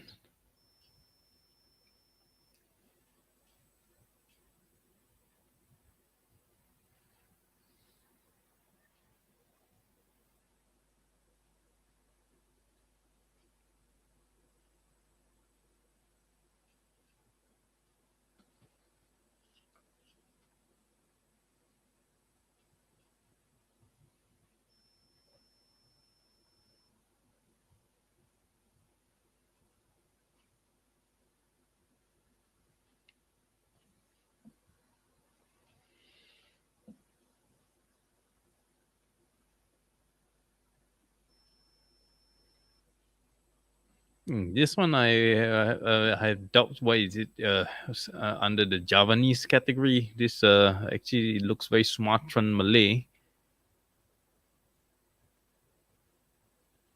Ganda Iras, I believe, or it could be Ganja Hilang. Yeah, because the ganja doesn't seems to be in line even for ganja Iras. So it could have been a case of a missing ganja here.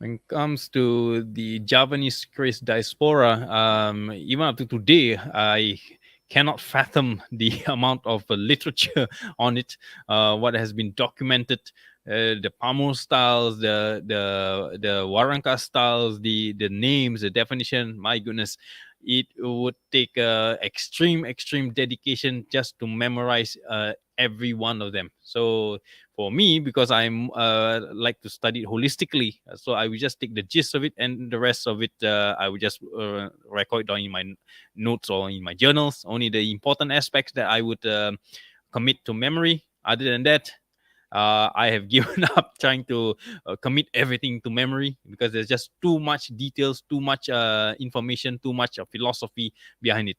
But it is good for you to learn. And the best place to learn, aside from natively produced books, is of course to direct through the Ampus and the Marangis, and of course those senior collectors who are still around. Yep, those are the best people to learn from, especially from their experience. Yeah. Other than that, sad to say, if you learn from the wrong type of people, or with the wrong footing or the wrong grasp of the context, you might end up misunderstanding the whole diaspora of the Javanese Keris culture. Yeah.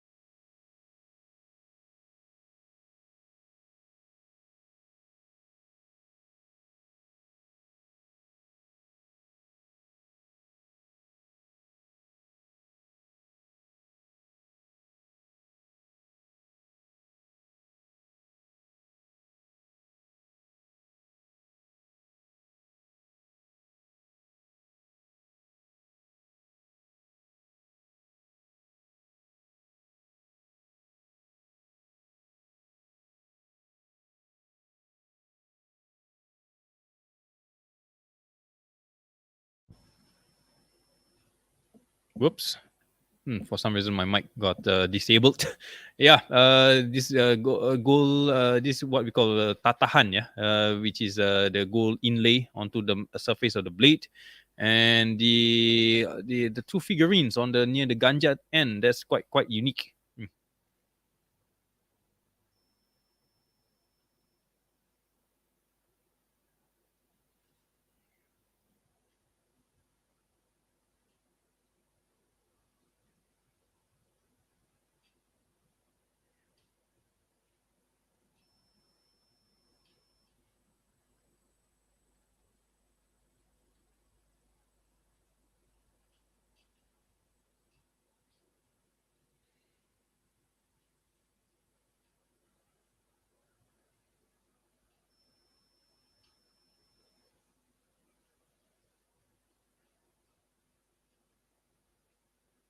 Hmm, okay, kind of surprising that this one didn't go up to the €1,000 mark yet, as compared to the earlier one.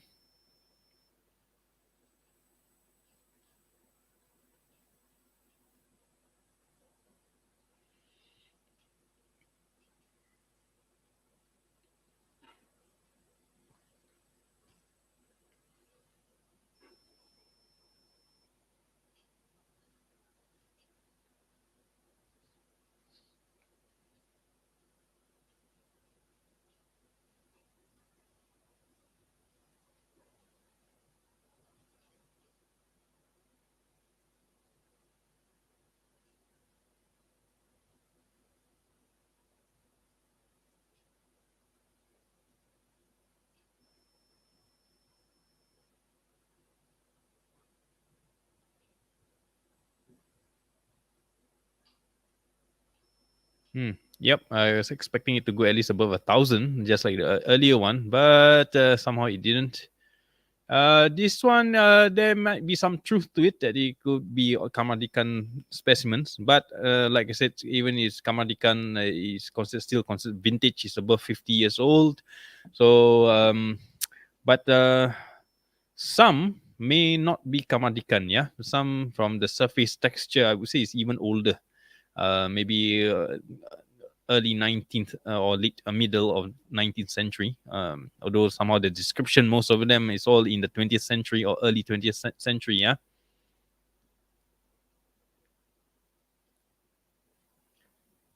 Craftsmanship, yep. But not necessarily so. Uh, Again, because we are only viewing it from the photos, yeah, remotely, and not having it up close. The best definitely is to have these items up close in your face, in your hands. Yep, then that's the true test of authenticity. Yeah.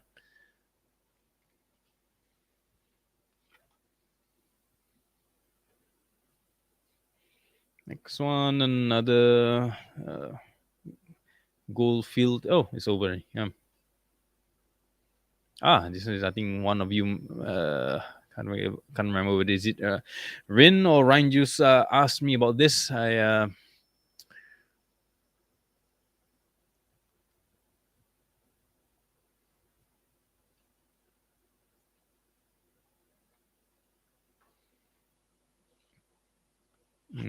For this one, personally, I'm not expecting it to go beyond 350. But let's see how if there's the demand for it.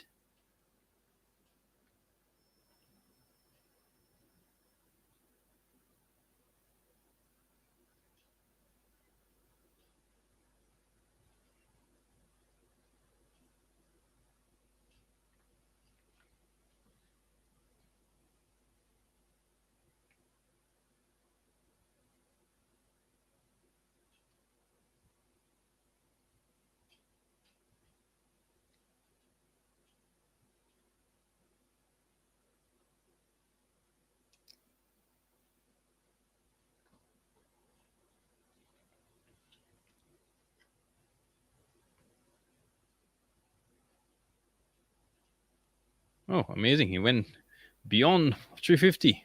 Hmm.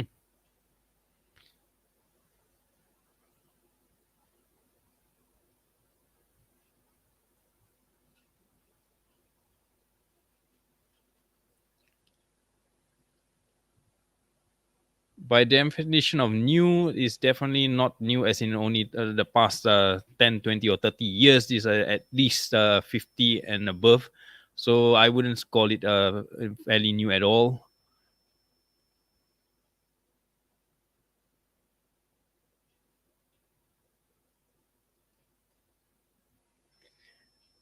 Absolutely correct. There's always this observation that I've noticed that the best pieces honestly never leave Java.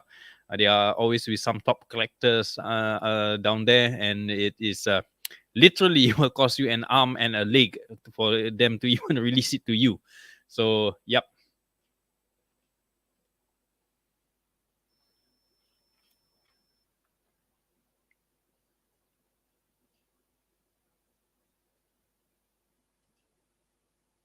Again, I wouldn't say it's new, but I would say it's still young, relatively young. Some maybe up to 40, 50 years old. I would say it's still vintage, yeah. And the craftsmanship wise, it is, yes, I agree. It is, it speaks to your soul, so to speak. And it is pleasing, yeah. That's the beauty of art. Art has to be pleasing to your eyes, to your heart, to your soul. If it doesn't please any one of these aspects, then you might you can do without it in a collection.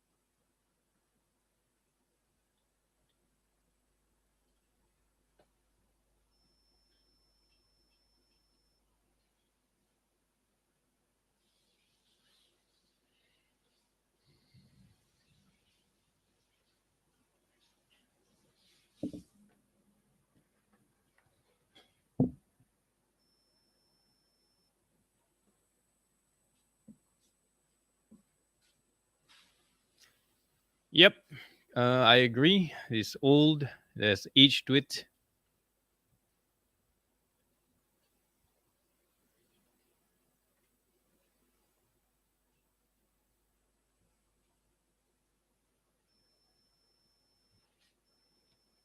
The hilt for this very cheerbon, yeah. The cheerbon is a very unexplored or more less, much less discussed about in the collecting community. Yep, but it's an interesting topic nonetheless.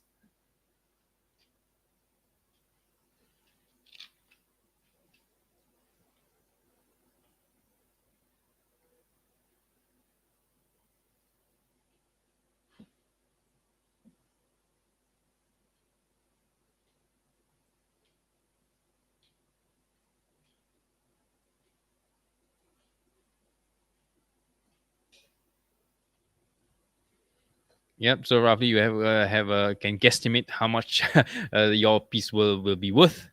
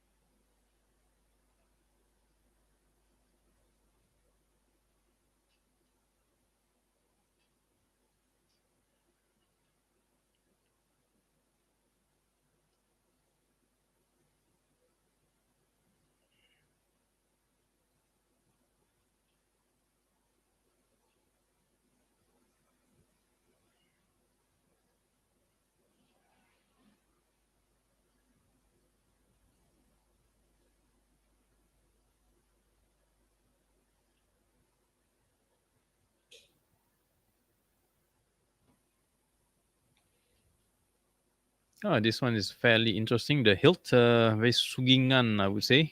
Painted hilt, rare to come by these days. The colors, although look somewhat faded, but I think it's still there.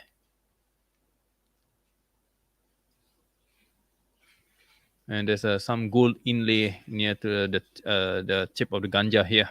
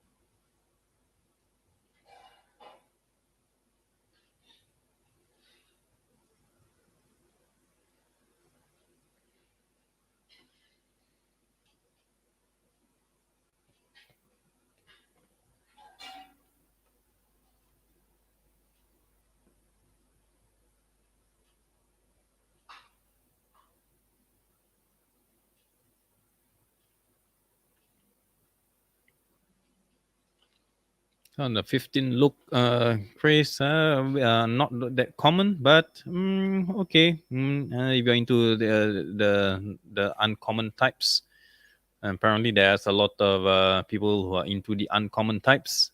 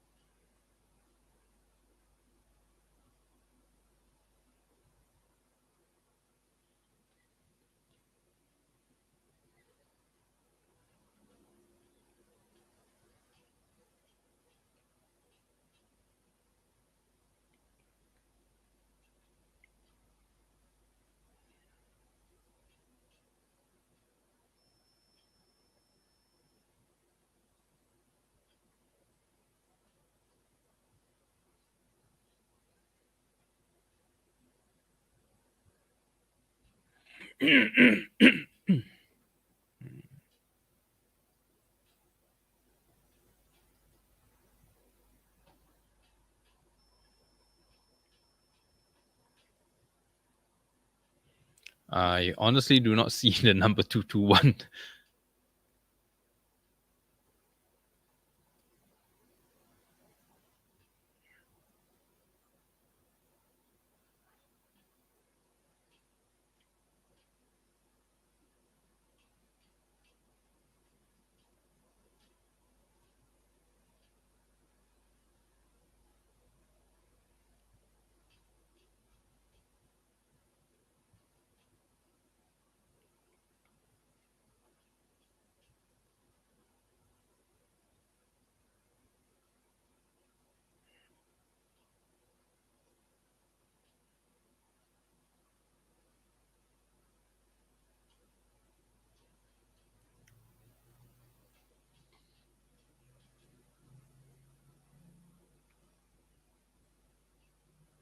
Possible. If it's some handwritten markings, then it could be for some record purpose, or maybe it's from a previous owner's collection, I guess.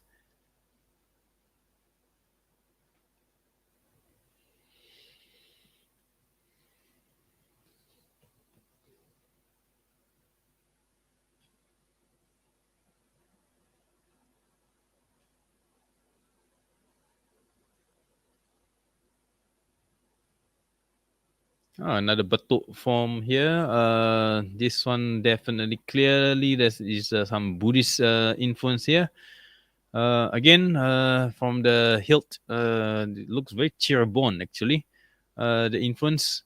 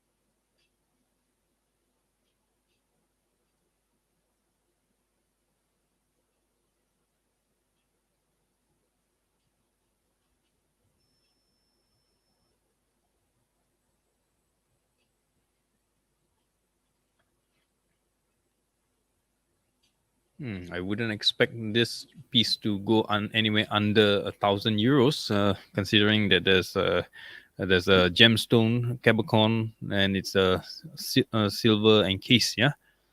So let's see.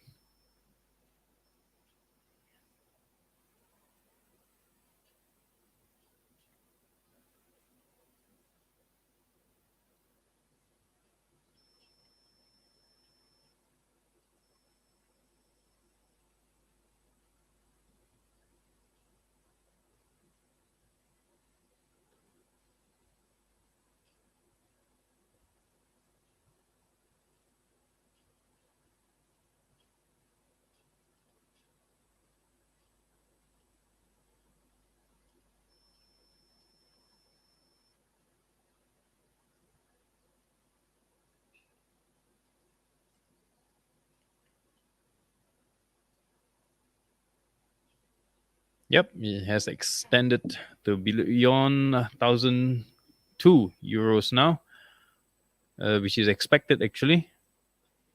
If it goes under that, I'll be quite surprised.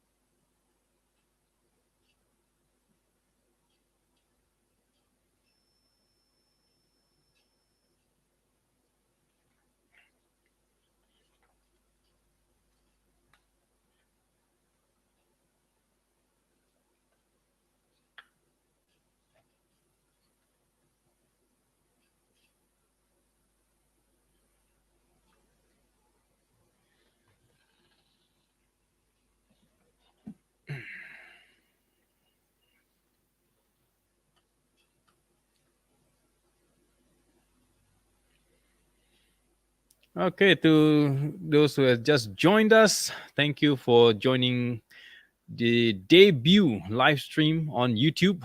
Yep, my first and hopefully not my last. Do share in the comments where you, at least your name and where you're from.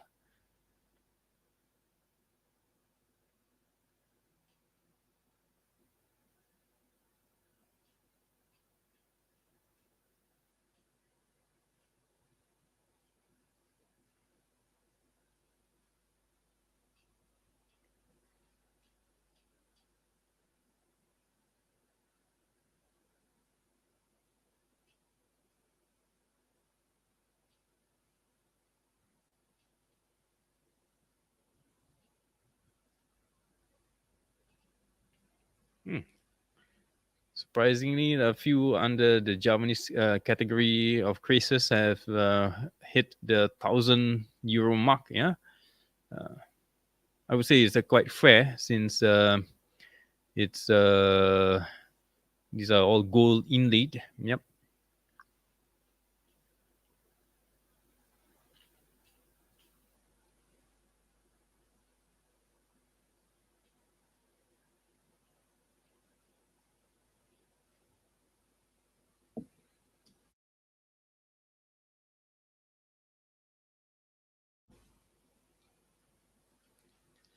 Okay, for the benefit of those who have just joined us, this is only the beginning of the Chris lot. Yeah, we are at the Javanese Chris lot that is from lot 314 to lot 358, which is coming to an end soon.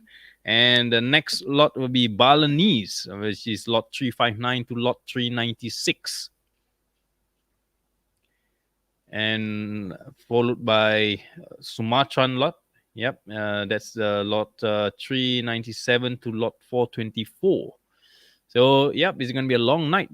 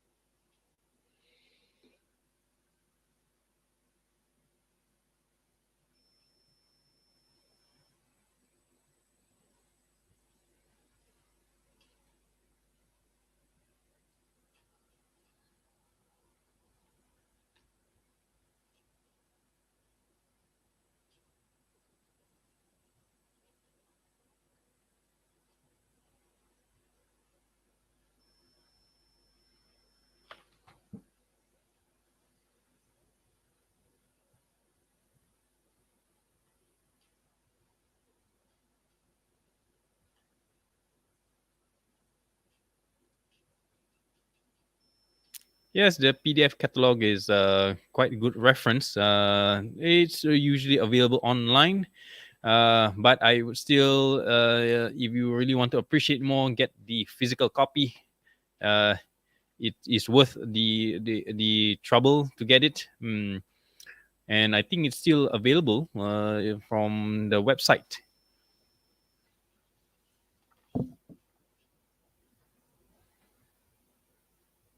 Lot 358. Another interesting piece, which I don't think it'll go below at least 700. So let's see if I'm wrong.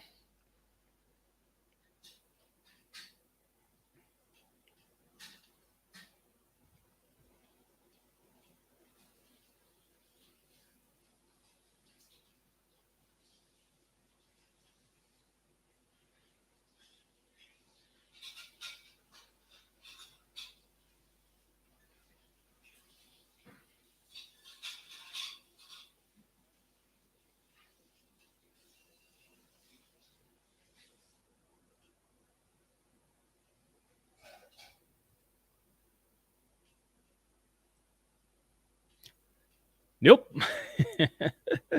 See,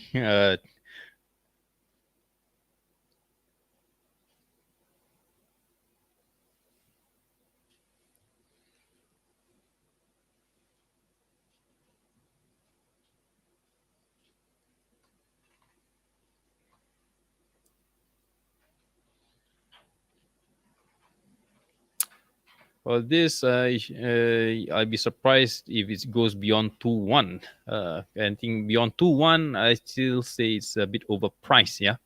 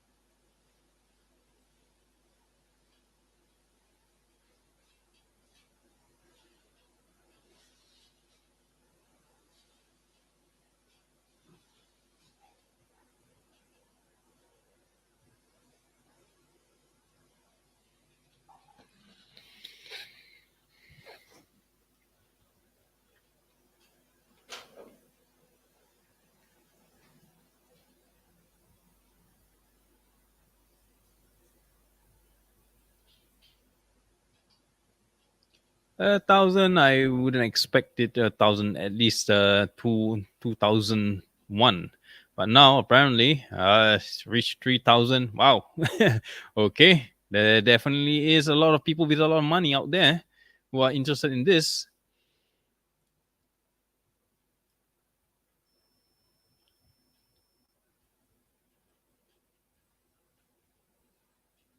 I hope this is a genuine collector who's buying it. Because if it's a dealer, I don't think so. Anyone would want to buy it at a so-called at a resale price. Yeah. Uh, don't forget the 25% house fees and the insurance and the delivery, blah blah blah. The jazz, you're definitely paying way more than what is the winning bid price here eventually. And yeah, 3,003. Yep. Expect almost or estimate maybe 5,000 euros.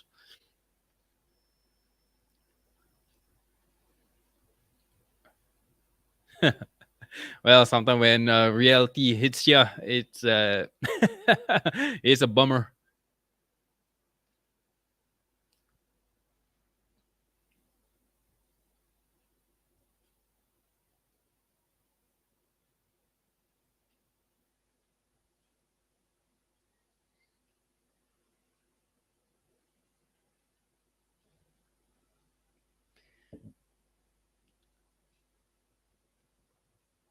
Oops, I wonder what happened. Why it's not available? Next one, 360. Oh, I think I missed this 360, This is more. I wouldn't say it's Balinese. I would say it's more close to Lombok actually.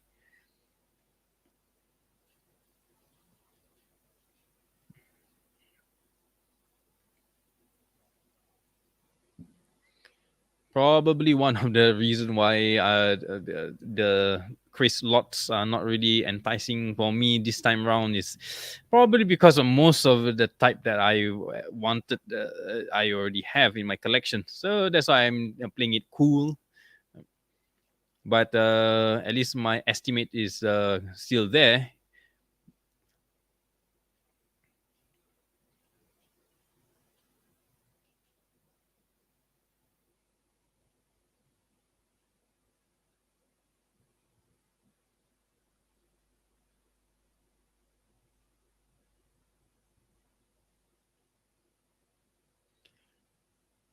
Yep, to a collector, correct. If back in the day when I did not have such specimen examples in my collection, yep, I would literally pay an arm and a leg for it. Yeah, but like I said, because I already have it in my collection, I don't see any need to actually even bid for this. Uh,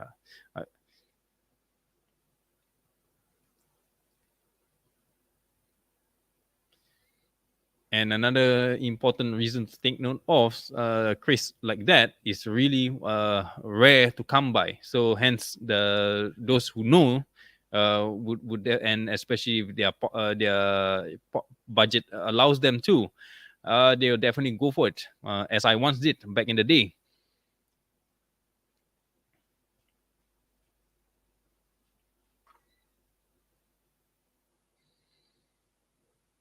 Okay, the next few Javanese pieces, sorry, the Balinese, they put as Balinese, but I still say it's very close to Lombok actually. Uh,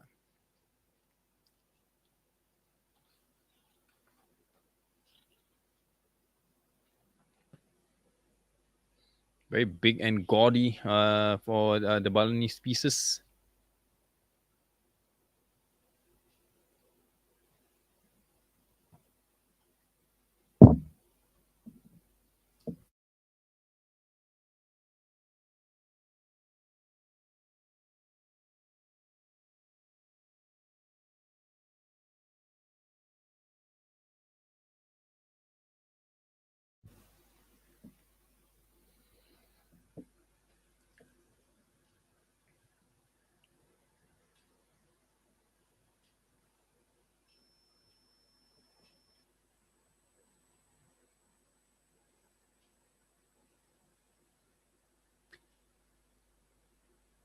Interesting statement here.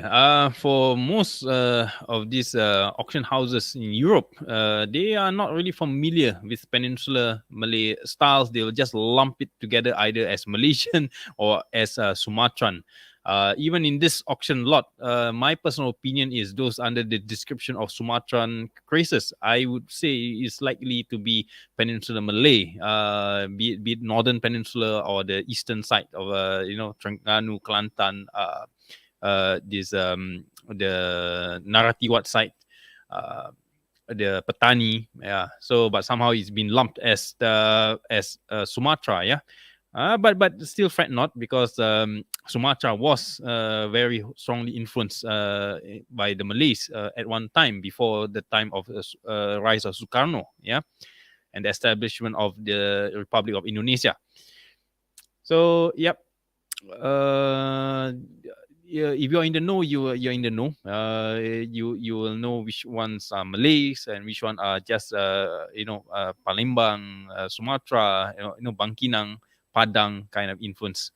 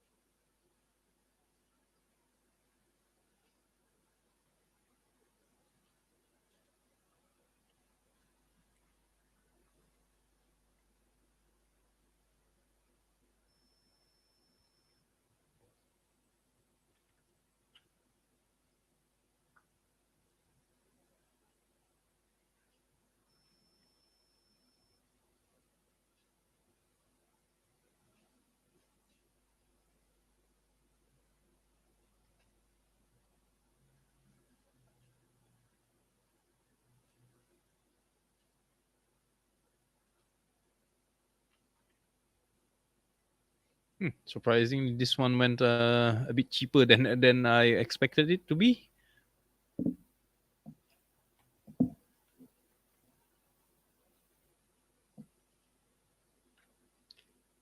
Well, good for you.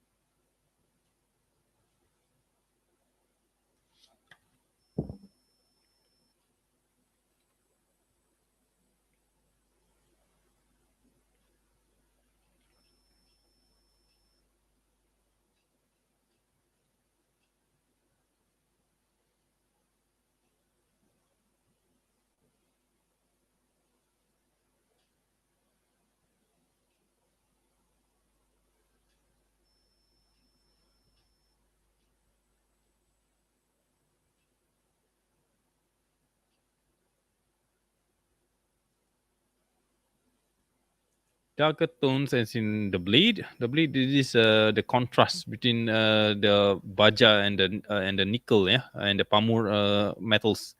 This, of course, Balinese metal warangan is a very well guarded secret, yeah. Even until today, I've not been able to squeeze out the formulation from my Balinese merangis.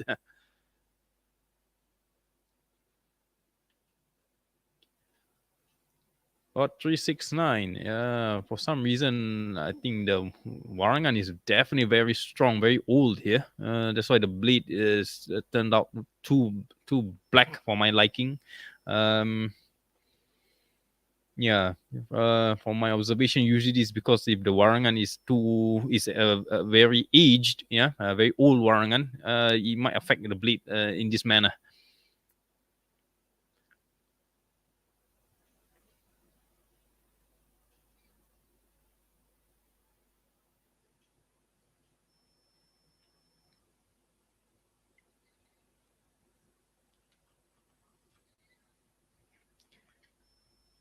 For new collectors, I would advise not to be too obsessed with the age of the blade, yeah, of the Keris blades, or even how overall it looks like.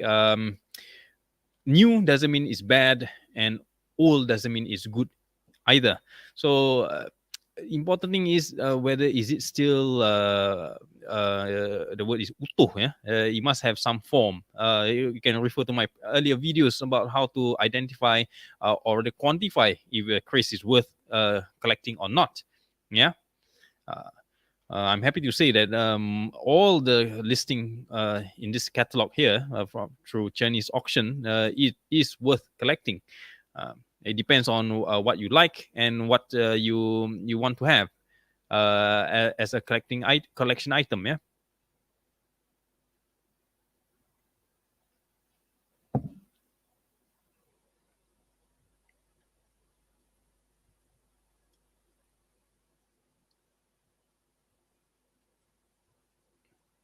Lot 370. I think we just passed it. Yeah, it does give a very regal feel uh, because of the brass, I would say.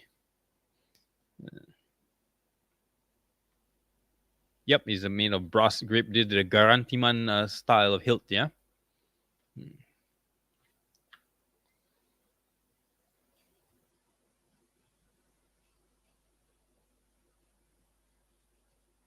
Yeah, Balinese pieces are. I always find it amazing that it's quite loud and maybe the proper way is gaudy. Yeah, so if you're into it, then by all means. But it does shows in their craftsmanship that a lot of effort and love and care has been taken into producing these artworks.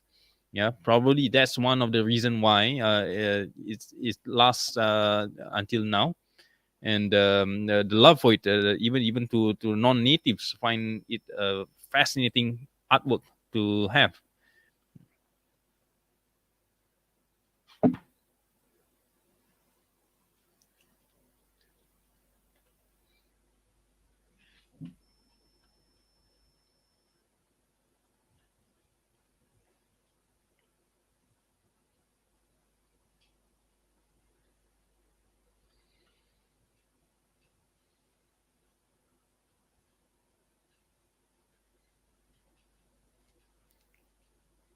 In lot 374, the Kochi-Kochitan hilt will be Chris with the Kochi-Kochitan hilt will be there.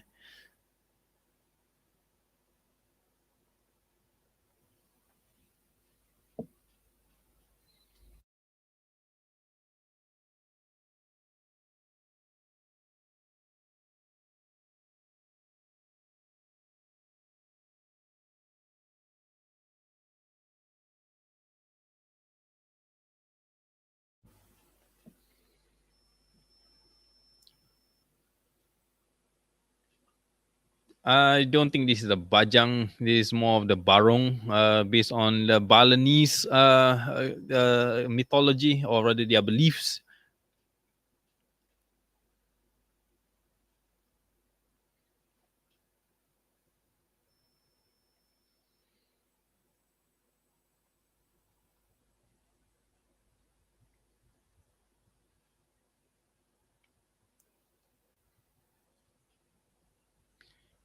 Okay, sure, no problem. Thank you for staying up to this point. The replay for the rest, it should be automatically uploaded onto YouTube, so you can catch up where you last left.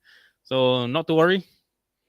It was a pleasure having you together on this live stream with this engaging discussion.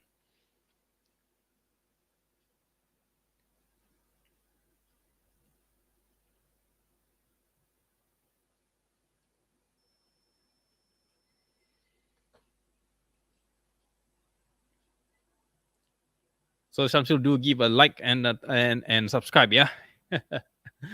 And I look forward to having you on my live streams again.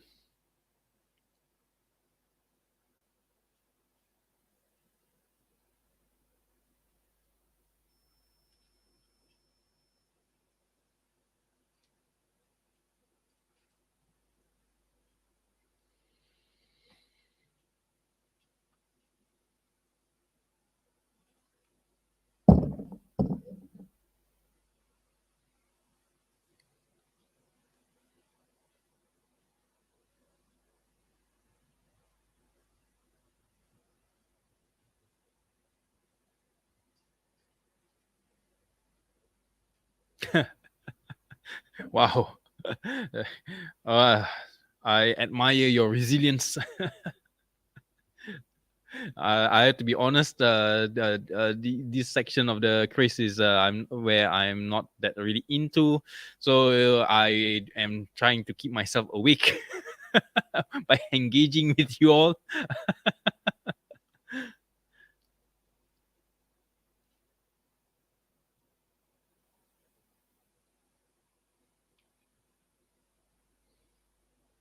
Oh, from Mr. Philip. Welcome to the stream. So, Bali Art Shop. Bali Art Shop. I believe it's run by Mr. Michael, right? I think I got a few examples from him at one point in time previously. Yeah.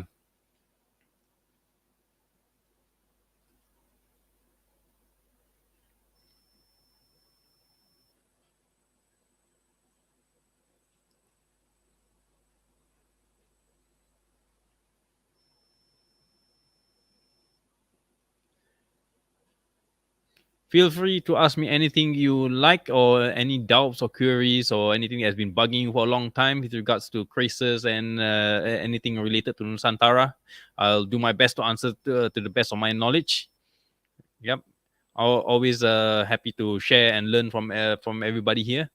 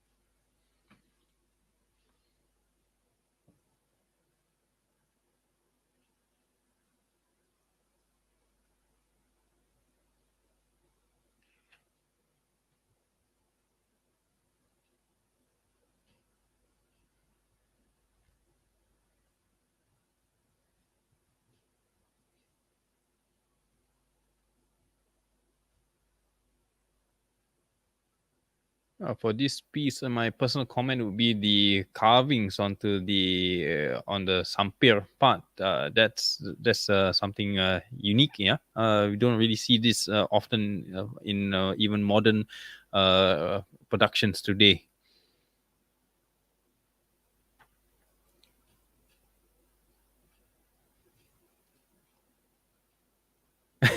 Bali bling. I like this term here. Yeah, yeah, yeah. Before my eyes go bling bling. Yep.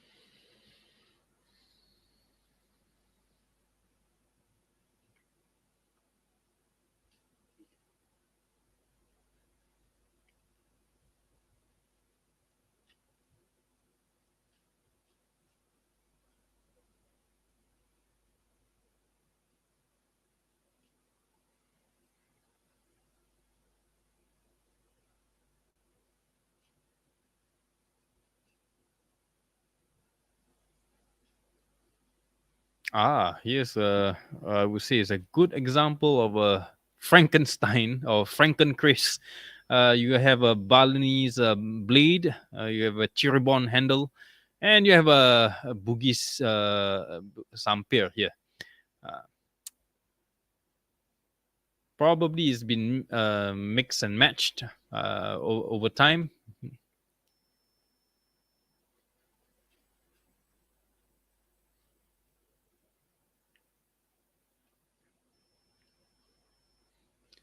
Yep.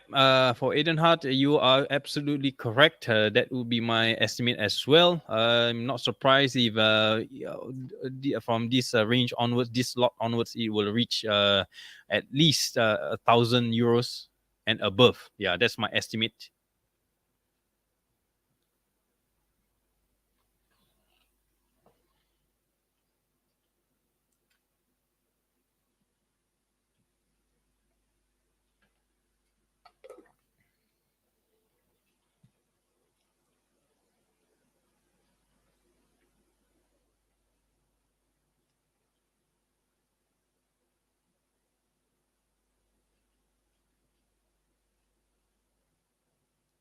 Yeah, yeah, I got inspired from Mary Shelley's Frankenstein's monster. Yeah, so whereby composite made up from different parts of the human anatomy. So I applied it to the Chris.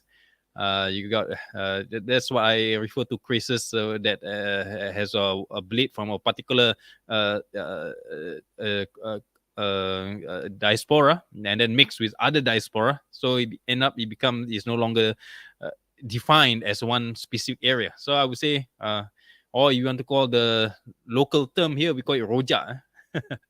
Roja is a mix. Yeah, it's actually is a food, is a delicacy of different food items mixed together. Uh, so it's either I call it a Franken Chris or I call it a Rojak Chris.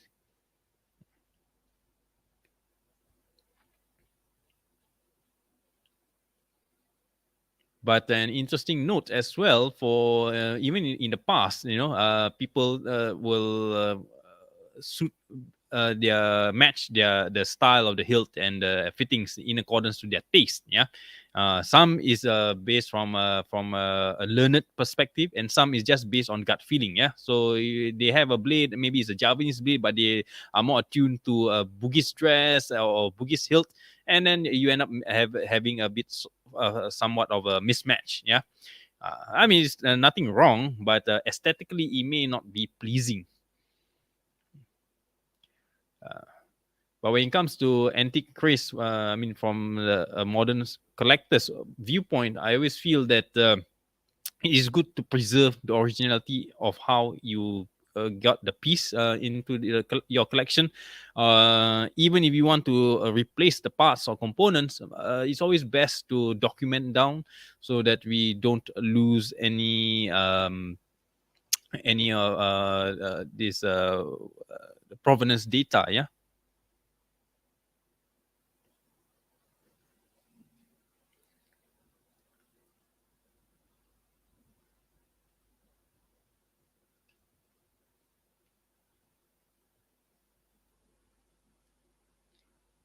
Lot 379. If you look closely, yep, the handle is does look, but actually it is from a much older Bali examples which I've seen. But the only thing that if you look closely, the hilt cup, the pandoko is not Balinese. Yeah, is very Malay Bugis. Yeah, now you can refer to the picture up close.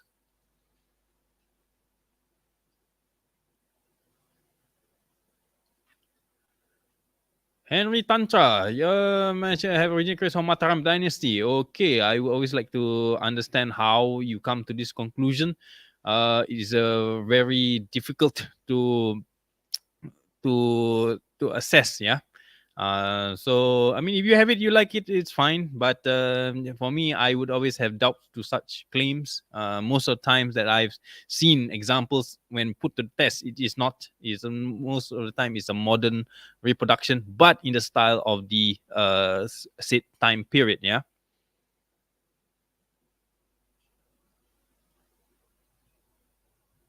And yeah, we are at lot 381 now. Yep, it's going at above 1,000 euros already.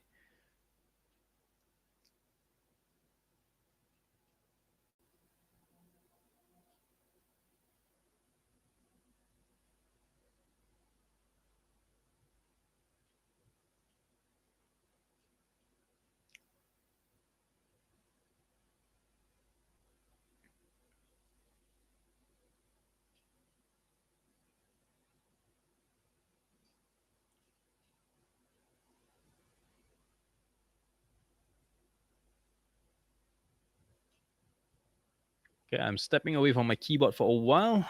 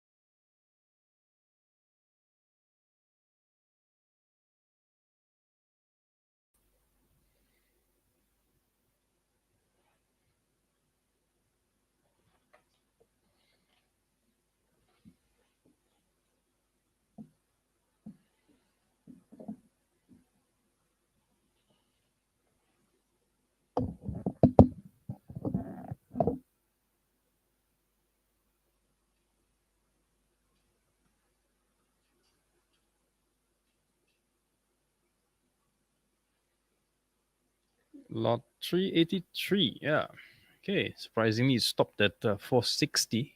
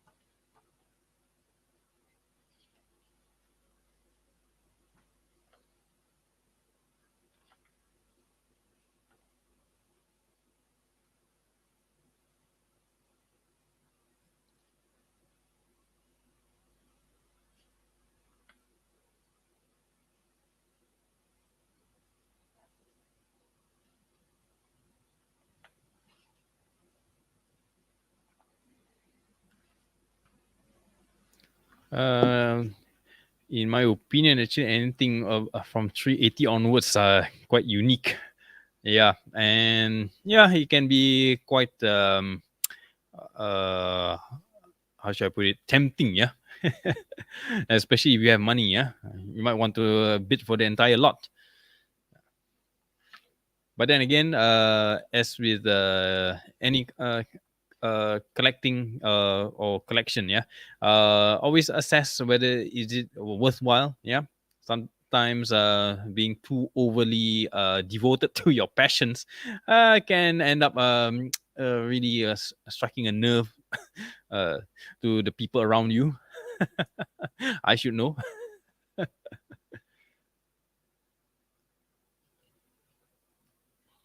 Yeah, at 385. I would say this is definitely should go any above 1,000 euros.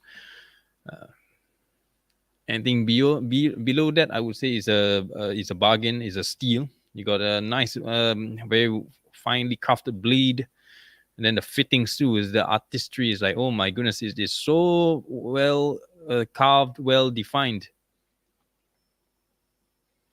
Especially the silver sheath here. Yeah? I believe this is silver. Yep, it is silver. Yeah, and it's already hit the 1,000 euros mark.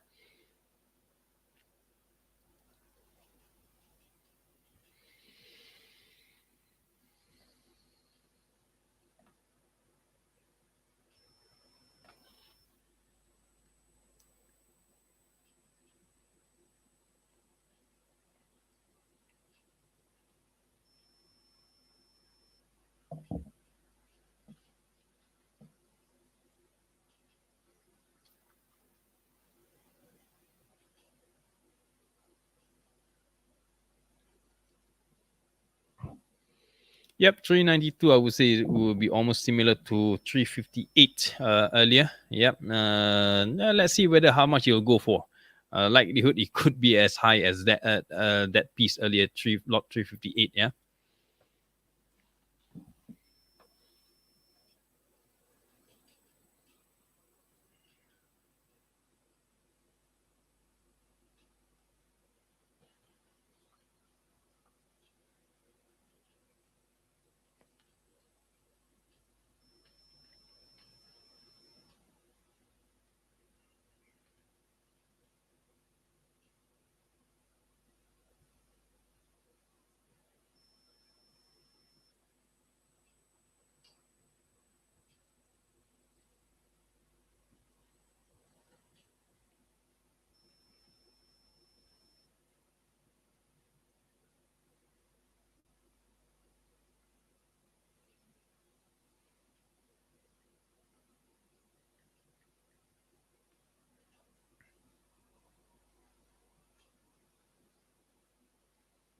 Currently at 2k euros. Interesting.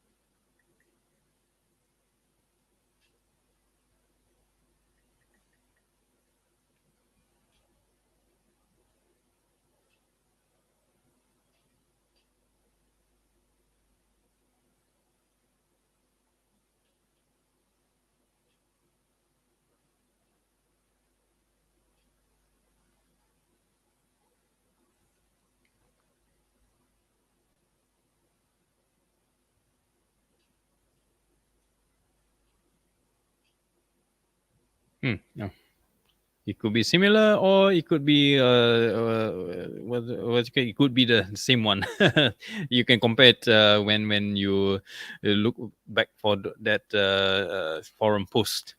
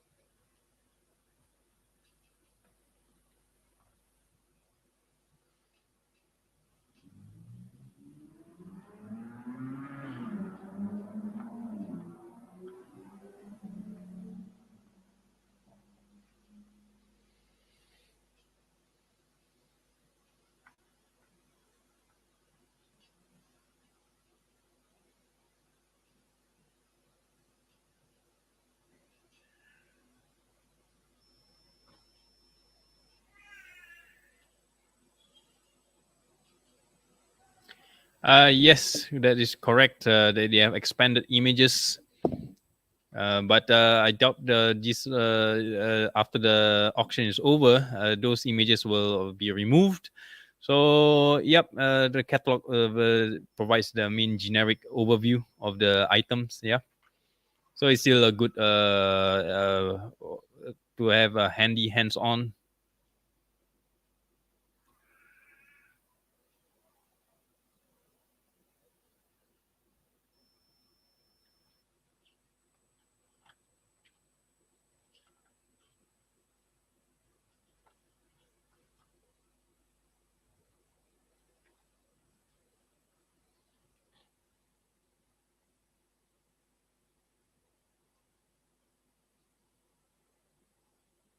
Lot 396. This is actually fairly common, actually. The elephant molar, yeah, or they could call it mammoth and whatnot. But I mean, even I think I should have one of these in one of my collections somewhere. But yeah, the only thing it's quite brittle, yeah. So extreme care must be taken if you're going for this. If you accidentally drop it, it will likelihood shatter because the molar or even the mammoth molar, this material is actually quite brittle and prone to cracking and especially if the weather gets too hot or too cold. Yeah. But other than that, yep, this is definitely, I would say, it's quite an expensive looking piece. Shouldn't go anything below 2,000, I would say, or euros. Yeah. That's my opinion on it.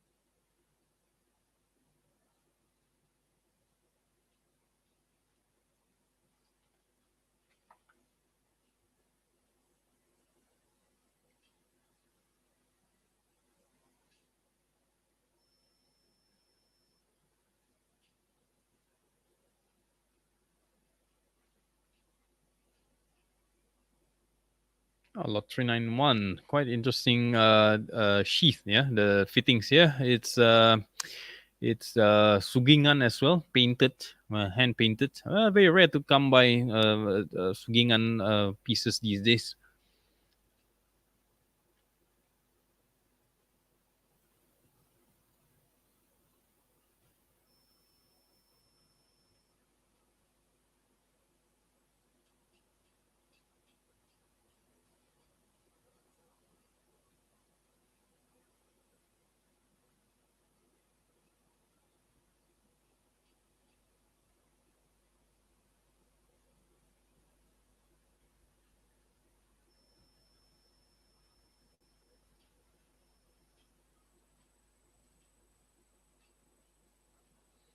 Yep, definitely is interesting. And yes, correct. Balinese sugingan are rare.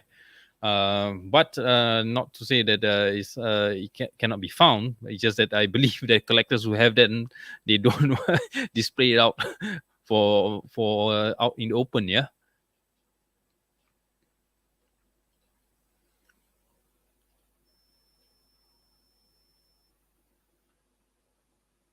Yep. As I expected, it should be going above the €1,000 mark.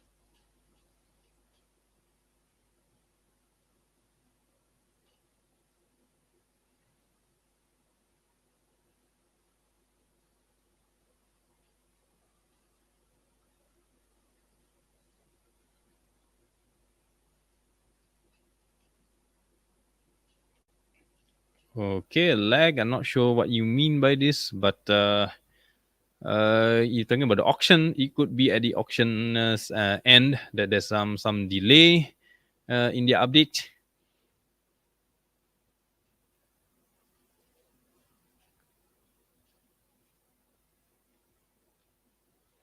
Oh, this I think this should be the third highest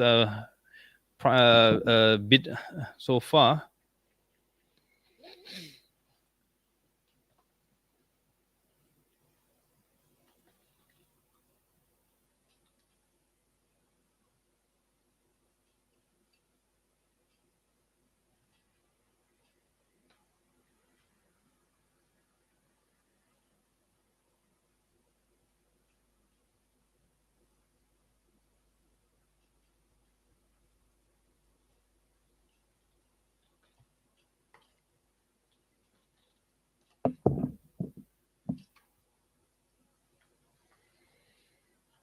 Ooh, 5,002 at present.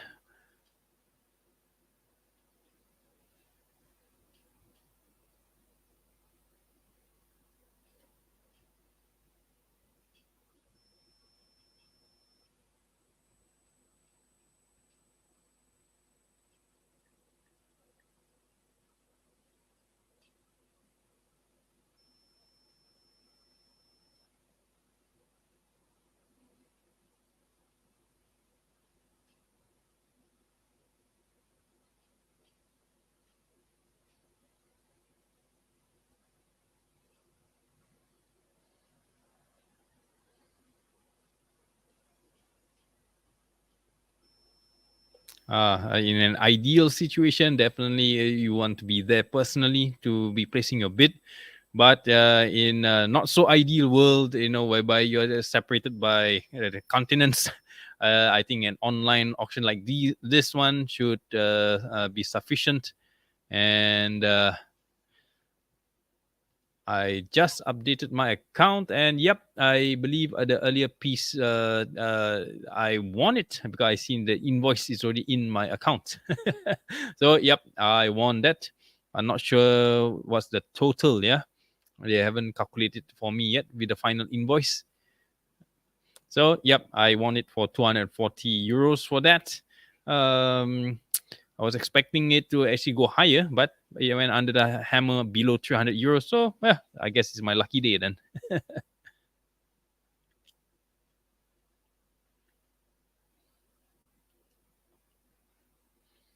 Oh, we are at lot 392 now.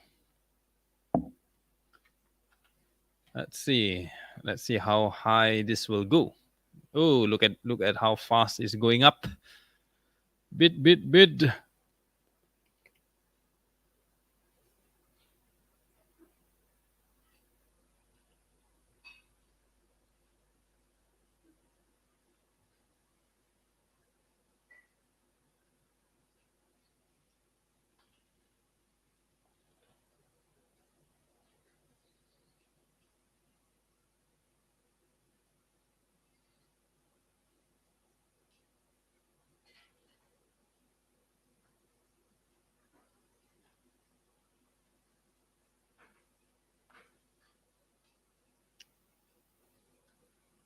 And it's going up, and away.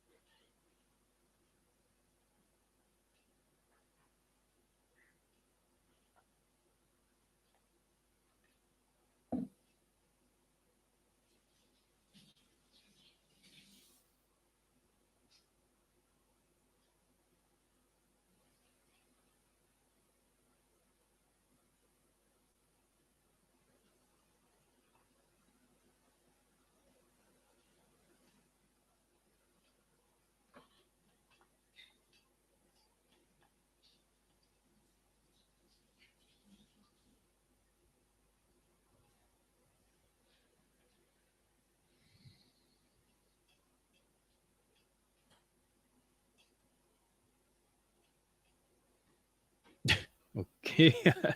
Are you waving or?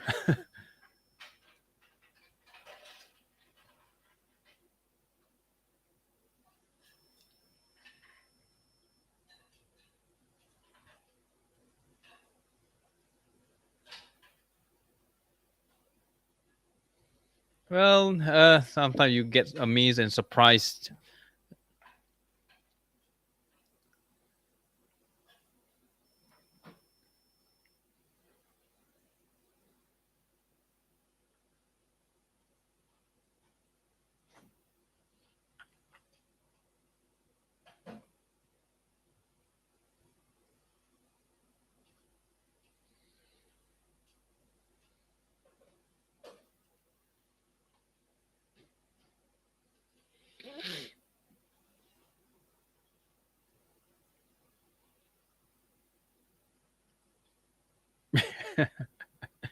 Yeah, a bit of a bummer. Yeah, but it's okay. Don't worry. Good things will come for you eventually.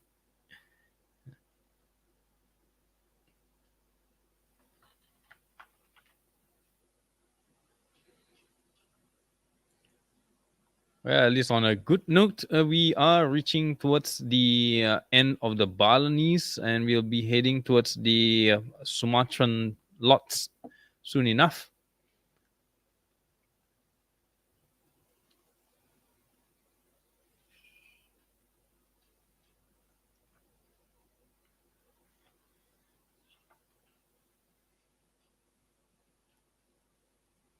And once we hit the 400th lot, we are like 64 lots away before this auction ends. And that's going to, I'm not sure how long more it will take, probably another hour or so. So So close to the end.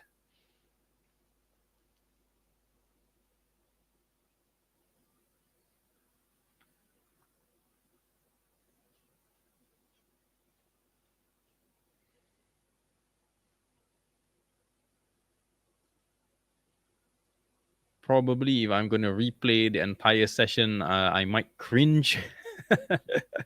But anyway, thank you for all the viewers, and especially to those who are actively in the comments, keeping me company. Otherwise, it will be very boring for me, or probably very, very awkward if there's no engagement.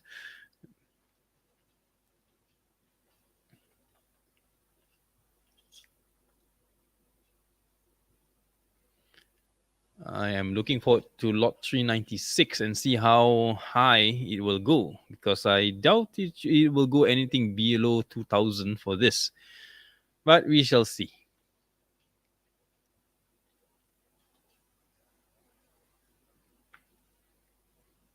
Lot 395, I just realized that the Sampir is also a Sugingan here, yeah?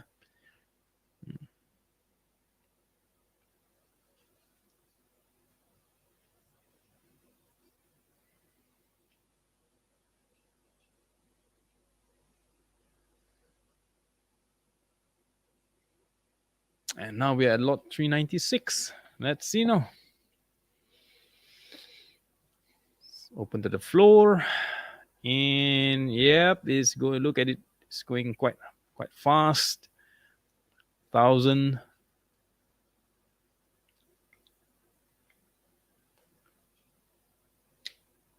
1002,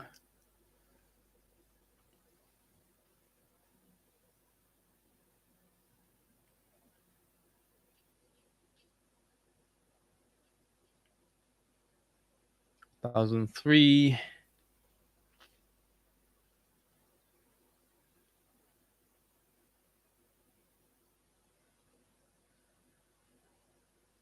1005.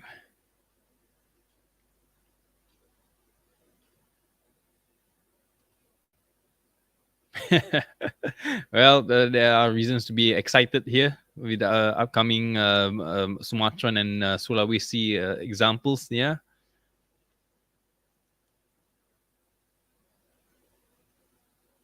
1007,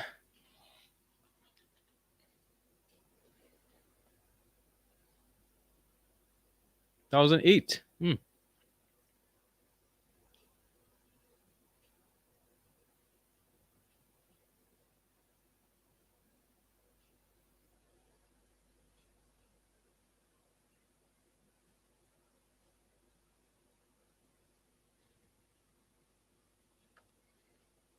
Seems like it'll close under 2000 for this, which is quite rather strange.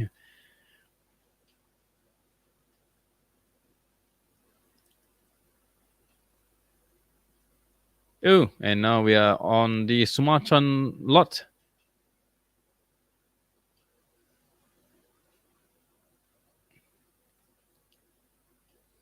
Oh, okay. Where is it from? Elephants. It is, yeah, from mammoth, the ancestors of the elephants. Yeah, in the island of Java, it has been documented that mammoth fossils have been found. Yeah,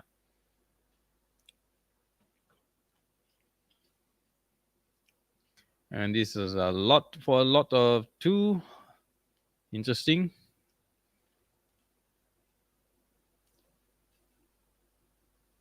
110. A bit undervalued. Yeah.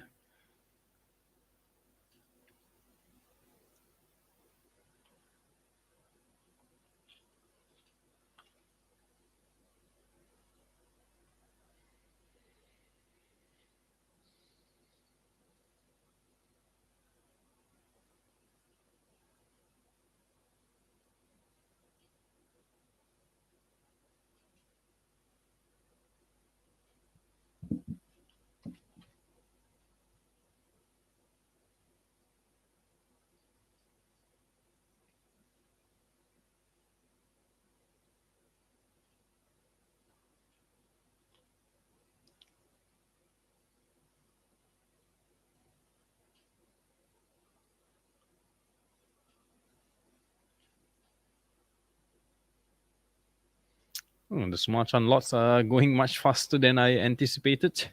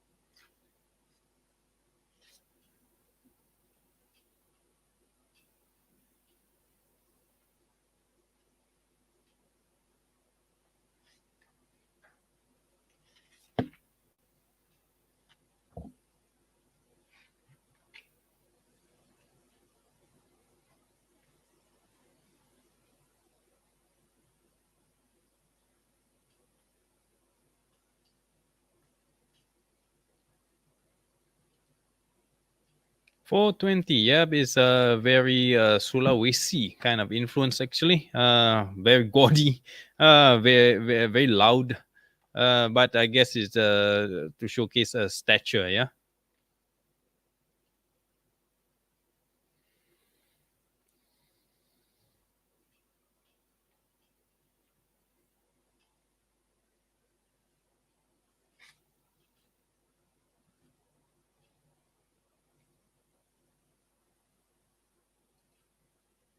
Oh, congratulations. I thought you'd be going for lot 401, but okay. Not bad, not bad. Good find.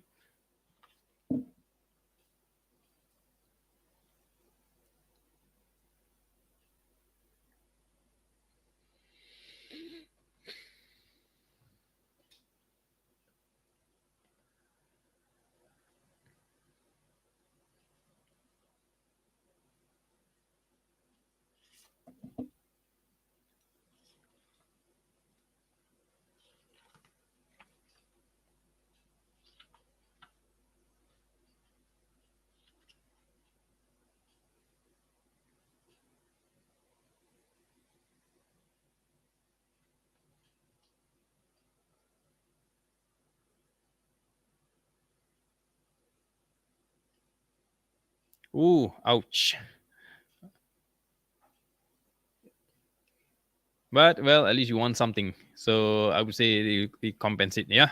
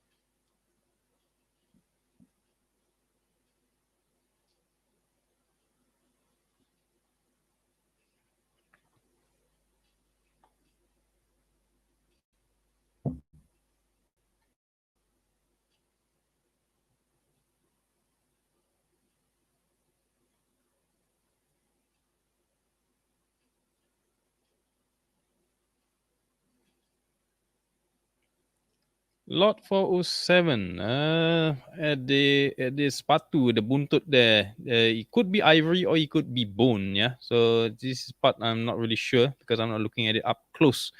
It could be ivory or it could be bone as well. So this is quite a gamble. Yeah. If you go aiming for this.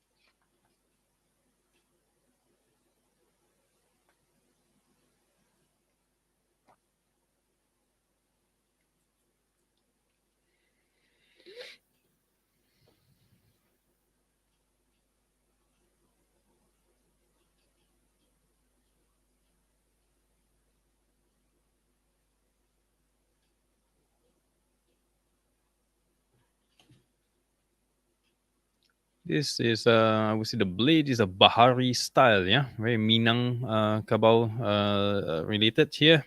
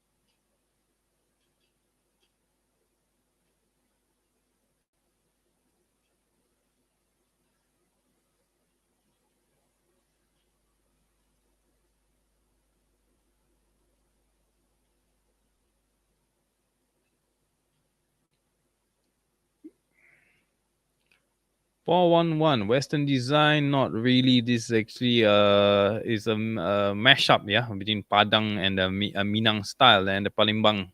The motif is unique, but it's very part of the ethnic centric groups down there. And this is bone, and it's been, of course, it's jointed. Yeah, that's why you notice the rings around it, around the sheath there. Yeah, bone also not very easy material to take care of over time. If you accidentally to drop this sheath, it will shatter. Yeah.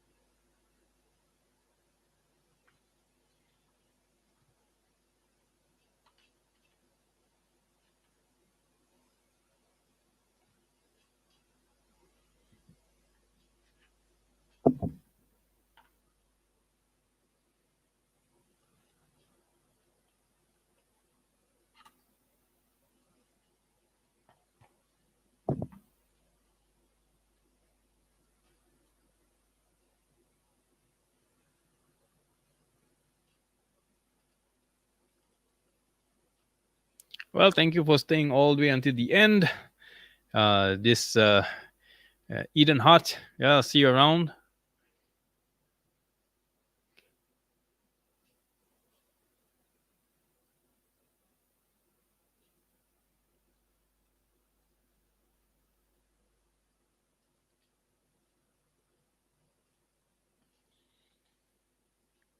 Do remember to subscribe, like, and share. Yeah, the my YouTube channel, uh, and share it with your friends.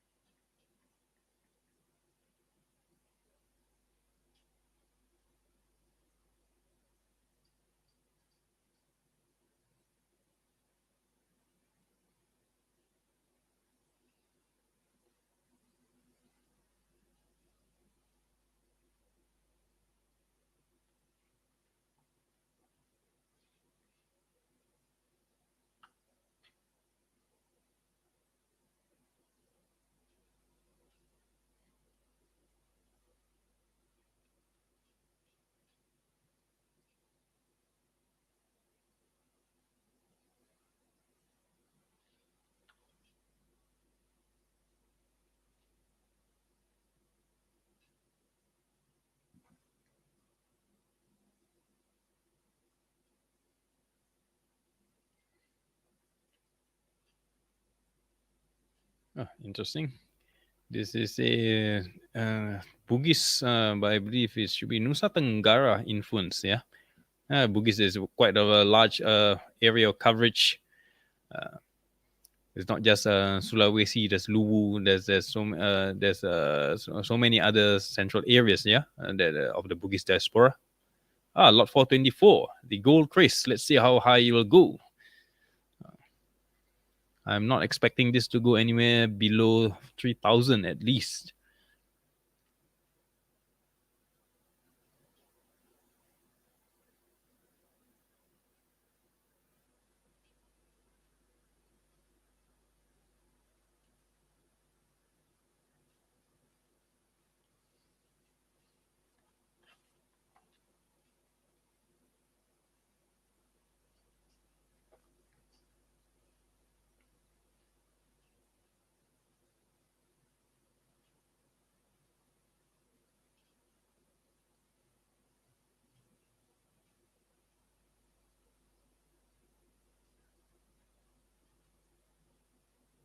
Interesting. It went below 3,000. Oh, that's quite a steal. Oh, wait, I missed out. Things I assume you're referring to lot 423. Yeah, that's what we call the Toli Toli. Actually, that is under the Bugis culture is also a part of this pasang semangat. Yeah, it's where supposedly you tie in the essence of the someone brave. Yeah, so that their bravery will not escape. But given the silver mounts and the gems, I believe the blade might have served its purpose, might have be of service to someone, and as a result, it's been given the honor of the Toli Toli as well.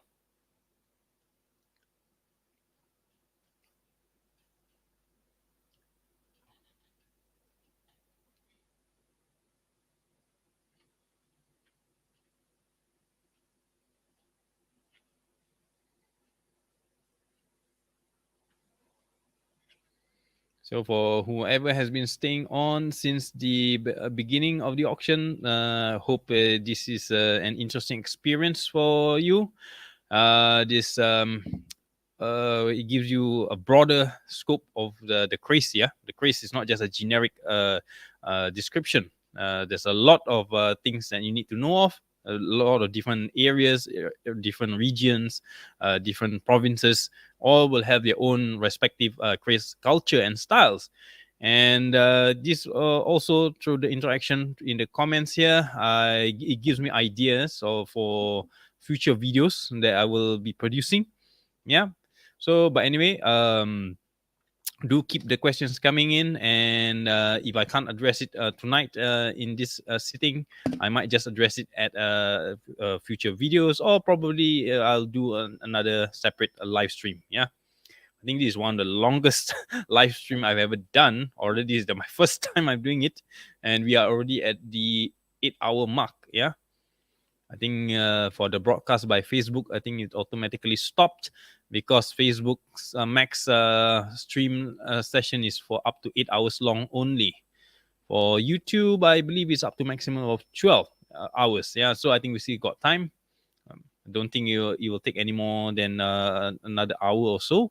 We're coming towards the end of this auction anyway. 431 total. That's 464. So yep.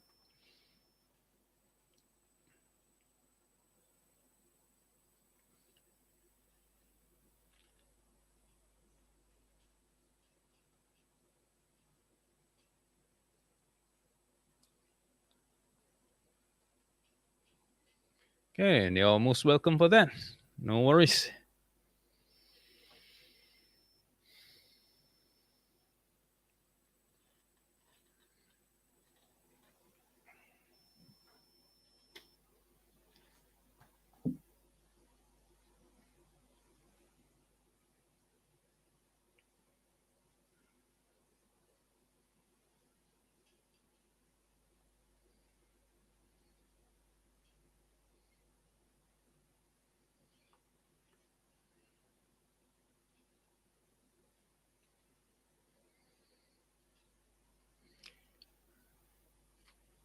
So far, the items that I have listed, I didn't have any calling to actually bid when it came up earlier.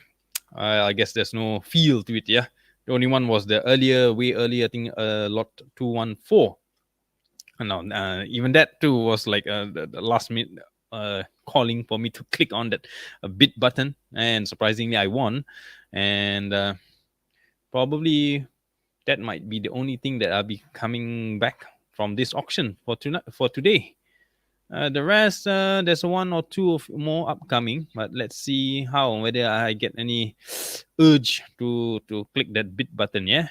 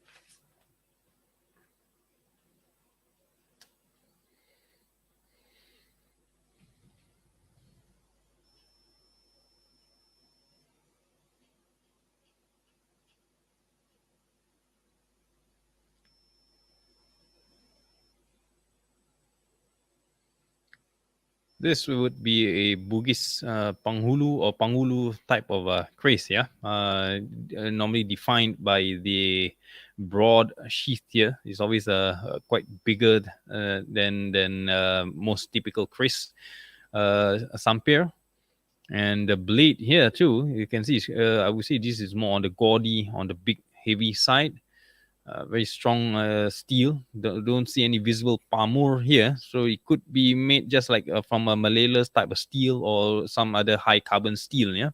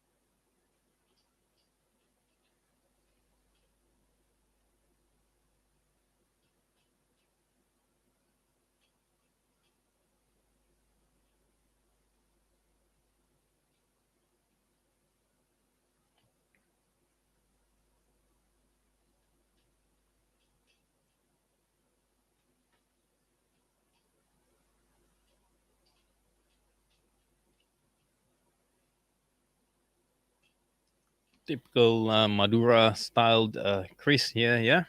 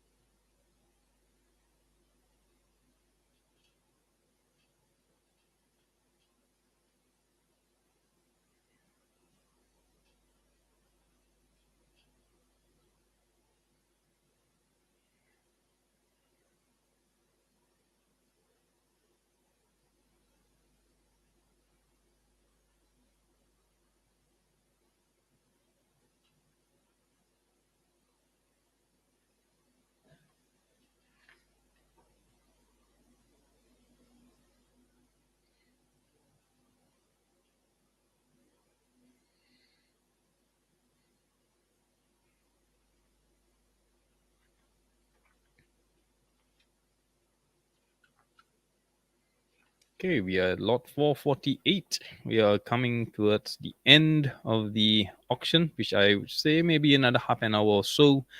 Uh, this next few ones might be interesting to some of you.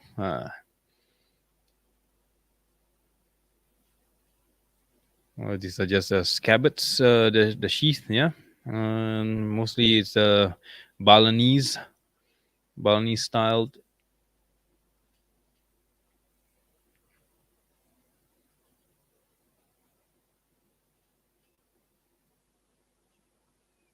Next lot here is more of a lot of 4 Madura examples, yeah.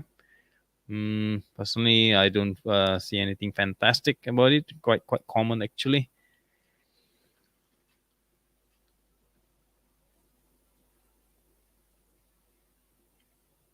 Lot 451. Looks interesting, yeah. Um, but really typically quite common. Nothing that I don't already have in my collection.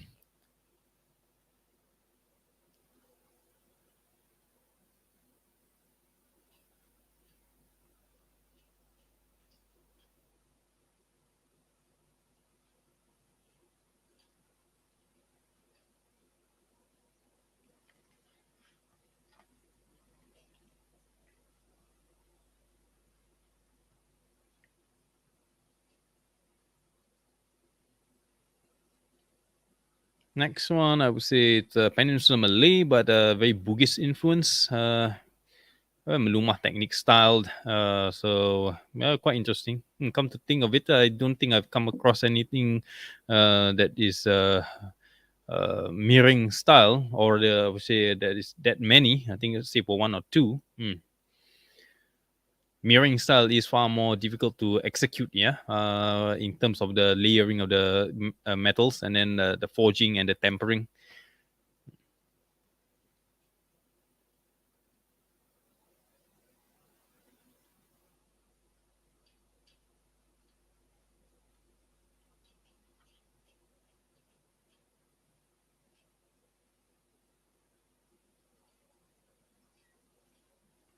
This is an example of a mirroring style pamur arrangement, yeah.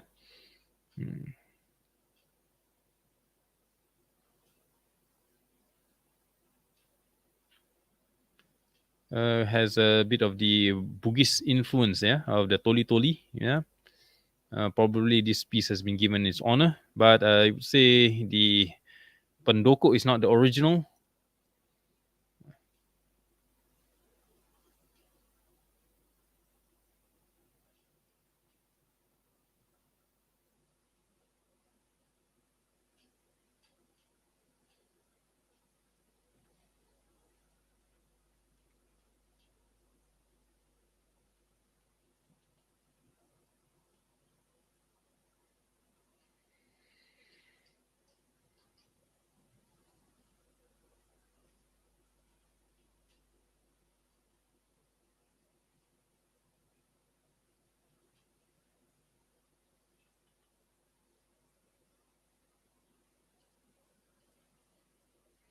Okay, thank you for staying almost towards the end. Yeah, you can catch the final bit at a later time. So thank you for your support and watching through the live stream together with me.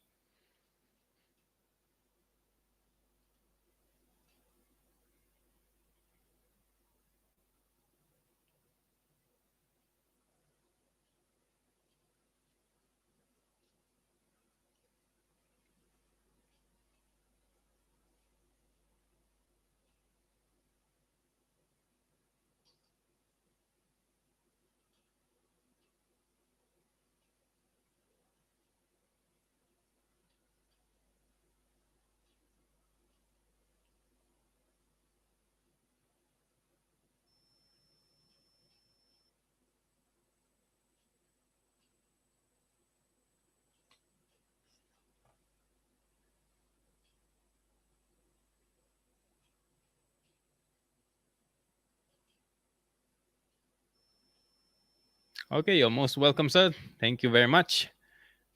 I'll see you around in my next video.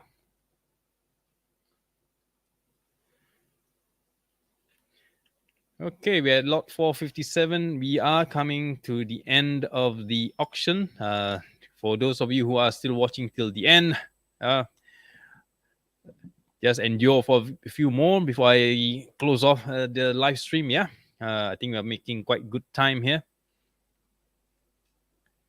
The rest are just miscellaneous. I think some loose bits and pieces here of Pandoko, and let me see some paneling or crest holders. Yeah, so we'll just take a look. Yeah.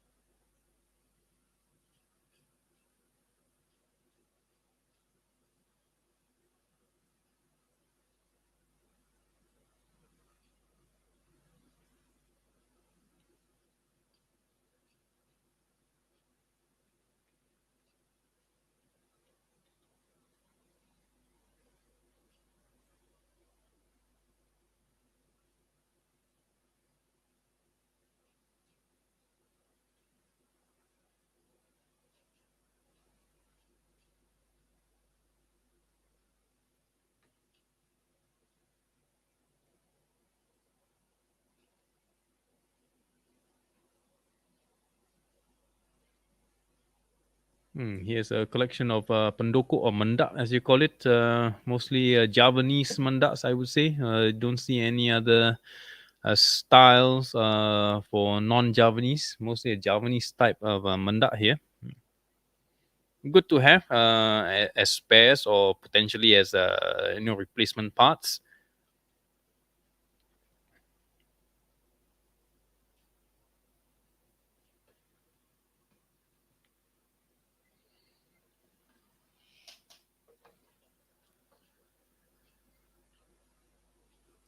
And for this a lot, I see one. I believe should be one is meant for Balinese piece.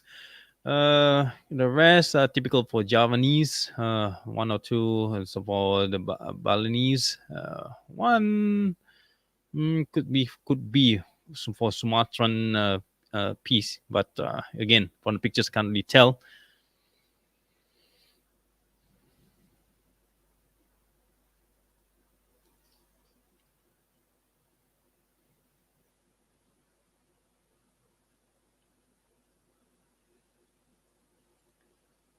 And the next one, almost the same thing. Yep, except for one, I think could be for Malay piece or a Sumatran piece, and the rest mostly for Balinese and yeah, I think and one or two for Javanese pieces.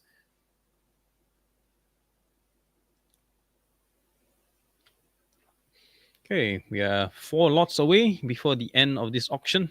Definitely going to be something interesting.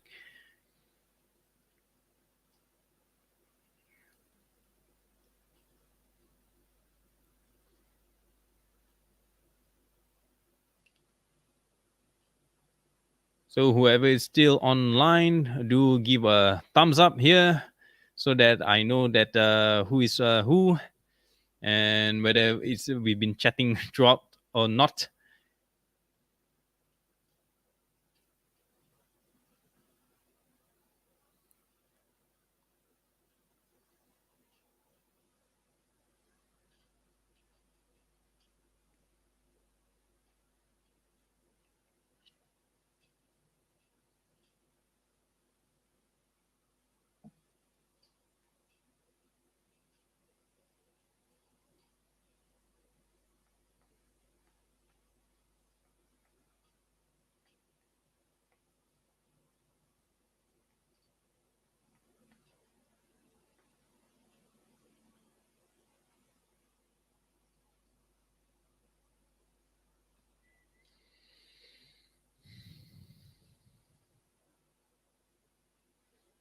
Okay, it is quite an interesting painted Chris stand or Chris holder.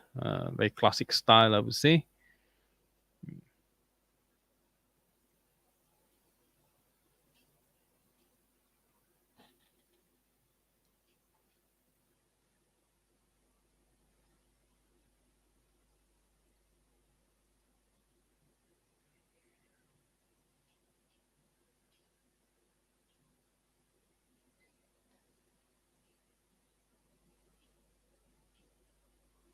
Oh, awesome, awesome. Admiral Razor.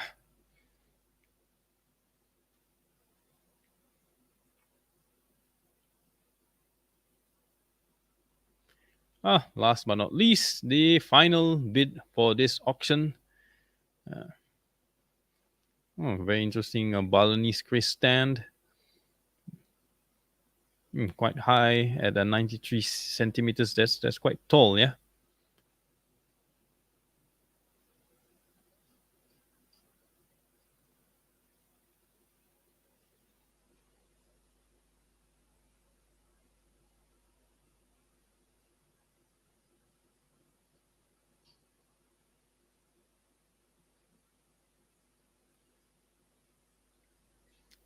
Once again, I am puzzled as to why Balinese pieces always seems to be close to most collectors' hearts. Yeah, look at it; it's already hitting the 1,200 euros mark. Oh, you convert that to Singapore dollars, that's even more. But I would admit that it is a nice piece. Again, to each his own.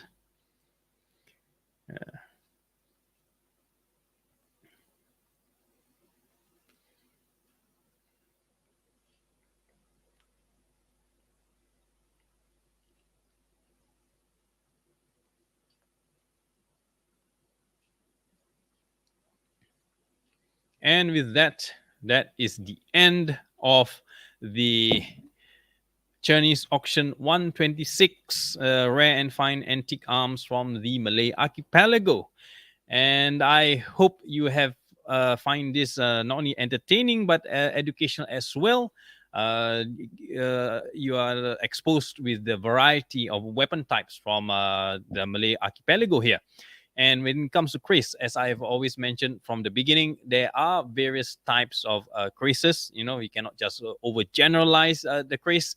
And I hope you are exposed now to the possibilities of, the Chris is not just Indonesian. Is actually Nusantara. Nusantara is comprising of, the Peninsula Malays, the Javanese, the Bugis, the Minangs, and so on and so forth. There's a lot of unique ethnic cities involved here, and so too the Chris culture.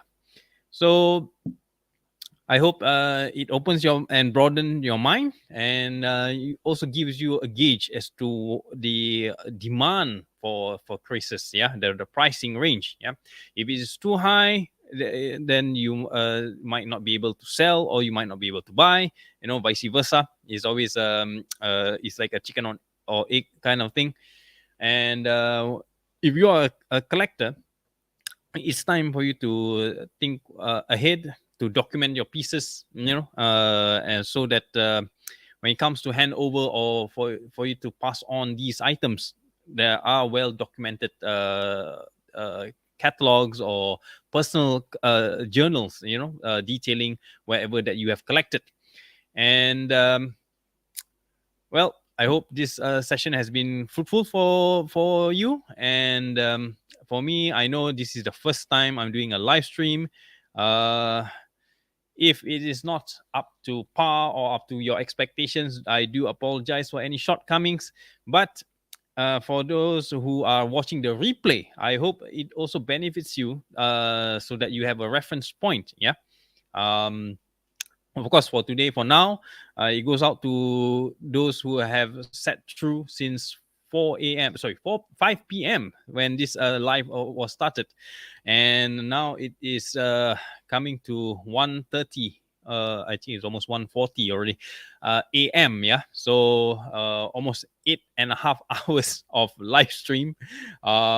In between, yes, I have taken a short break for a while, either for to go to the gents or to perform my obligatory prayers. So let me finish off that. This is not the end. There'll be more to come. Do leave me a thumbs up if you like this session and you would like to see more. Do leave a comment just before I end this broadcast. And well, feel free to comment also in the replay. Yeah, I believe YouTube will make it available after this. I end this broadcast. So until my next video. This is Kari Johari, better known as Pak Jofe, the Chris Collector, signing off, snapping out. See you in my next video.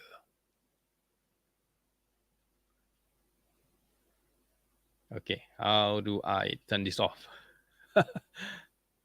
Okay, I'll see you around, guys. Bye.